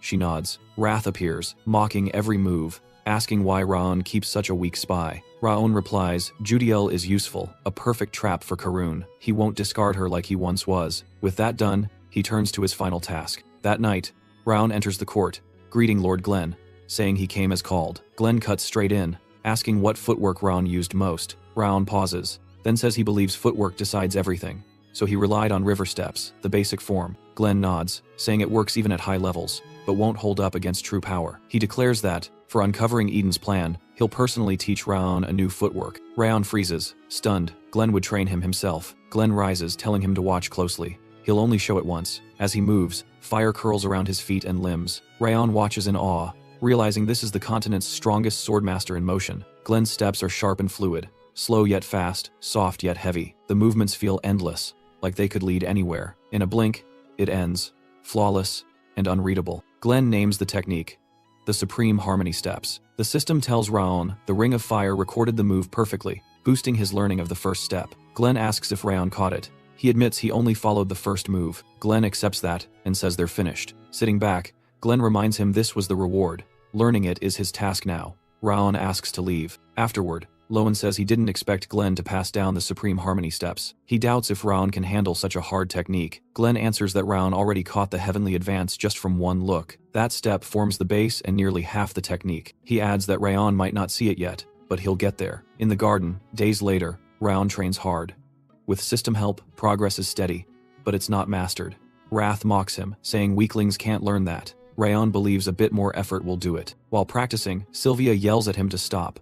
Raon wonders how she moves so fast. She scolds him, reminding him he promised no training until healed. He gives in, thinking she's scarier than a demon king. Sylvia's constant pressure forces him to stop training. She warns if she catches him again, he'll regret it. Even sneaking out fails. Helen and the maids watch like hawks. In time, he notices the maids seem to enjoy this duty. Still, he admits resting now and then feels good. Suddenly, a maid runs over, saying something's wrong. Raiden Sieghart is here. Raon wonders why, since Raiden is Baldur's son, Glenn's fourth. He asks why Raiden came to the annex. The maid says they don't know, but Raiden got violent with Sylvia and the maids right after arriving. At the gate, Raiden barks at Sylvia, angry the garden wasn't cleaned. She calmly says no letter ever came. Offended, Raiden snaps, asking if she's blaming his butler or calling him a liar. She says no and offers to tidy the place. She quickly gathers her maids to clean everything herself. Raiden fumes inside, thinking the house should revolve around him, especially after destroying a white blood cult branch. Yet, no one cares. All eyes are on that boy, Raon. How could someone outside the main line steal his glory? Rage rising, Raiden barks at Sylvia to hurry, then spits on her hand. Hurry. Then he spits on her hand. Helen speaks up, saying his actions cross the line, even for direct blood. Raiden mocks her, then hits her so hard she drops. He says he's a direct heir and her master, free to kill her and walk away. Yet she dared to defy him. Judiel appears, warning Sylvia to be cautious. She moves to shield her from harm. Raiden lifts his foot to strike, but Raon arrives, sword drawn. Raiden sees him, thinking the timing is perfect. He points at the blade, asking if Raon really plans to use that weapon, then tells him to sheath it and stay quiet. Then he tells him to sheath it and stay quiet. Raiden names himself, son of Baldur Sieghart and ruler of the true martial palace. Raon ignores it, fury rising, and aims for Raiden's neck. Raiden's servant blocks with his blade. Raiden swears at Raon, but Raon punches the servant, sending him flying. Raiden demands if he knows who he's striking.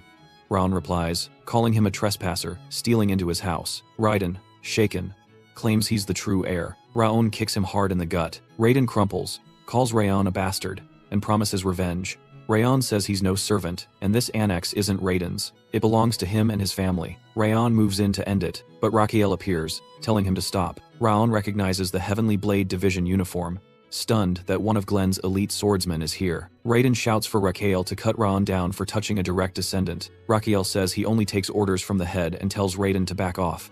Raiden snaps, calling him a dog in uniform. His butler urges him to retreat, saying clashing with the Heavenly Blade is unwise. Gritting his teeth, Raiden agrees to leave. He warns Raon, swearing he'll suffer humiliation, worse than death. Afterward, Helen blames herself. Sylvia thanks her, saying she did nothing wrong. Sylvia says she'll handle the matter, but Raon steps in. He says he'll take care of it, and asks them to trust him. Later, Raon and Raiden kneel before Glenn, who tells them to rise. Glenn says he heard about the incident. Raiden claims he sent word to visit Raon, but was ignored and unwelcome. He accuses Raon of attacking him and his servant, saying he could have died. Raon watches, thinking Raiden acts better than he fights, not like Judiel described. Raon tells Glenn Raiden's lying, recalling his face twisted with rage. Furious, Raiden grabs Raon's collar and hurls insults in front of Glenn. Lowen steps in fast, telling Raiden to stop and remember where he stands. Glenn, seeing the clash, calls for a witness. Rakiel enters, greets Glenn, and confirms he's from the Heavenly Blade Division.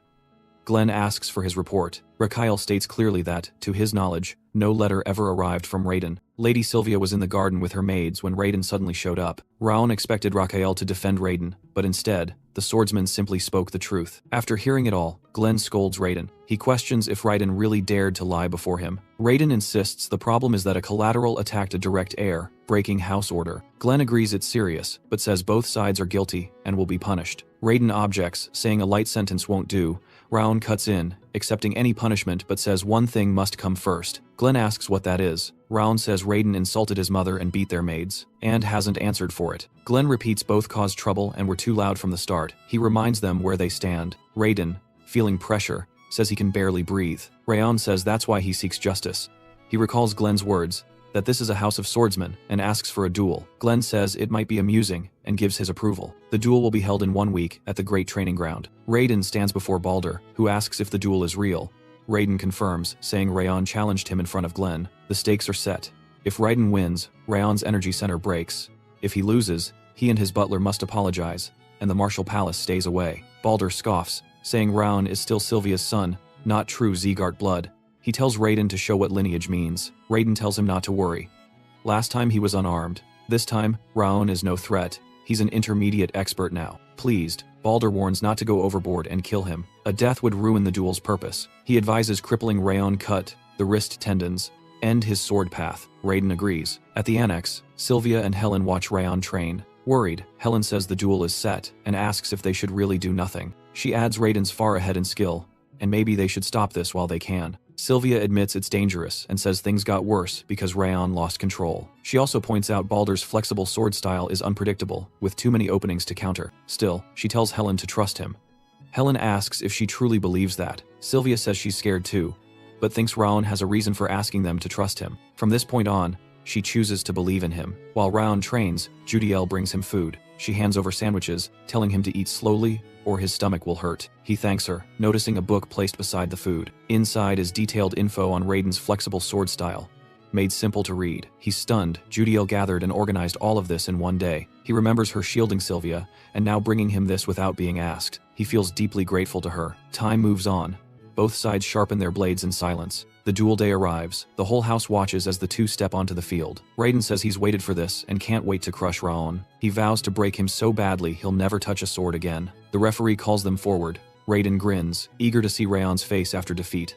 Rayon fires back, asking if Raiden will even get that chance. Drums pound. The duel begins. Raiden charges, shouting that bluffing won't save Rayon now. But Raon vanishes. He's already behind, blade touching Raiden's shoulder. Raiden, stunned, demands when Rayon got there. Raon says today Raiden dies 8 times, then drops the sword and throws a brutal punch. That launches Raiden across the arena. Blood drips. Raiden can't grasp what happened. He didn't even see Raon move. Raon commands him to get up. He repeats, 8 defeats. This one's for lying about the letter. Raiden stands, swearing vengeance. He says Rayon will regret sparing him, but again, Rayon vanishes. This time, he's on Raiden's left, striking his jaw with the hilt, saying it's for spitting on his mother's flower. Another hit lands for stomping that flower, then one more for hitting Helen. On the ground, Raiden can't believe it. Raon only uses star-connecting sword and river footwork, and he's still a novice expert below him. Yet, Raiden keeps losing and doesn't know why. Watching, Helen realizes Raon could have ended this with one strike. But he's not just winning, he's making Raiden pay, hit by hit. She thinks in this house where blood defines worth, even servants are being avenged by someone defying that rule. Sylvia watches, heart full, as her son wins. She recalls how her father chased strength, turning the house cold, and how she always felt like an outsider. In the end, she ran, instead of standing firm. Now, Rayon shows what it means to fight instead of to flee. The duel rages on, and Raon advances. Throwing Raiden down again, Sylvia sees her son living proof that growth means facing pain, not avoiding it. The referee declares Raiden unable to continue. Rayon wins. With the victory confirmed, Balder explodes, yelling at his son for this disgrace. In the stands, Rimmer laughs, reminding everyone he called it. Raon's friends, Dorian, Martha, Buren, and Runan cheer. Lowen tells Glenn this is the first time he's seen the whole house support a collateral like this. Glenn nods. He says the support was surprising, but the fight itself shocked him more. Though still growing, Raon pulled off the Supreme Harmony steps. Glenn had forged it after overcoming darkness. Most fail in a lifetime, but Raon used it in just 2 weeks. Glenn notes how quickly the boy became loved. In the arena, the crowd chants Raon's name. Glenn reflects, once obsessed with strength, that this house now values only power, something age can't change. Yet he wonders if a boy born outside the main line, who's known injustice, might one day change that. Glenn stands, stating that the duel is done, and the terms must be upheld. He tells Lowen to slash the Marshall Palace's budget, use any excuse. Lowen laughs, saying he understands. Under Glenn's watch, the duel's outcome is enforced. Raiden kneels and apologizes to Sylvia and the maids in front of all. The Marshall Palace is ordered to never approach the annex again. The maids, finally at ease, cry with relief and joy. They walk home in peace. Later, Sylvia asks her son when he got so strong, saying she's still shocked. Rayon, flustered, tells her to stop clinging. Nearby, a girl with a ponytail says, Raon seems like a normal boy now, his energy much softer. Another girl says, maybe Rimmer wasn't exaggerating about him surviving the blood-raving demon. A man agrees, saying Rayon's skill was beyond talent. The first girl adds he'd fit well in her division. The man insists he'll recruit Rayon to Black Tiger after graduation. The girl warns him not to get ahead of himself. A gray-haired woman notes that the 5th training ground will soon graduate. And when they do, it's time to pick their division. Raon shines, but he's not the only star in their group. Martha, Burin, and Runan all have the strength to excel anywhere. The division draft will be one to watch. That night, Judiel visits and asks if Raon had this duel planned from the start. He admits he did and believed he'd win. She says he's terrifying, but also deeply kind. Rayon looks surprised. She thanks him, remembering how he saved her from Karun, then tells him to rest well and leaves. Staring out, Raon thinks Judiel looked sincere. The way she shielded Sylvia confirms her feelings.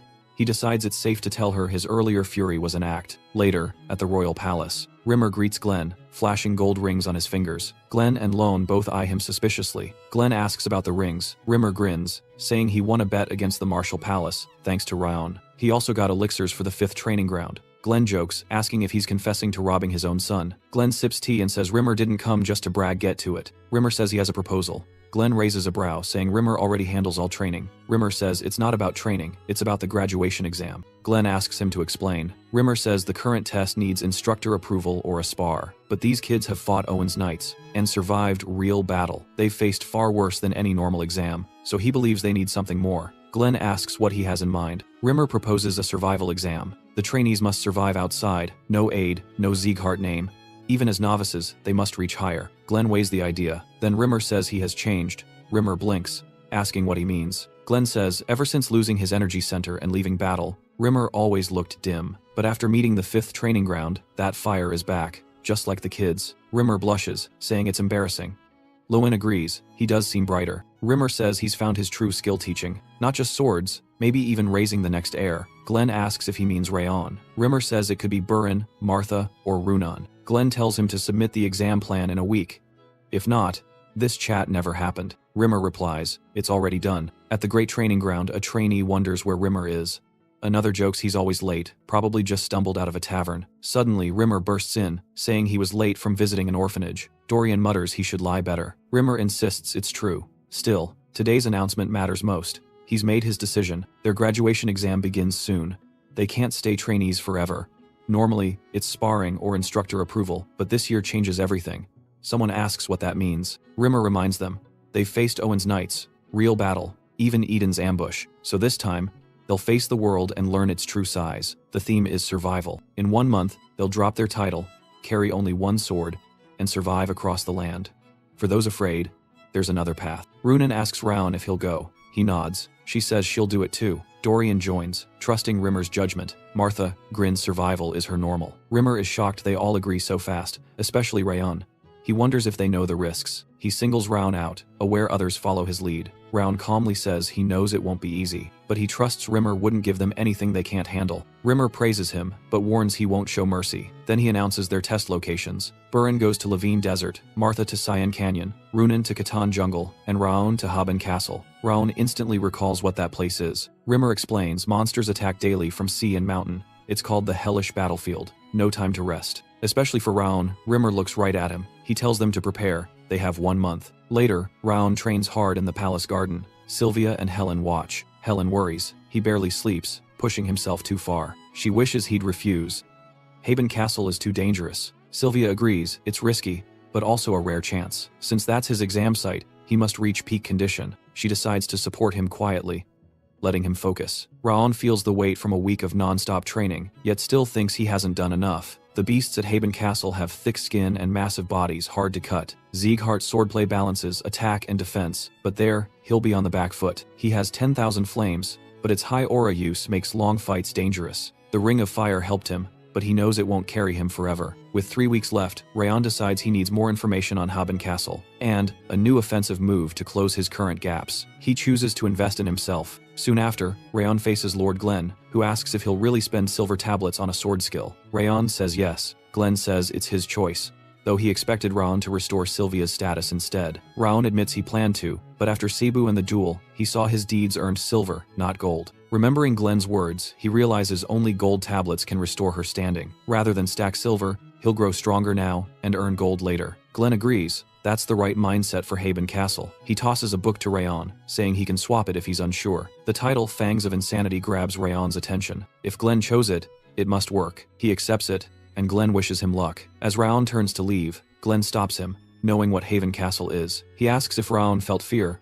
Why didn't he reject the challenge? Raon says he learned something after the Eden fight. Glenn wants to hear it. Raon says surviving a real life or death moment gave him growth beyond a year of training. Real strength comes from pressure, and he trusts Rimmer wouldn't send them somewhere they couldn't handle. It'll be hard, but worth it. Glenn offers one last tip. Swordsmanship has many forms. Expand your view. Raon thanks him for the insight. Suddenly, Rimmer pops out from behind Glenn's chair. He says this is why he likes Raon so much. He gets it. Unlike Burin or the sharp-tongued Martha, Glenn calls him a lousy teacher for mocking his own students. And he is shocked he let Raon take Fangs of Insanity, a technique equal to gold. Rimmer jokes that Glenn's just too soft on his grandson. Glenn groans that he talks too much. Rimmer claims he's been quieter lately. Still, he admits it's a brutal style and wonders if Raon can handle it. But he's passed the book over. The rest is up to Raon. He notes that despite Glenn's scolding, he gave Raon good advice. That's a grandpa's love. Glenn says, if Rimmer can talk so much, he must be healed and ready for a beating. Rimmer panics, saying he's still injured. Glenn doesn't care and prepares to strike. Outside, Raon hears a loud slap and flinches. Later, he sits on his bed, flipping through the book, wondering if it's worth the silver tablet. Fangs of Insanity, as the name suggests, is instinct-driven. Pure aggression, always aiming for the kill. It can't be learned in theory, only through combat. So, Raon kept sparring until the last day, chasing mastery before the exam. When no one else could stand, Raon began to grasp the true nature of the Fangs of Insanity, right before departure. The night before the test, after intense training, Raon sits as Judiel wraps his bruises. She asks why he's hurt more often, says he's overdoing it, especially with the exam tomorrow. Sylvia would worry if she knew. He admits non-stop duels helped him grasp the technique. She asks if that's why he keeps relying on her. He nods. As he gets ready to leave, Raon says there's something he must confess. Judiel listens. He admits he lied about feeding her a rage worm. He wonders if she already suspected. She replies she wasn't certain but had doubts. At first, she fully believed it was real. Fear and the urge to survive kept her from questioning it. But the annex changed her. Raon treated her like a person, never asked for anything. He even gave her a way to avoid the Central Palace's suspicion. Watching him shield Sylvia, she sees the truth in his eyes. Judiel started thinking it was just a shield. She wasn't sure until now. Raon asks why she told him all that. She says he's changed her, just as she's been watching him change. He always wore a mask, but now she sees who he is underneath. When Raiden attacked in the annex, she was ready to defend Sylvia and Helen. Seeing the intel on Habun Castle, which she had gathered, made her want to do more. Raon thanks her. She begins to speak of her brother. They were split when sold. She doesn't know where he is, or if he's alive. She followed orders, hoping it'd lead to him. Her voice trembles as she says sorry. Raon promises to find her brother. As long as Karun chases him, they'll cross paths again. If he lives, he'll help her find him. Judiel asks a question. Raon agrees. She wants to know why he told her the truth. What if she had betrayed him? He says he believed she wouldn't. She calls that foolish, but he just asks what she'll do now. She says she'll follow him and wants him to ask her anything. Raon leaves the annex in her hands and tells her he trusts her. Night fades, morning comes.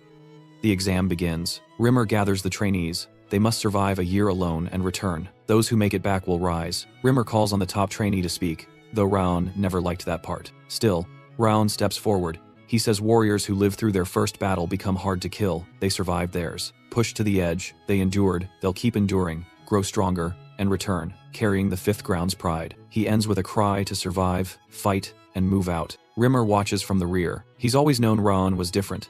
Not just in skill, but a clear mind, deep heart, and tireless will. Their final spar echoes in his thoughts. Raon even pulled off Fangs of Insanity, shocking Rimmer again. Rimmer had agreed only because Raon had beaten everyone else. In the end, he got hurt instead, shaking his head with a grin. He silently urges Raon to return alive, to witness a king rise. The trainees salute the head instructor, offering thanks to Rimmer. He tells them to leave, grow stronger, then come back. Dorian tells Raon he'll work hard this year, so don't let him down. Martha agrees, says he owes her. If he dies, she'll chase him down. Raon wonders if his friends ever just speak plainly. Runan silently hands him a snack. Beet ice cream. He's caught off guard, asks if she's sure. She nods, says she has more, and wishes him well before walking off. Raon turns for his last goodbyes, and sees Dorian sitting nearby. He tells him it's time, but Dorian complains, asking why he has to go to Haven Castle. Raon says there's another stop first. Dragging him along, he says they're headed to Chameleon to get better gear. In Chameleon's market, they push through crowds, searching non-stop for supplies. The place is packed with goods, but nothing matches what Raon seeks. Maybe the real items are underground. Dorian breaks the silence, asks what Raon's even looking for. says they've walked forever, gestures to a shop, wonders if they're entering. Raon asks if Dorian knows about the black market.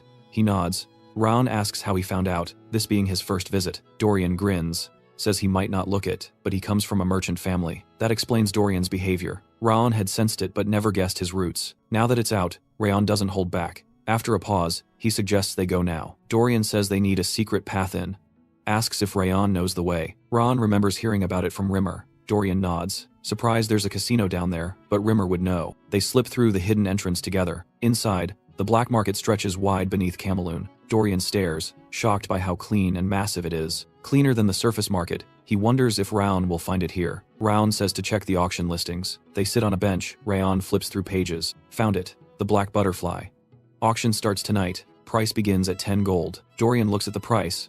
Asks if Raon will buy. Raon says it's too risky, even if they spend all their travel money. They'll need more funds. Raon says they're heading to a pawn shop. He plans to sell gear. An hour passes. Dorian checks on Raon, finds him browsing, not leaving. Raon says there's still time. Maybe something useful lies here. They have a little extra now, but nothing worthwhile. Raon mutters that rare items often get ignored. Waiting for the right hands, with no luck. He says it's time for the auction house. As they walk out, Raon freezes, spotting a ring that looks strangely familiar. He wonders if it's the first Zygarde leader's ring, recalling a memory tied to 10,000 Flames cultivation. He never thought he'd see it here. He asks the vendor for the price. The seller, impressed, claims it boosts strength, clears the mind, and asks for 5 gold coins. Dorian balks, says the seller's scamming them, clearly bought it with silver. Dorian snaps, says if it really cleared minds, it'd be in a magic shop. Strength, not even ogre gear level. Plain design, cracked, maybe not even gold. Says no one would want it, even free. He counters with 1 gold coin. The merchant, realizing he's caught, agrees. Raon compliments Dorian's bargaining. Wrath appears, says the ring hides secrets. Also notes Dorian's shift. Raon sees Dorian's a top haggler, though not great at spotting value. Still, a solid deal. Just then, a masked girl and her aide approach. She asks if Raon already paid. He says yes. She offers 10 times the price, says adventurers need gold, tempting him to sell. Dorian is stunned. Even the seller now eyes the ring, wondering if it's rare. Dorian thinks about taking the offer. Raon realizes she knows its true worth. Her words hint it might be worth hundreds. He politely declines. She raises it, 20, 30 times. He stays silent. Even at 50, Raon says no. Says he just doesn't like giving up things once he owns them. Her butler warns him, hints there'll be consequences. Raon calmly says status means nothing to him and tells them to back off. The girl's tone turns sharp, demands he hand it over while she's still being polite. Raon notes her sudden shift, guessing she's used to flashing power. She warns him he knows nothing of danger. Says those who resist disappear. Unmoved, he says if that's all, he's leaving and walks off. She orders her butler, Sator, to follow. Says they're heading to the auction. She's sure Raon wants something there and plans to outbid him. At the auction house, the host introduces the first item. It sells for 70 gold coins. Then comes a monostone and a flame ring. Nothing interests Raon yet. He waits for the black butterfly. At last, the host presents a rare black butterfly that feeds only on monostones. He explains its charm and how hard it is to raise. Bidding opens at 2 gold, jumps to 7 fast. Then Raon bids 13, calm and steady. He hopes the high number scares others off. The masked girl drops a 50 gold bid. The host is stunned, calls it a record. She wins. She tells Sador they're done, says Raon only cared about the butterfly, confirms it was his goal. Dorian watches, says she's not even hiding her hostility now, asks what next, since the butterfly won't appear again soon. Raon says not to stress, tells him to get clothes fit for night travel. Dorian asks why. Raon answers coolly, he's stealing the butterfly back. Dorian freezes. Each top assassin on the continent has a signature: speed, silence, or precision. But in his past life, Zygarde was known as the quietest of them all. Master of the shadowless steps. He once thought he'd never need that skill again, assuming he'd learn the supreme harmony steps instead. But reality proved otherwise. 10 minutes earlier, Dorian gave Raon the night outfit. Raon praises him for getting it fast and asks about the masked woman. Dorian hesitates, making Raon question what's wrong. Finally, Dorian shares that locals say she's Princess Jaina from the Balkar Kingdom. Gifted in magic since childhood and skilled at appraising rare items, she's favored by Balkar's king. Dorian says they should wait. She's likely a black market VIP. Raon argues the house still owns the butterfly. The princess hasn't received it yet, so now's the best time. Telling Dorian to wait, Raon takes off, ignoring his protests. He hides near a hallway and confirms it. The butterfly is still outside her room. The auctioneer grumbles nearby about someone paying 50 gold for a useless insect. His buddy tells him to focus on cards. Raon spots the cage. The staff aren't paying attention. He knows butterflies need open cages or they die. Ryan spots the cage. The staff aren't paying attention. He knows butterflies need open cages or they die. He understands exactly what to do. The butterfly clings to rich mana, stones, but if it senses 10,000 flames pure mana, it will come on its own. He watches as the butterfly breaks free, flutters, and lands on his hand. Just like that, he's taken it. A guard notices the cage is empty. Another one, deep in his game, needs convincing before panic sets in. The staff scramble. Round slips away in the chaos. Dorian waits, restless. He knows if Round's caught, it could start trouble with Balkar.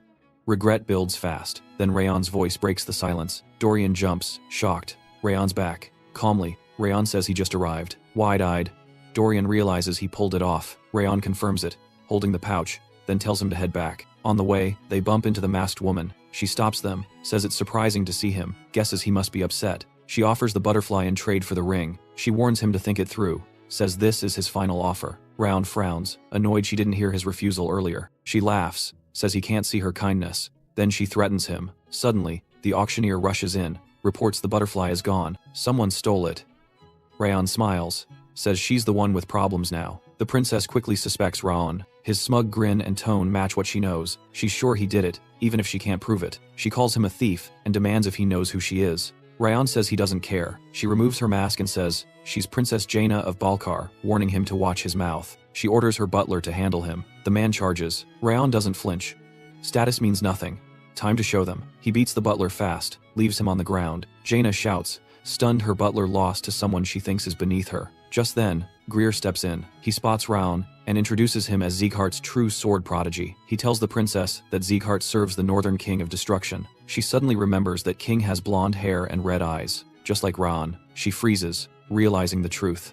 Raon turns to her, repeats her insult. He warns her to stop, says her words might count as an insult to Sieghart. He gives her one last out. Apologize. Blame it on youth. She panics, admits she didn't know. He says, if she won't apologize, he'll file an official complaint. She breaks, crying, begging for forgiveness. Rayon accepts it, says he wants no trouble as they leave. Greer tells her to act better and not shame her kingdom. Outside, Greer asks if he interrupted. Rayon says no, thanks him. Greer says not to worry, he'll handle Jaina. Rayon nods in gratitude. Greer asks why Rayon's in Cameloon. Rayon says it's for his graduation, and he's gathering gear. Greer lights up, asks what he's after. Raon says a new sword. The old one's too worn. Greer points him to a blacksmith in the Western Craft District. He can't come, but we'll introduce him. Rayon thanks him. Greer says he'll see him and Owen after the exam. Dorian exhales, shocked. Raon acted so recklessly. Still, he's thankful Greer arrived. Rayon says he had a plan, though luck helped. Dorian asks if they're going to the workshop now. Raon says no, he has something personal first. That night, Raon sits quietly. The black butterfly rests on his palm. He whispers, time to fulfill your role. The butterfly absorbs mana, but can't digest it. The Teuton flower gathers none. Together, they break their curses. The flower draws in the butterfly's mana and transforms into a top-tier elixir of fire and water. Raon reflects. Few could know this. Only thanks to 10,000 flames does he remember. Suddenly, the system alerts him. A frost curse weakens. His core and mana flow toughen. Strength and will rise. All stats increase. After drinking the elixir, his status improves across the board. Morning comes. Raon tells Dorian it's time to go. Dorian notices. Something's changed. Raon's energy feels different. Stronger. He's stunned, unsure what happened. Dorian admits he once wondered how Raon trained so hard, despite being mocked by even noble heirs. But now, he sees Raon as the one who best represents Sieghart in the 5th ground. That's why the scattered trainees still follow him. Dorian believes Raon might even help solve his family's burdens, but that's not his only reason for staying. He drifts into thought, until Raon calls out, asking what he's doing. Says once they get the sword, they move. Dorian better keep up. Dorian decides to grow stronger, staying close. As long as he stays with Raon, things will work out. He agrees to go. Raon says he'll fix his sword form on the road. Dorian isn't sure that's wise. They reach a quiet workshop and introduce themselves under Sir Greer's name. The blacksmith asks if they mean Owen, 3rd prince. Raon confirms, saying Prince Greer sent them here. At first doubtful, the blacksmith's eyes widen as he studies Raon. The boy may look young, but his presence cuts deeper than Greer's. He senses something different, asks if Raon is a Sieghart. Dorian is stunned, he guessed it. Wrath appears, saying this is a real blacksmith, someone who sees truth. Raon tells him to stop talking. The old man says he's met many swordsmen, but none like Raon. After a pause, Raon introduces himself. Dorian follows. The blacksmith shares his name, Kuberad, says he's just an old man still swinging a hammer. Raon recognizes the name, Kuberad Jatan, the famed smith behind many legendary weapons in Owen and Balkar. Raon never thought he'd meet him here in such a hidden place. Kuberad asks why they came. Raon says he needs a sword for travel. Kuberad asks if he's making one. Raon says he isn't even a swordsman yet, and someone already promised him a blade. Kuberad guesses Vulcan. Raon nods. Kuberad chuckles, says Vulcan came back just for him. He won't steal Vulcan's client, but Raon can borrow a temporary sword. He only crafts seriously, so Raon can pick anything. Dorian asks if he can too. The old man allows it. They thank him and start browsing. Raon steps inside, impressed by the blades. Any one would serve him well. Then, a red sword grabs his attention. Dorian stares at the many weapons, unsure. Each looks flawless. Kuberad tells him to choose. Suddenly, Kuberad feels something off. He turns and sees Raon holding the red blade. He yells for him to put it down. The sword is cursed. Its energy could corrupt the wielder. Dorian doubts it, but Kuberad insists, pointing at the aura. Yet, the sword's power can't pierce Raon's body. Wrath erupts, furious, calls the sword's energy trash for touching the King of Essence's vessel, says he'll freeze and crush it. Raon tells him to relax. Wrath insists Raon would have fallen without him. Raon reminds him he's not his property and could have handled it alone. Kuberad asks if he's alright.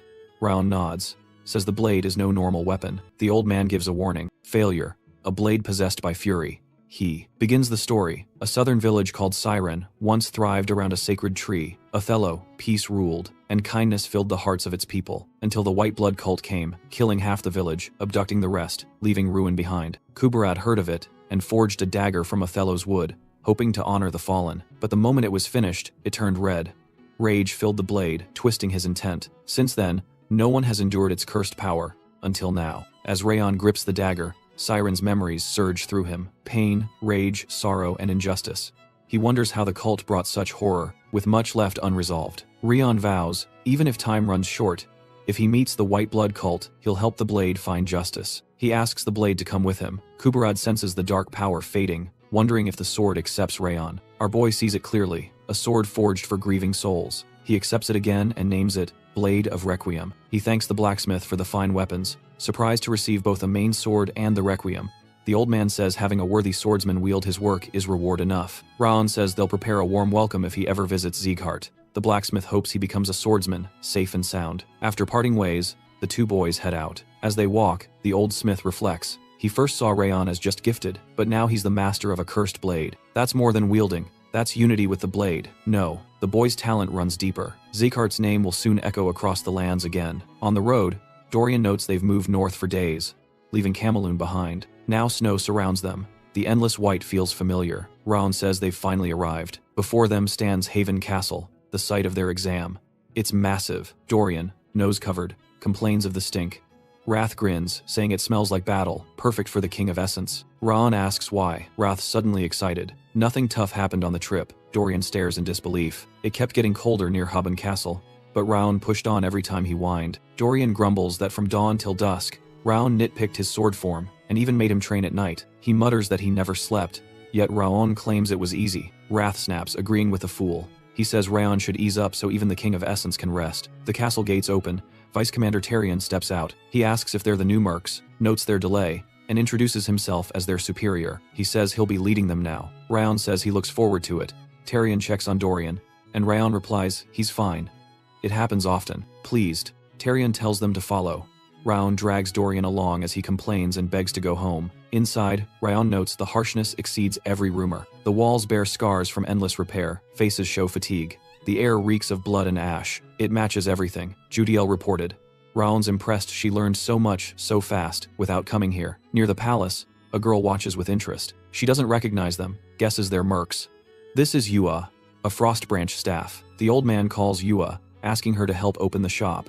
She quickly agrees. That moment draws our hero's focus. Tarion enters, calls to the commander, and presents the new mercenaries. They're actually trainees from Sieghart. Commander Milland welcomes them, confirms their origin, and names himself as Haven Castle's leader. Raon wonders if Milland already knew, recognizing him as the famous warrior, the one known as the Northern Giant, defender of Haibun for over 2 decades. Wrath says Milland's eyes carry true command, something even the King of Essence has missed.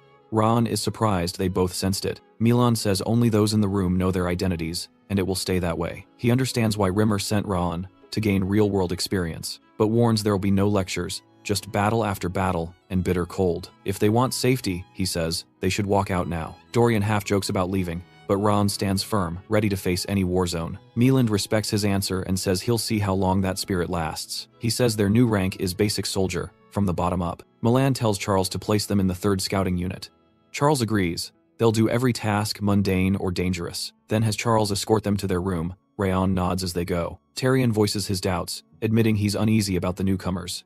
The commander asks why. Tyrion says Dorian looked frozen in fear, and Rayon acted too relaxed, like it was a game. He notes Rayon even wore a flower bracelet. Doesn't look like a fighter. Suggests sending them back. Meland answers, looks deceived, and says both endured Sieghart's brutal training. He advises watching their actions before judging. Charles agrees. Meland wonders why reports are required every 2 weeks. Charles asks if it was Rimmer's doing. But Meland says the request came from Sieghart's Lord Manor. Charles realizes that means the Northern Conqueror himself wants updates. Meland confirms, saying they must report all details. A first. Lord Glenn is left wondering what the Conqueror is planning. Meanwhile, Rayon finds their room already decorated by Dorian, who did it while he was gone. Rayon remembers the place being dull just moments ago, and asks where Dorian got all the stuff, especially that golden curtain. Dorian says he packed it beforehand. Rayon asks if he brought more colors. Dorian nods, saying curtains are essential. Dorian asks Raon's preferences, offering more supplies. Raon eyes his bag, curious. A young man walks in, asking if they're done unpacking. He introduces himself as Raiden, head of the 3rd Scouting Group. Raiden says things are hectic and orders them to prep. They're heading out. Back at Sieghart's estate, Glenn wants to know why Rimmer came. Rimmer grins, saying he heard about the secret banquet to Judge Rayon, and didn't expect Glenn to care. Glenn sighs, guessing Lowen leaked everything, despite orders to stay quiet. But Rimmer proudly shares Raon got the 2-tone flower during the Snow Tiger Claw mission and used it. He also bruised the pride of the arrogant Balkar princess. Glenn counters, saying it's risky to steal and anger royalty. Rimmer insists Rayon wasn't at fault. He only reacted to her provocation. He doubts even the secret banquet will reveal how Rayon stole the butterfly. But Rimmer finds out Glenn already called Raon and Dorian back. Surprised, he asks Glenn if he's not curious what Rayon will do next, especially after getting a sword from Kubarud. Glenn explains they were sent away to prevent more family problems, and now, he's recalled them. Rimmer casually mentions Glenn's getting updates from Haven Castle. Lohan quickly denies having anything to do with it. Rimmer rambles on, saying it was obvious Glenn would contact Haven Castle, and jokes about praising Raon. He adds that if this keeps up, the annex issue will clear up, and Sylvia's bond with Glenn might heal. Glenn, furious, gets up to strike him. Rimmer tries to flee but stays put. He still gets hit, and screams echo through the room. Elsewhere, at Haven Castle, Raon thinks he hears someone scream. Soon after, Raiden leads Rayon and Dorian to Mount Sterlin, a frozen hell filled with monsters. Though, the view stuns. Raiden proposes a test to measure their skill. He asks about some tracks in the snow. Dorian guesses ice troll. Raon disagrees. Troll tracks look human but larger, deeper. These belong to a 4-legged animal, likely a Kerry mountain goat. Raiden stares in disbelief. He then asks when the prints were made. The ground's soft. Raon guesses within a day. Says heading west might catch it. Raiden points to a tree mark. Rayon calmly says it's from a dire wolf. They mark territory with claws, but this wolf is long gone. Dire wolves don't move much. These marks are old. That one's dead. Raiden's impressed by Raon's insight. He remembers rookies usually get hazed to prove knowledge means little in battle, often with tough questions meant to humble them. But Rayon knows far more. This isn't hazing anymore. Raiden looks at Dorian and says, "Figure out the prints on that branch." Dorian complains. Raiden urges him to try. Meanwhile, Raon scans the area using his sword's spirit sense. The blade glows. It searches on its own, feeding Ron information through energy pulses. He recalls the sword doing this earlier, absorbing energy from monsters and sending it back, granting him spirit-related powers. Suddenly, Wrath appears, annoyed, asking why Rayon's using that instead of his legendary sense, which is stronger. Rayon replies calmly, "The sword helps him. He doesn't need Wrath's sense." Wrath argues his ability is far beyond, not just a tracking trick. Rayon questions how he measures that. Wrath boasts, saying he was once the strongest demon king. Rayon shrugs. He says the power comes from someone trying to control him, so he's unsure of the risks. A brief silence. Then Wrath assures him the technique he'll teach uses the cold energy Rayon already holds. Rayon's eyes widen. He wonders if this is a new reward. Later, he sits down quietly as Wrath begins explaining Glacia. Only those with pure cold energy can learn it. Wrath says mastering it takes time and focus. He tells Raon to clear his mind. He must link his inner cold energy with the cold around him, then observe that state. As he focuses, Raon sees Wrath's cold flow into the snow, but Wrath says that's just surface level. Both are still cold energy. He explains the real task is syncing both forces. Raon struggles, unfamiliar with this method. He learns he must visualize the connection, Then distant things feel near. The cold energy becomes his eyes, ears, and skin. Minutes pass. His body slows, but his senses sharpen fast. He spots Dorian and Raiden, and a dire wolf feasting nearby. He's amazed. He can track not just presence, but movement. A threat suddenly triggers his senses. He hurries to warn Raiden that a shark mole is charging toward them. Raiden doubts it. These monsters shouldn't reach Mount Sterlin, but shark moles burst out of the snow. Raiden decides they must retreat and alert the others. He steps back but slips. The shark mole snarls. Raun moves fast, sword drawn, intercepting the beast. He blocks its path, giving Raiden time to act. Raun knows Raiden doubts him, but tells him to trust the sword. Raiden grabs Dorian, runs, and tells Raun to stay sharp. The shark moles all strike Raun at once. He counters with Rabid Fang, holding ground. The blade performs beyond what he expected. No aura needed. Just pure technique keeps the sharks at bay. Cold energy flows through him and the field, boosting his skill and reading their moves. He knows mastering this takes battle after battle. He slashes through, sinking with the Rabid Fang and Glacia. Raun learns fast, glad he came to Haven Castle for real fights. Raiden returns with backup, but finds Raun already standing over the dead shark moles. He's shocked. These things are lethal, even against full squads. Raun notices Raiden is speechless. The man's guilt is clear. He misjudged him and risked the team. Raiden bows, apologizes, and thanks Raun for saving them. He confesses he doubted Raon and nearly caused disaster. Raun says he'd have reacted the same way if someone new joined and acted bold. Raiden finally sees Raon's true strength, making Raon a little tense. But Raiden now thinks their rookie is heaven sent. To mark the mission, Raiden calls for drinks at the tavern. That night, the whole squad shows up. One soldier doubts Raun really beat all those shark moles solo. He says Raun doesn't even look 17. Raiden backs him up. Wrath ignores them, focused on food, praising cheese and pineapple. Raun thinks something feels off. Dorian teases Raun's weird tastes, joking that his own aren't much better. He admits he couldn't eat the pizza Raon picked. Then Yua appears, complimenting Raun's face. She introduces herself, then shows more menu options. Raun flips through and learns Wrath wants mint chocolate ice cream. Raun hesitates. Yua insists it's great. The mint here is fresh. Devildorm reminds Raun he promised to teach him a technique. Raun gives in, orders it. Still confused why a tavern sells dessert. Curious, the squad asks how Raon beat 6 shark moles alone. One asks how he got this strong so young, then thanks him for saving them. They think he'll rise fast and want to talk before that happens. Raun sits awkwardly, overwhelmed by so much praise. Yua returns with the mint chocolate ice cream. Wrath lights up, praising its flavor, says it's sweet and cold like him. Raun suddenly asks if Glacia has more uses. Wrath perks up, surprised he figured that out already. Says Glacia's not just sensing, it controls cold with focus and power. Raun sees it can be used to attack or defend, and that mastering it could take a year. But waiting a year feels slow. So, he challenges Wrath to master it in 6 months. Wrath hesitates, remembering he lost every past bet. Raun cuts it to 5 months. Wrath agrees fast. After a fun night, Raun decides to head back. As he and Dorian leave, Yua walks over and gives him pineapple cookies she made with leftover pizza fruit. He thanks her. She invites him to come again anytime. Meanwhile, far in the mountains, Patrol Team 3 rushes back to Haven Castle to report to Commander Milland that ice trolls are gathering. The next day, Raiden tells Raun and Dorian to take care of the trolls. Dorian panics, saying their first mission just ended yesterday, but Raiden can't change orders from above. He remembers Commander Milland got a report from Patrol Team 2 this morning about ice trolls near Pit 4. 13 trolls were spotted. Maybe more. They were told to act fast. Tarion suggested clearing them before checking Pit 5, where shark moles appeared. Milland then commands Tarion to take the officers and the wolves mercenaries to eliminate the trolls and scout the area. Surprisingly, the vice captain adds Patrol Team 3 to the group. He heard Raon beat all the shark moles alone. No injuries. Thinks he'll help. Now, Raiden tells Raon and Dorian to get ready and rest early. Once Raiden leaves, Dorian freaks out about another mission without sleep. The wolves mercenaries eliminate the trolls and scout the area. Surprisingly, the vice captain adds Patrol Team 3 to the group. He heard Raon beat all the shark moles alone. No injuries. Thinks he'll help. Now, Raiden tells Raon and Dorian to get ready and rest early. Once Raiden leaves, Dorian freaks out about another mission without sleep.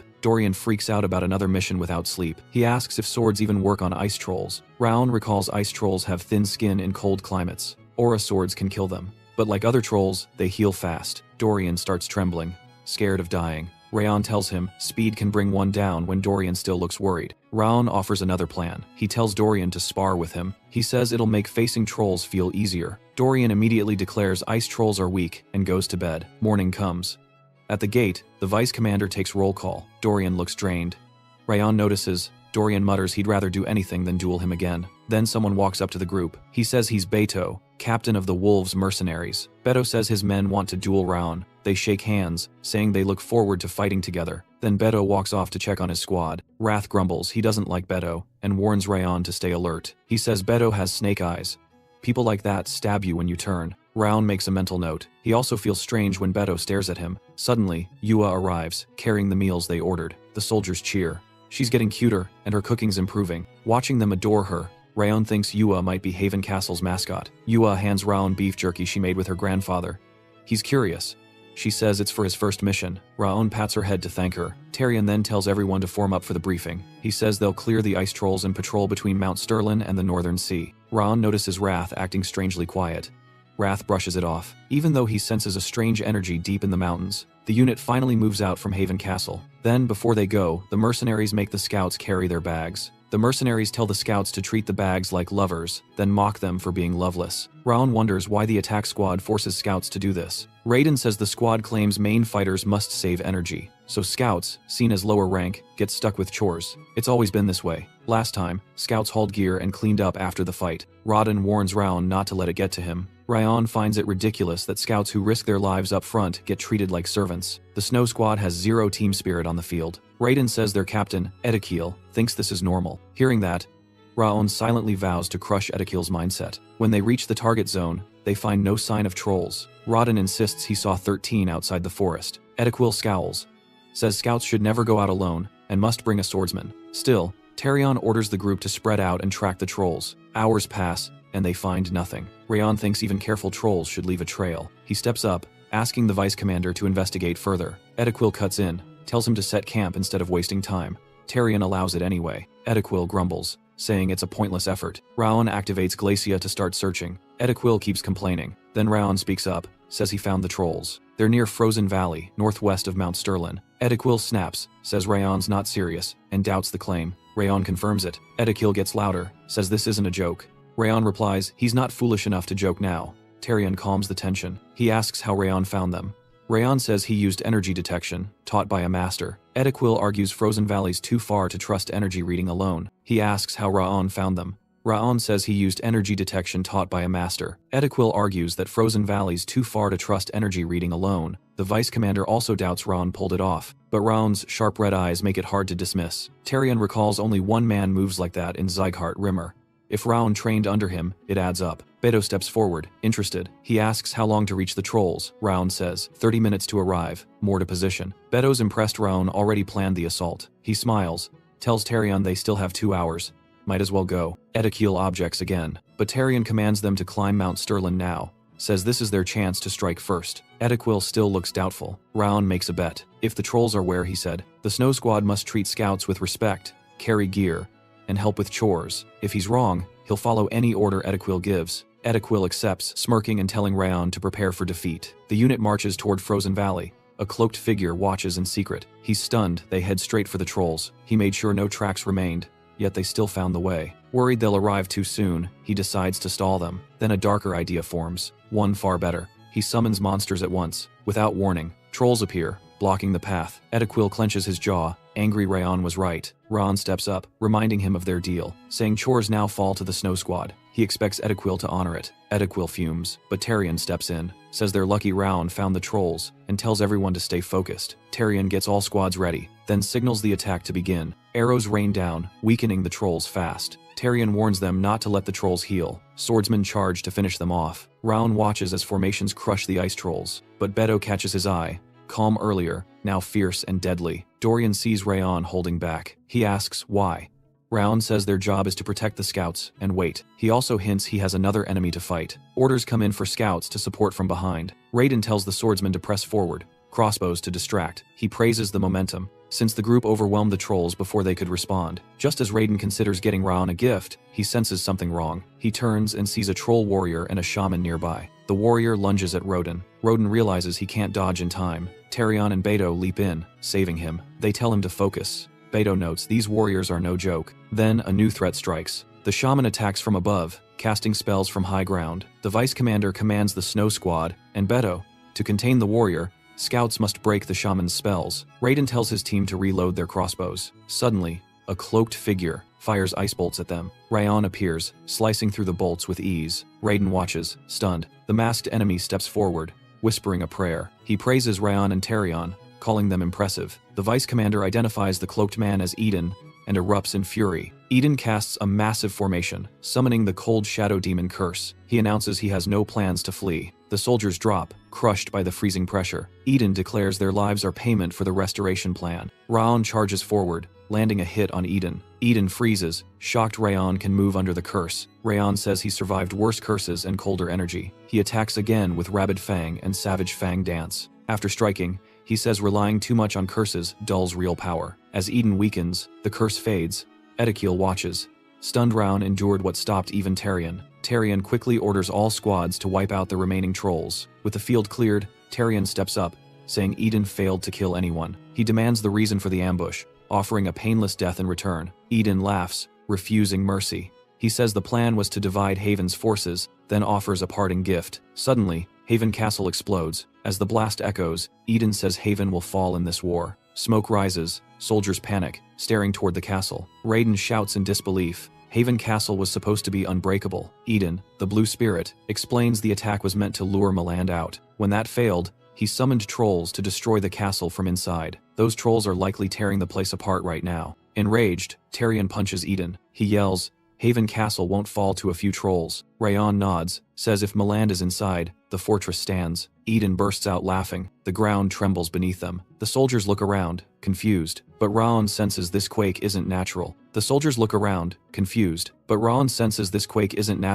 Eden boasts that every step went exactly as he planned, and they've all danced to his tune. He claims no one can stop it now, only watch Haven Castle fall. Then he laughs wildly, mocking Terion and his men. Furious, Terion ends Eden instantly. He turns and tells all units to head back to Haven Castle right away. By now, flames rage inside the castle walls. Inside, Milland orders his troops to prioritize evacuating villagers. One squad handles fires, another blocks trolls. Just in time, Terion returns with the rest of the forces. Milland says they were ambushed by trolls and asks if anything strange happened outside. Terion reports Eden led the ambush. They took out the blue spirit, but warns the quake, and Eden's words suggest more threats are coming. Meland argues taking Haven Castle won't help their enemies much, but Terion counters, saying the chaos might trigger an early monster wave. With trolls, beasts, and a quake, a full wave seems near. The soldiers panic, fearing the damaged fortress won't hold. Milan shouts for silence. He scolds them for acting like cowards. He reminds them that Haven Castle shields the whole continent. If it falls, families and homes fall with it. His speech reignites their fighting spirit. He tells them to fight for more than survival, fight for their loved ones. His words quickly lift morale. Rayon stands in awe of his command. Miland orders some to protect civilians, others to clean up. The rest follow him to the walls. He tells Dorian and Rayon to stay inside and assist, but Terion steps in, suggesting both join the front. Meland pauses, says they'll die the moment the wave hits, but Terion replies, Raon took down the blue spirit in one hit, and Dorian returned without injury. They've earned a place. Meland finally orders them to climb the wall and help defend the castle. Terion replies, Raon took down the blue spirit in one hit, and Dorian returned without injury. They've earned a place. Meland finally orders them to climb the wall and help defend the castle. Climb the wall and help defend the castle. Once up there, a scout spots something massive heading their way. Milland sees it too. Dorian is speechless. Beto asks Edekiel if he's ever seen anything like this. Edekiel says, never. As the swarm approaches, now that battlefield faces a massive wave of trolls. Raon remembers Rimmer's words. Haven Castle is a battlefield without rest, a place where warriors never drop their swords. Now, that battlefield faces a massive wave of trolls. Meland asks for a number. Terion says at least 1,000 visible, likely tens of thousands. Rayon stares, stunned. Even with his senses, he can't count them all. Meland asks if he knows about the waves, and he replies, he knows a bit. He recalls how stopping waves always brings heavy losses, so soldiers are sent out constantly, hoping to limit the bloodshed. Things can be rebuilt, but the dead stay gone. Now, his task is clear. Protect as many as he can. Milan shouts, telling everyone to lift their swords, fear or not. He reminds them that training at Haven Castle means they can survive. Then raises his sword and promises a drink after. Shield and spear units form the first row, and archers climb the ramparts. At Milan's signal, a volley of arrows rains on the enemy. Dozens of monsters fall, wounded. Then, a scout rushes up, reporting an elite orc charging the main gate. Soldiers try to hold it back, but it doesn't slow down. Millen steps forward without pause. He swears he'll guard the gate himself. Meanwhile, orcs scale the walls, and orders go out to strike with aura once they reach the top. One still climbs over despite the defense. A soldier yells for backup. Rayon rushes in and cuts the orc down instantly. Breathing hard, he stands ready. Even after slaying hundreds, this still feels like hell. The enemy count barely seems to shrink. Suddenly, commands scream out, brace for impact. Boom, skull incoming on the right wall. It crashes and explodes on contact, blasting him off his feet. Heart racing for the others. He hears screams echo from below. Many fell off the wall, injured, and he moves to help. Then Millen's aura message reaches him, telling him to hold the stable wall sections, saying, "Handle the small, and the big will fall." Rayon sees the truth. If they leave the walls, they lose everything. Still, he isn't the one giving orders, but he decides he'll save as many as he can. Suddenly, he leaps down to shield the fallen. Wrath calls him crazy, asking if he can defend them and survive. He says it'll be rough, but he'll push every sense to the edge. Wrath snaps, saying emotion leads to death. Rayon knows retreat makes sense, but he's chosen to live as a swordsman, not a killer. He tightens his grip and swears no enemy will break through. He braces himself, ready to survive this nightmare. With cold focus, he cuts through wave after wave. The fight drags on, hands shredded, aura drained to nothing. Only the blade moving, slicing flesh. Only red, staining his sight. Time blurs, moonlight fades in a blood haze. It flickers in the dark sky. Then he notices, no more enemies stand before him. Elsewhere, a masked woman watches Rayon through her orb. Her goal was to destroy Haven Castle and claim the incarnated body. Instead, she discovers something far more valuable in his actions. Morning comes, Rayon wakes up in bed. His last memory is the castle falling and his fight until the cave opened. Yuha bursts in without warning, tears falling. She sees him finally conscious. Dorian later says, "Everyone feared the worst." 3 days passed with no sign of life. Nervously, Rayon apologizes and thanks him for the care, but Dorian says Yua deserves the real thanks. She stayed beside him until the wave ended. Despite her work at the tavern and tight schedule, Yua soon walks in holding soup. She tells him to eat slowly. She softened everything. Grateful, Rayon thanks her for everything. She smiles, saying it's just good business to care for regulars, and jokes he should visit more now that he's better. As he stands, he suggests the branch of frost tonight, craving greasy food. But Dorian says it's better to show his face to everyone first. People have been waiting to see him back as Dorian opens the door. Soldiers call Rayon the hero of Haven Castle, faces lit with joy. Some feared he'd never wake, others thank him for saving them. One calls him incredible for jumping into the chaos. Another offers drinks, promising never to forget. Rayon stands frozen, overwhelmed. Millen walks in, clearly relieved to see him alive. He tells them this wave was far worse than any before. Normally, it would have meant heavy losses, but thanks to Rayon's dive from the wall, not one soldier died. Millen adds that even as a hired sword, Rayon earned the fortress's deep respect and thanks him from the heart. Then Edequil steps forward, catching Rayon off guard. He admits he was wrong about Rayon. He thought he was just another rookie mercenary. Even after seeing his power, he still doubted. But jumping to defend others showed a real swordsman. Unexpectedly, Edequil bows, apologizing for everything he said before. Afterward, Millen declares they've earned a festival. Food and drink will flow freely at Branch of Frost for 3 days straight. Soldiers cheer and rush off, ready to feast like survivors. Rayon watches them, smiling. Millen tells him to join in, saying he'll come after a meeting. The vice commander and corps leaders follow Millen out. Dorian suggests they go grab seats and get the party started. Later, in the council chamber, Millen questions if everyone plans to just praise Rayon. Tyrion argues that someone who saved countless lives deserves a proper reward. Millen considers giving him something beyond gold, Haven Castle's artifact. Rodon looks shocked, thinking of the Snowhorn sword, while Tyrion assumes Rayon might become the next lord. Millen clarifies the sword is only symbolic. Instead, he'll gift armor forged from the Orc Lord's Mana Stone, the White Soul armor, pricier than the sword, but Rayon earned it. Millen says he'll only feel at ease if Rayon wears it. Tyrion and Raiden agree, saying it fits someone who saved so many lives. Then Edequil speaks up. He questions if Rayon is truly just a mercenary, saying no ordinary fighter could use such martial skill. He notes Rayon's abilities and presses for his real identity. Millen apologizes, saying some things must stay hidden for now, but assures them Rayon is honest and sincere. He adds that when the time comes, Rayon will reveal everything, and for now, they should trust him. Millen closes the meeting by urging everyone to enjoy the festival and celebrate their new hero. 10 months have passed since Rayon came to Haven Castle, and it feels both short and long. So much has changed. He's achieved a lot. With the true soul sword from Kubarud, he learned to wield spirit energy. He endured a wave so brutal it earned the name Hell's Battlefield. After that, he unlocked a new way to use Glacia, boosting his strength. Through it all, he built bonds with Haven Castle's people. Now, tales of Rayon spread far and wide, earning him a new name. In the northwest, past the Levine Desert, Burin hears whispers of the hero of Haven Castle. A green-haired man says a blonde swordsman defended the wounded till dawn, now called Hero and Sword Demon. Burin feels a jolt of energy, knowing Rayon is still rising. The man sits beside him and asks if Rayon is his rival. Burin says yes. He wonders why Burin feels excited, not angry, even as his rival grows stronger. Erwin says it's more fun this way. Chasing someone stronger makes it worth it. The stronger Rayon gets, the more Burin will grow too. The green-haired man jokes they must be close, but Burin says they're just rivals. Across the Levine Desert, Martha also hears the rumors about Haven Castle's hero. Her assistant says, "Word is, Rayon stopped a monster wave by himself." Martha sighs, wondering how much stronger he's become now. The assistant scoffs, saying rumors always stretch the truth, and insists Martha is still stronger. He reminds her of the monsters she just took down, but Martha shakes her head and says it's not enough. She can feel Rayon's power has grown. Her assistant, surprised, asks what kind of guy makes Martha feel like this. She replies that Rayon once saved her, and he's her rival. Deep inside Kadim Jungle Base, someone questions Runan, doubting the tale of one man leaping into chaos and saving everyone. A short-haired warrior calls it nonsense, says a kid couldn't do that, then asks Runan what she thinks. Runan calmly says, the story is true.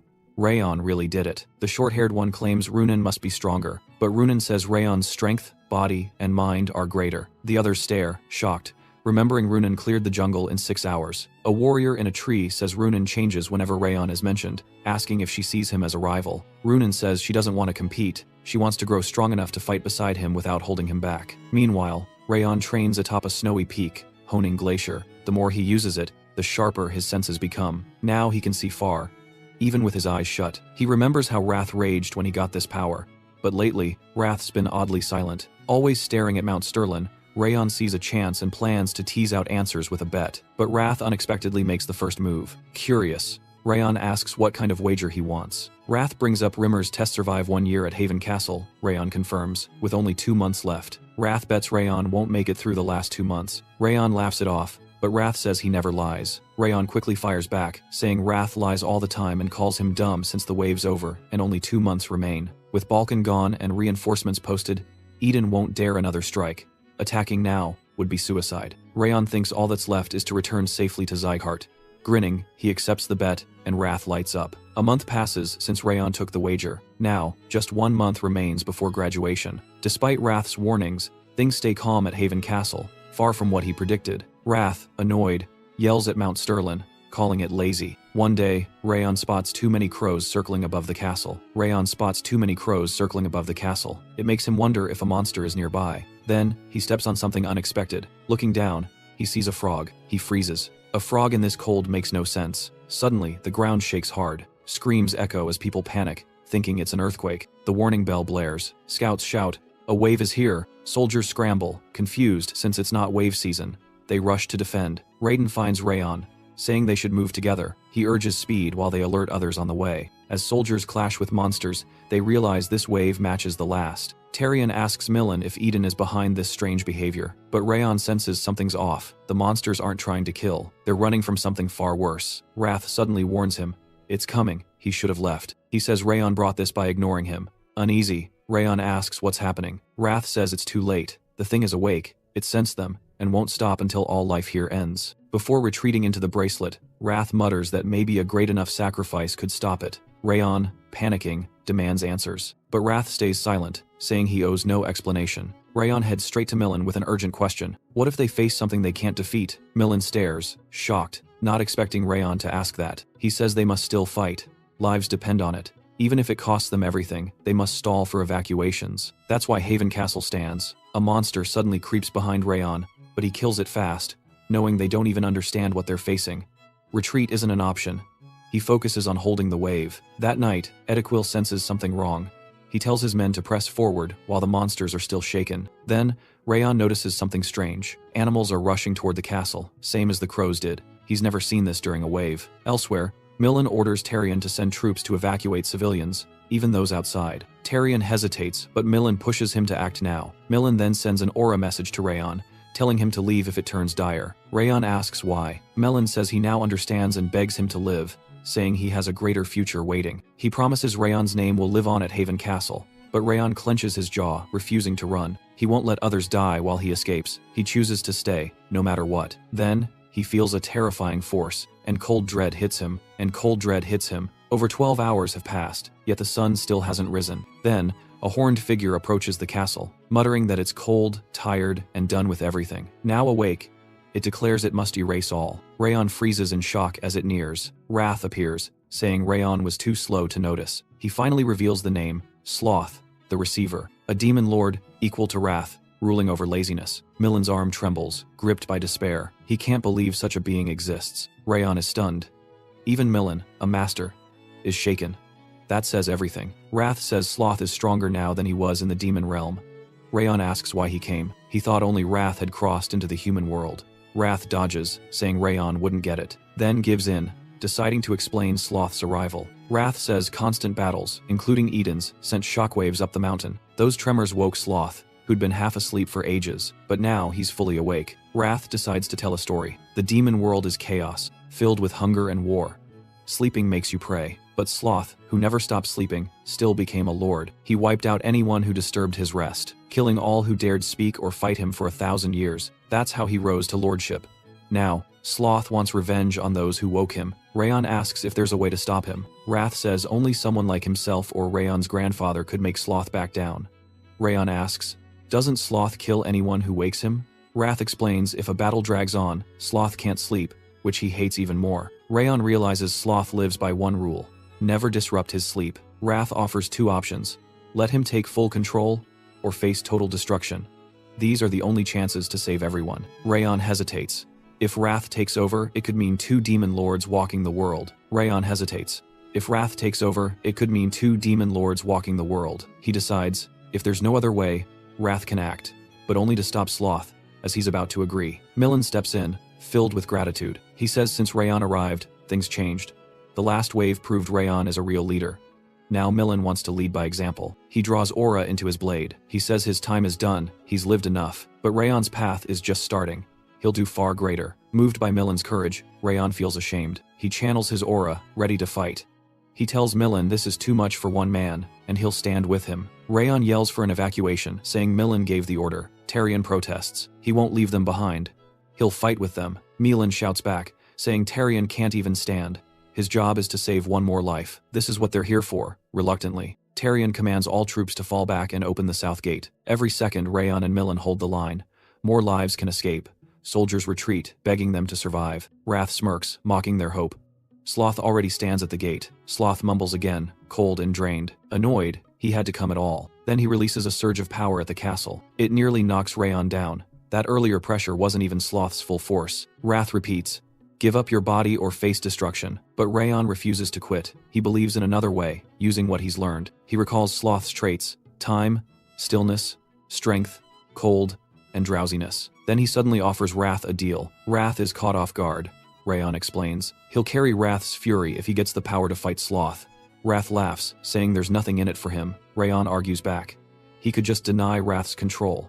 If Wrath refuses, they both die. But if Rayon's way fails, Wrath gets the body. Wrath goes quiet. Frustrated, Millen collapses beside them. Rayon shouts at Wrath to choose. Out of options, Wrath gives in, muttering that Rayon will regret this. Instantly, Sloth feels Wrath's aura and stops. Then, Rayon shouts that Sloth has no right here. This land belongs to the Lord of Wrath, and Rayon holds his power. Wrath is speechless. Then he explodes, demanding how Rayon became his vessel and what he's doing. Internally, Rayon smirks, payback for all the torment. Wrath, still stunned, asks why Rayon called this castle his domain. Rayon ignores him, staying silent. Sloth pauses again, checking if Rayon really carries Wrath. Rayon calmly confirms, saying Wrath now rages at anyone daring to step here. Wrath screams inside, denying it, saying he never said any of this. But Rayon thinks there's no point in arguing. Sloth won't question it. He'll just feel Wrath's fury built up from their bet. As Wrath's vessel, Rayon tells Sloth to remember this moment. He draws a deep breath. Then he shouts like he's Wrath himself, saying Sloth will die for invading,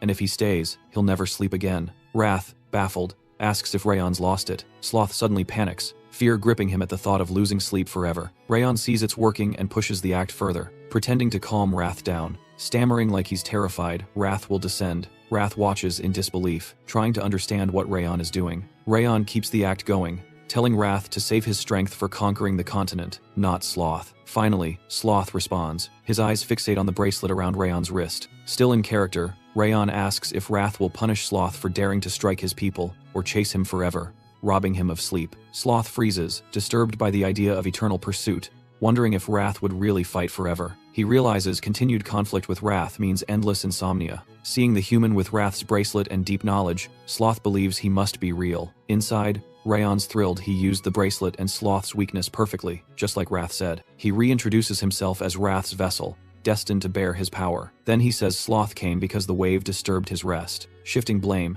he claims Eden caused it all, using monsters. They only defended themselves, Eden's hiding. After a pause, Sloth says, if that's true, then he has no reason to fight and will return to sleep.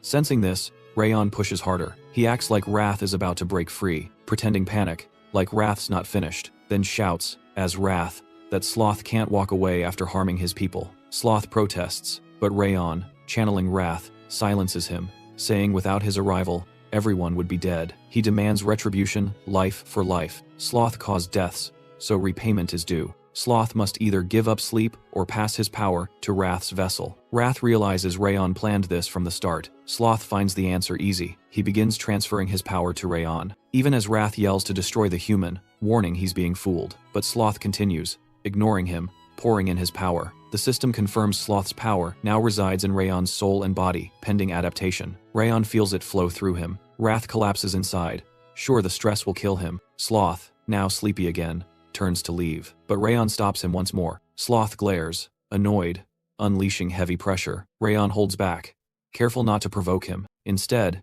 he offers the Goblin King's magic stone. Sloth senses its warmth and believes it will let him sleep endlessly. Rayon proposes a deal. Sloth must never return here, and stop future waves himself. Sloth thinks it over, then asks if Wrath wants this. Rayon says it's his own offer to keep Sloth away. Sloth, unexpectedly moved, offers something in return for the stone. He raises his hand. He gives Rayon a flower bracelet, like Wrath's. He says it'll help one day. Rayon asks why it's a flower, and Sloth says it suits his master's taste, then slips away before Wrath can start yelling again. Rayon reminds himself he can't collapse yet, not until Sloth vanishes and the sun rises. He knows how close it was. Wrath curses him, clearly defeated. Rayon exhales, thankful he knew Sloth's weakness, and got Wrath to agree.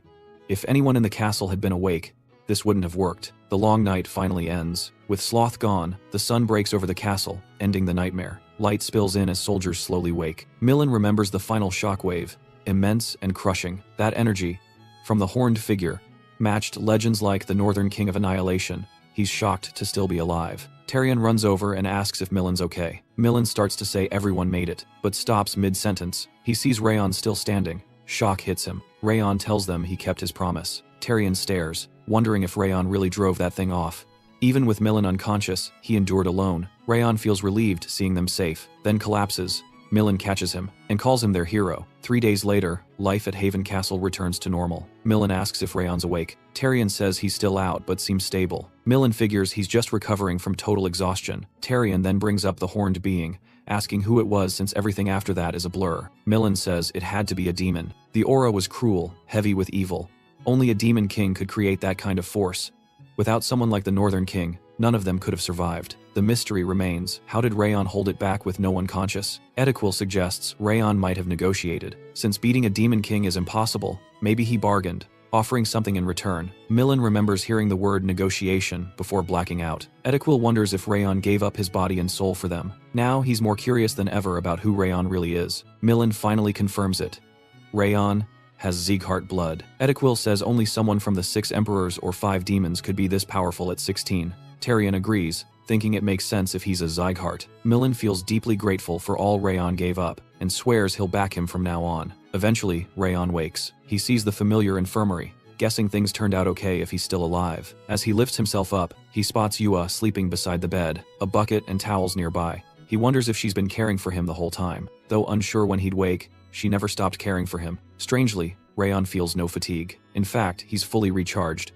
His senses feel sharper. Wrath suddenly asks if he feels lighter, then starts yelling, shouting that his head feels weird, not his body, and calls Rayon a fraud. Rayon thanks him instead of arguing, but Wrath takes it as mockery and threatens him. Wrath mutters that only Rayon could fool 2 demon lords, calling Sloth the dumbest of them all. He screams it's insane for Rayon's soul to grow from lasting a few minutes. Puzzled, Rayon checks his stats' multiple rewards, lots of skill upgrades. He realizes he never reviewed anything after collapsing, and now sees something odd. Thanks to the sloth trait, his stats rise while sleeping. Both he and Wrath freeze, stunned. Rayon now gets it. His sleep equals a full day's training. He's thrilled by the gain. Wrath fumes, blaming Sloth for not finishing him. He demands Rayon's stat numbers. Rayon replies calmly. He gained around 11 points. Rayon smirks, saying Wrath's rage is boosting him again. Just then, Yua stirs, and Raiden enters. They both ask how he feels. Rayon says they're worrying too much. Raiden says, Commander Millen wants a word. Later, Rayon meets Millen. The commander, relieved, says he's never seen someone heal so fast,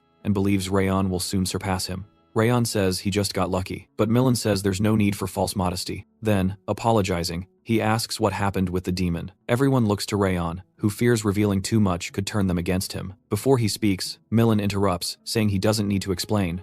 Rayon is confused but listens. Millen says they know it was a demon king, and believe Rayon bargained with him, offering his soul to protect them. Rayon is stunned as Edekiel and Terion agree. They praise him for negotiating with a demon. Rayon panics inside, unsure how to respond. Wrath screams that it was Sloth who gave up, and no demon king wants a human soul. Millen stands and says Rayon gave so much, now it's their turn to repay him. The captains bow in respect. They declare that Haven Castle stands with him, and he only needs to ask. After a pause, Rayon says he does want one thing, a match with Millen before heading home. Time passes, graduation is only a week away. Sloth's trait helped him master his growing power. He understands his limits and control. His body is now at its best. He heads to the arena for the sparring match. The crowd cheers, shouting for him to beat the commander. Millen asks if he's ready. Rayon nods, saying he's been waiting for this. No more delay. Millen declares the fight begins. Rayon instantly senses the crushing force radiating from Millen, Haven Castle's master. Without pause, he lunges in with a fierce blow. Millen meets the strike, barely moving. Blades clash. A storm of blows fills the arena. Edekiel braces for the shockwaves, while Terion, eyes locked on the duel, can't believe Rayon, still an expert, is pushing this hard. He mutters. No one's grown like this before. At this pace, mastery is just one step away. Another voice adds, Rayon was far weaker when he arrived. As the clash intensifies, Millen notes Rayon's power and speed, but says his strikes still lack edge. He reminds him it's a spar, then asks if he really thinks this is enough. Rayon simply answers he's getting stronger. Drawing his rabid fang sword, he swings again, spots a gap, throws a punch without hesitation. But then, Millen catches it, barehanded, unfazed. He counters instantly, forcing Rayon to retreat. Rayon's shocked, convinced that opening should have hit. Yet Milland blocked and struck back like nothing, not even winded. Seeing Rayon stunned, Milan tells him to speak up. Rayon says Milland reads all his moves and keeps aura and sword energy flowing without tiring. Milan says the key difference is the middle energy core, unlocked only at mastery. That core fuels endless aura with ease. Milland acknowledges Rayon's peak expert rank, but not yet a master. He says Rayon can't outlast or overpower him. That truth hits hard, revealing the core's true edge. That's the power of a real master. Milland asks why he's smiling now. Rayon says it's hope. He sees the path forward. There's still more to learn. Milland nods. Time to show what mastery really looks like. He channels everything, ready to unleash his finest skill. Ice Dragon's Bane, the move that once ended the Ice Dragon with Icehorn Sword. Milland fires it without holding back. Rayon doesn't dodge, choosing to face it, a test he can't waste. He summons his own power. Milland asks, curious, what skill this is. Rayon combines his Haven Castle training and Thousand Flames memory from Sloth, calling it 10th Flame, Fire Dragon's Breath, shortened to Fire Dragon's Breath. Milland is eager to see if his sword or Rayon's flame wins out. Both rush in, neither slowing. Their powers crash. An eruption blinds the arena in smoke. Terion is stunned, wondering if Rayon truly matched the commander. As the dust fades, all eyes strain. Unbelievably, both men still stand. Rayon bows, thanks Milland, and admits defeat with humility. Cheers erupt.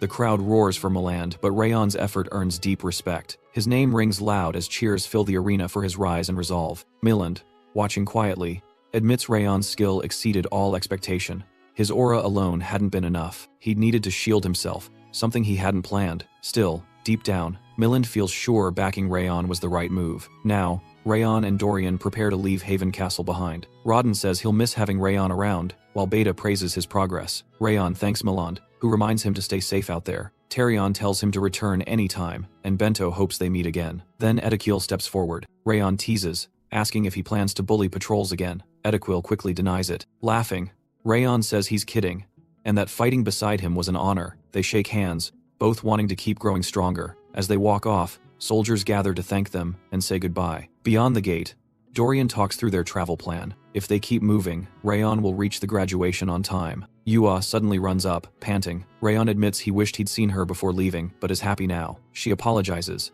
saying she'd been making them food for the road. Wrath hopes it includes pineapple pizza. Rayon thanks her sincerely. Yua then quietly says she has a small favor. Rayon gives her his full attention. She pauses, but changes her mind, leaving him puzzled. Yua promises she'll explain later. With farewells done, Dorian and Rayon begin their journey. Watching them go, Yua silently promises to ask one day if she can walk beside him. 1 year has passed since the 5th Hall's graduation trial began. The trainees now carry scars and hard-earned growth. The once empty hall is filled with rising swordsmen. They speak of their strength, many sure they'll hit expert soon. Rimmer watches quietly. One trainee asks if Rayon is back since graduation is tomorrow.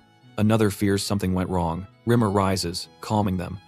He says Rayon isn't someone who'd be taken easily. He tells them to focus on the ceremony instead, then smiles and sits as they walk away. But his worry lingers. He calls Loen, seeking answers. Loen says he can't help. Rimmer panics, clinging to him, saying Rayon's return is long overdue. Normally, Rimmer would send a secret letter, but the Heavenly Sword Order has locked every path, even set traps above. Loen wishes he could help, but says Glenn locked everything about Rayon under top-level clearance. Rimmer mutters that if Glenn worries so much, he could at least show his grandson some warmth. Fed up, Rimmer decides to confront Glenn himself. He tells Loen he'll share whatever Glenn says, then strides away. Loen stands tense, staring toward the inner quarters. Moments later, Glenn erupts with power as he deals with Rimmer. At the Central Martial Hall, Karun receives word that Rayon might already be dead. The report says Rayon should have returned a month ago. A search team left to find him, but an unexpected wave stopped their advance. The threat was cleared, yet no sign of Rayon means he's likely hurt or gone. Karun hears Rimmer ran to Glenn in panic, but Karun secretly welcomes the news, pleased he had to do nothing. The assistant asks if Eden struck, since Rayon fought the Blue Spirit for Haven Castle,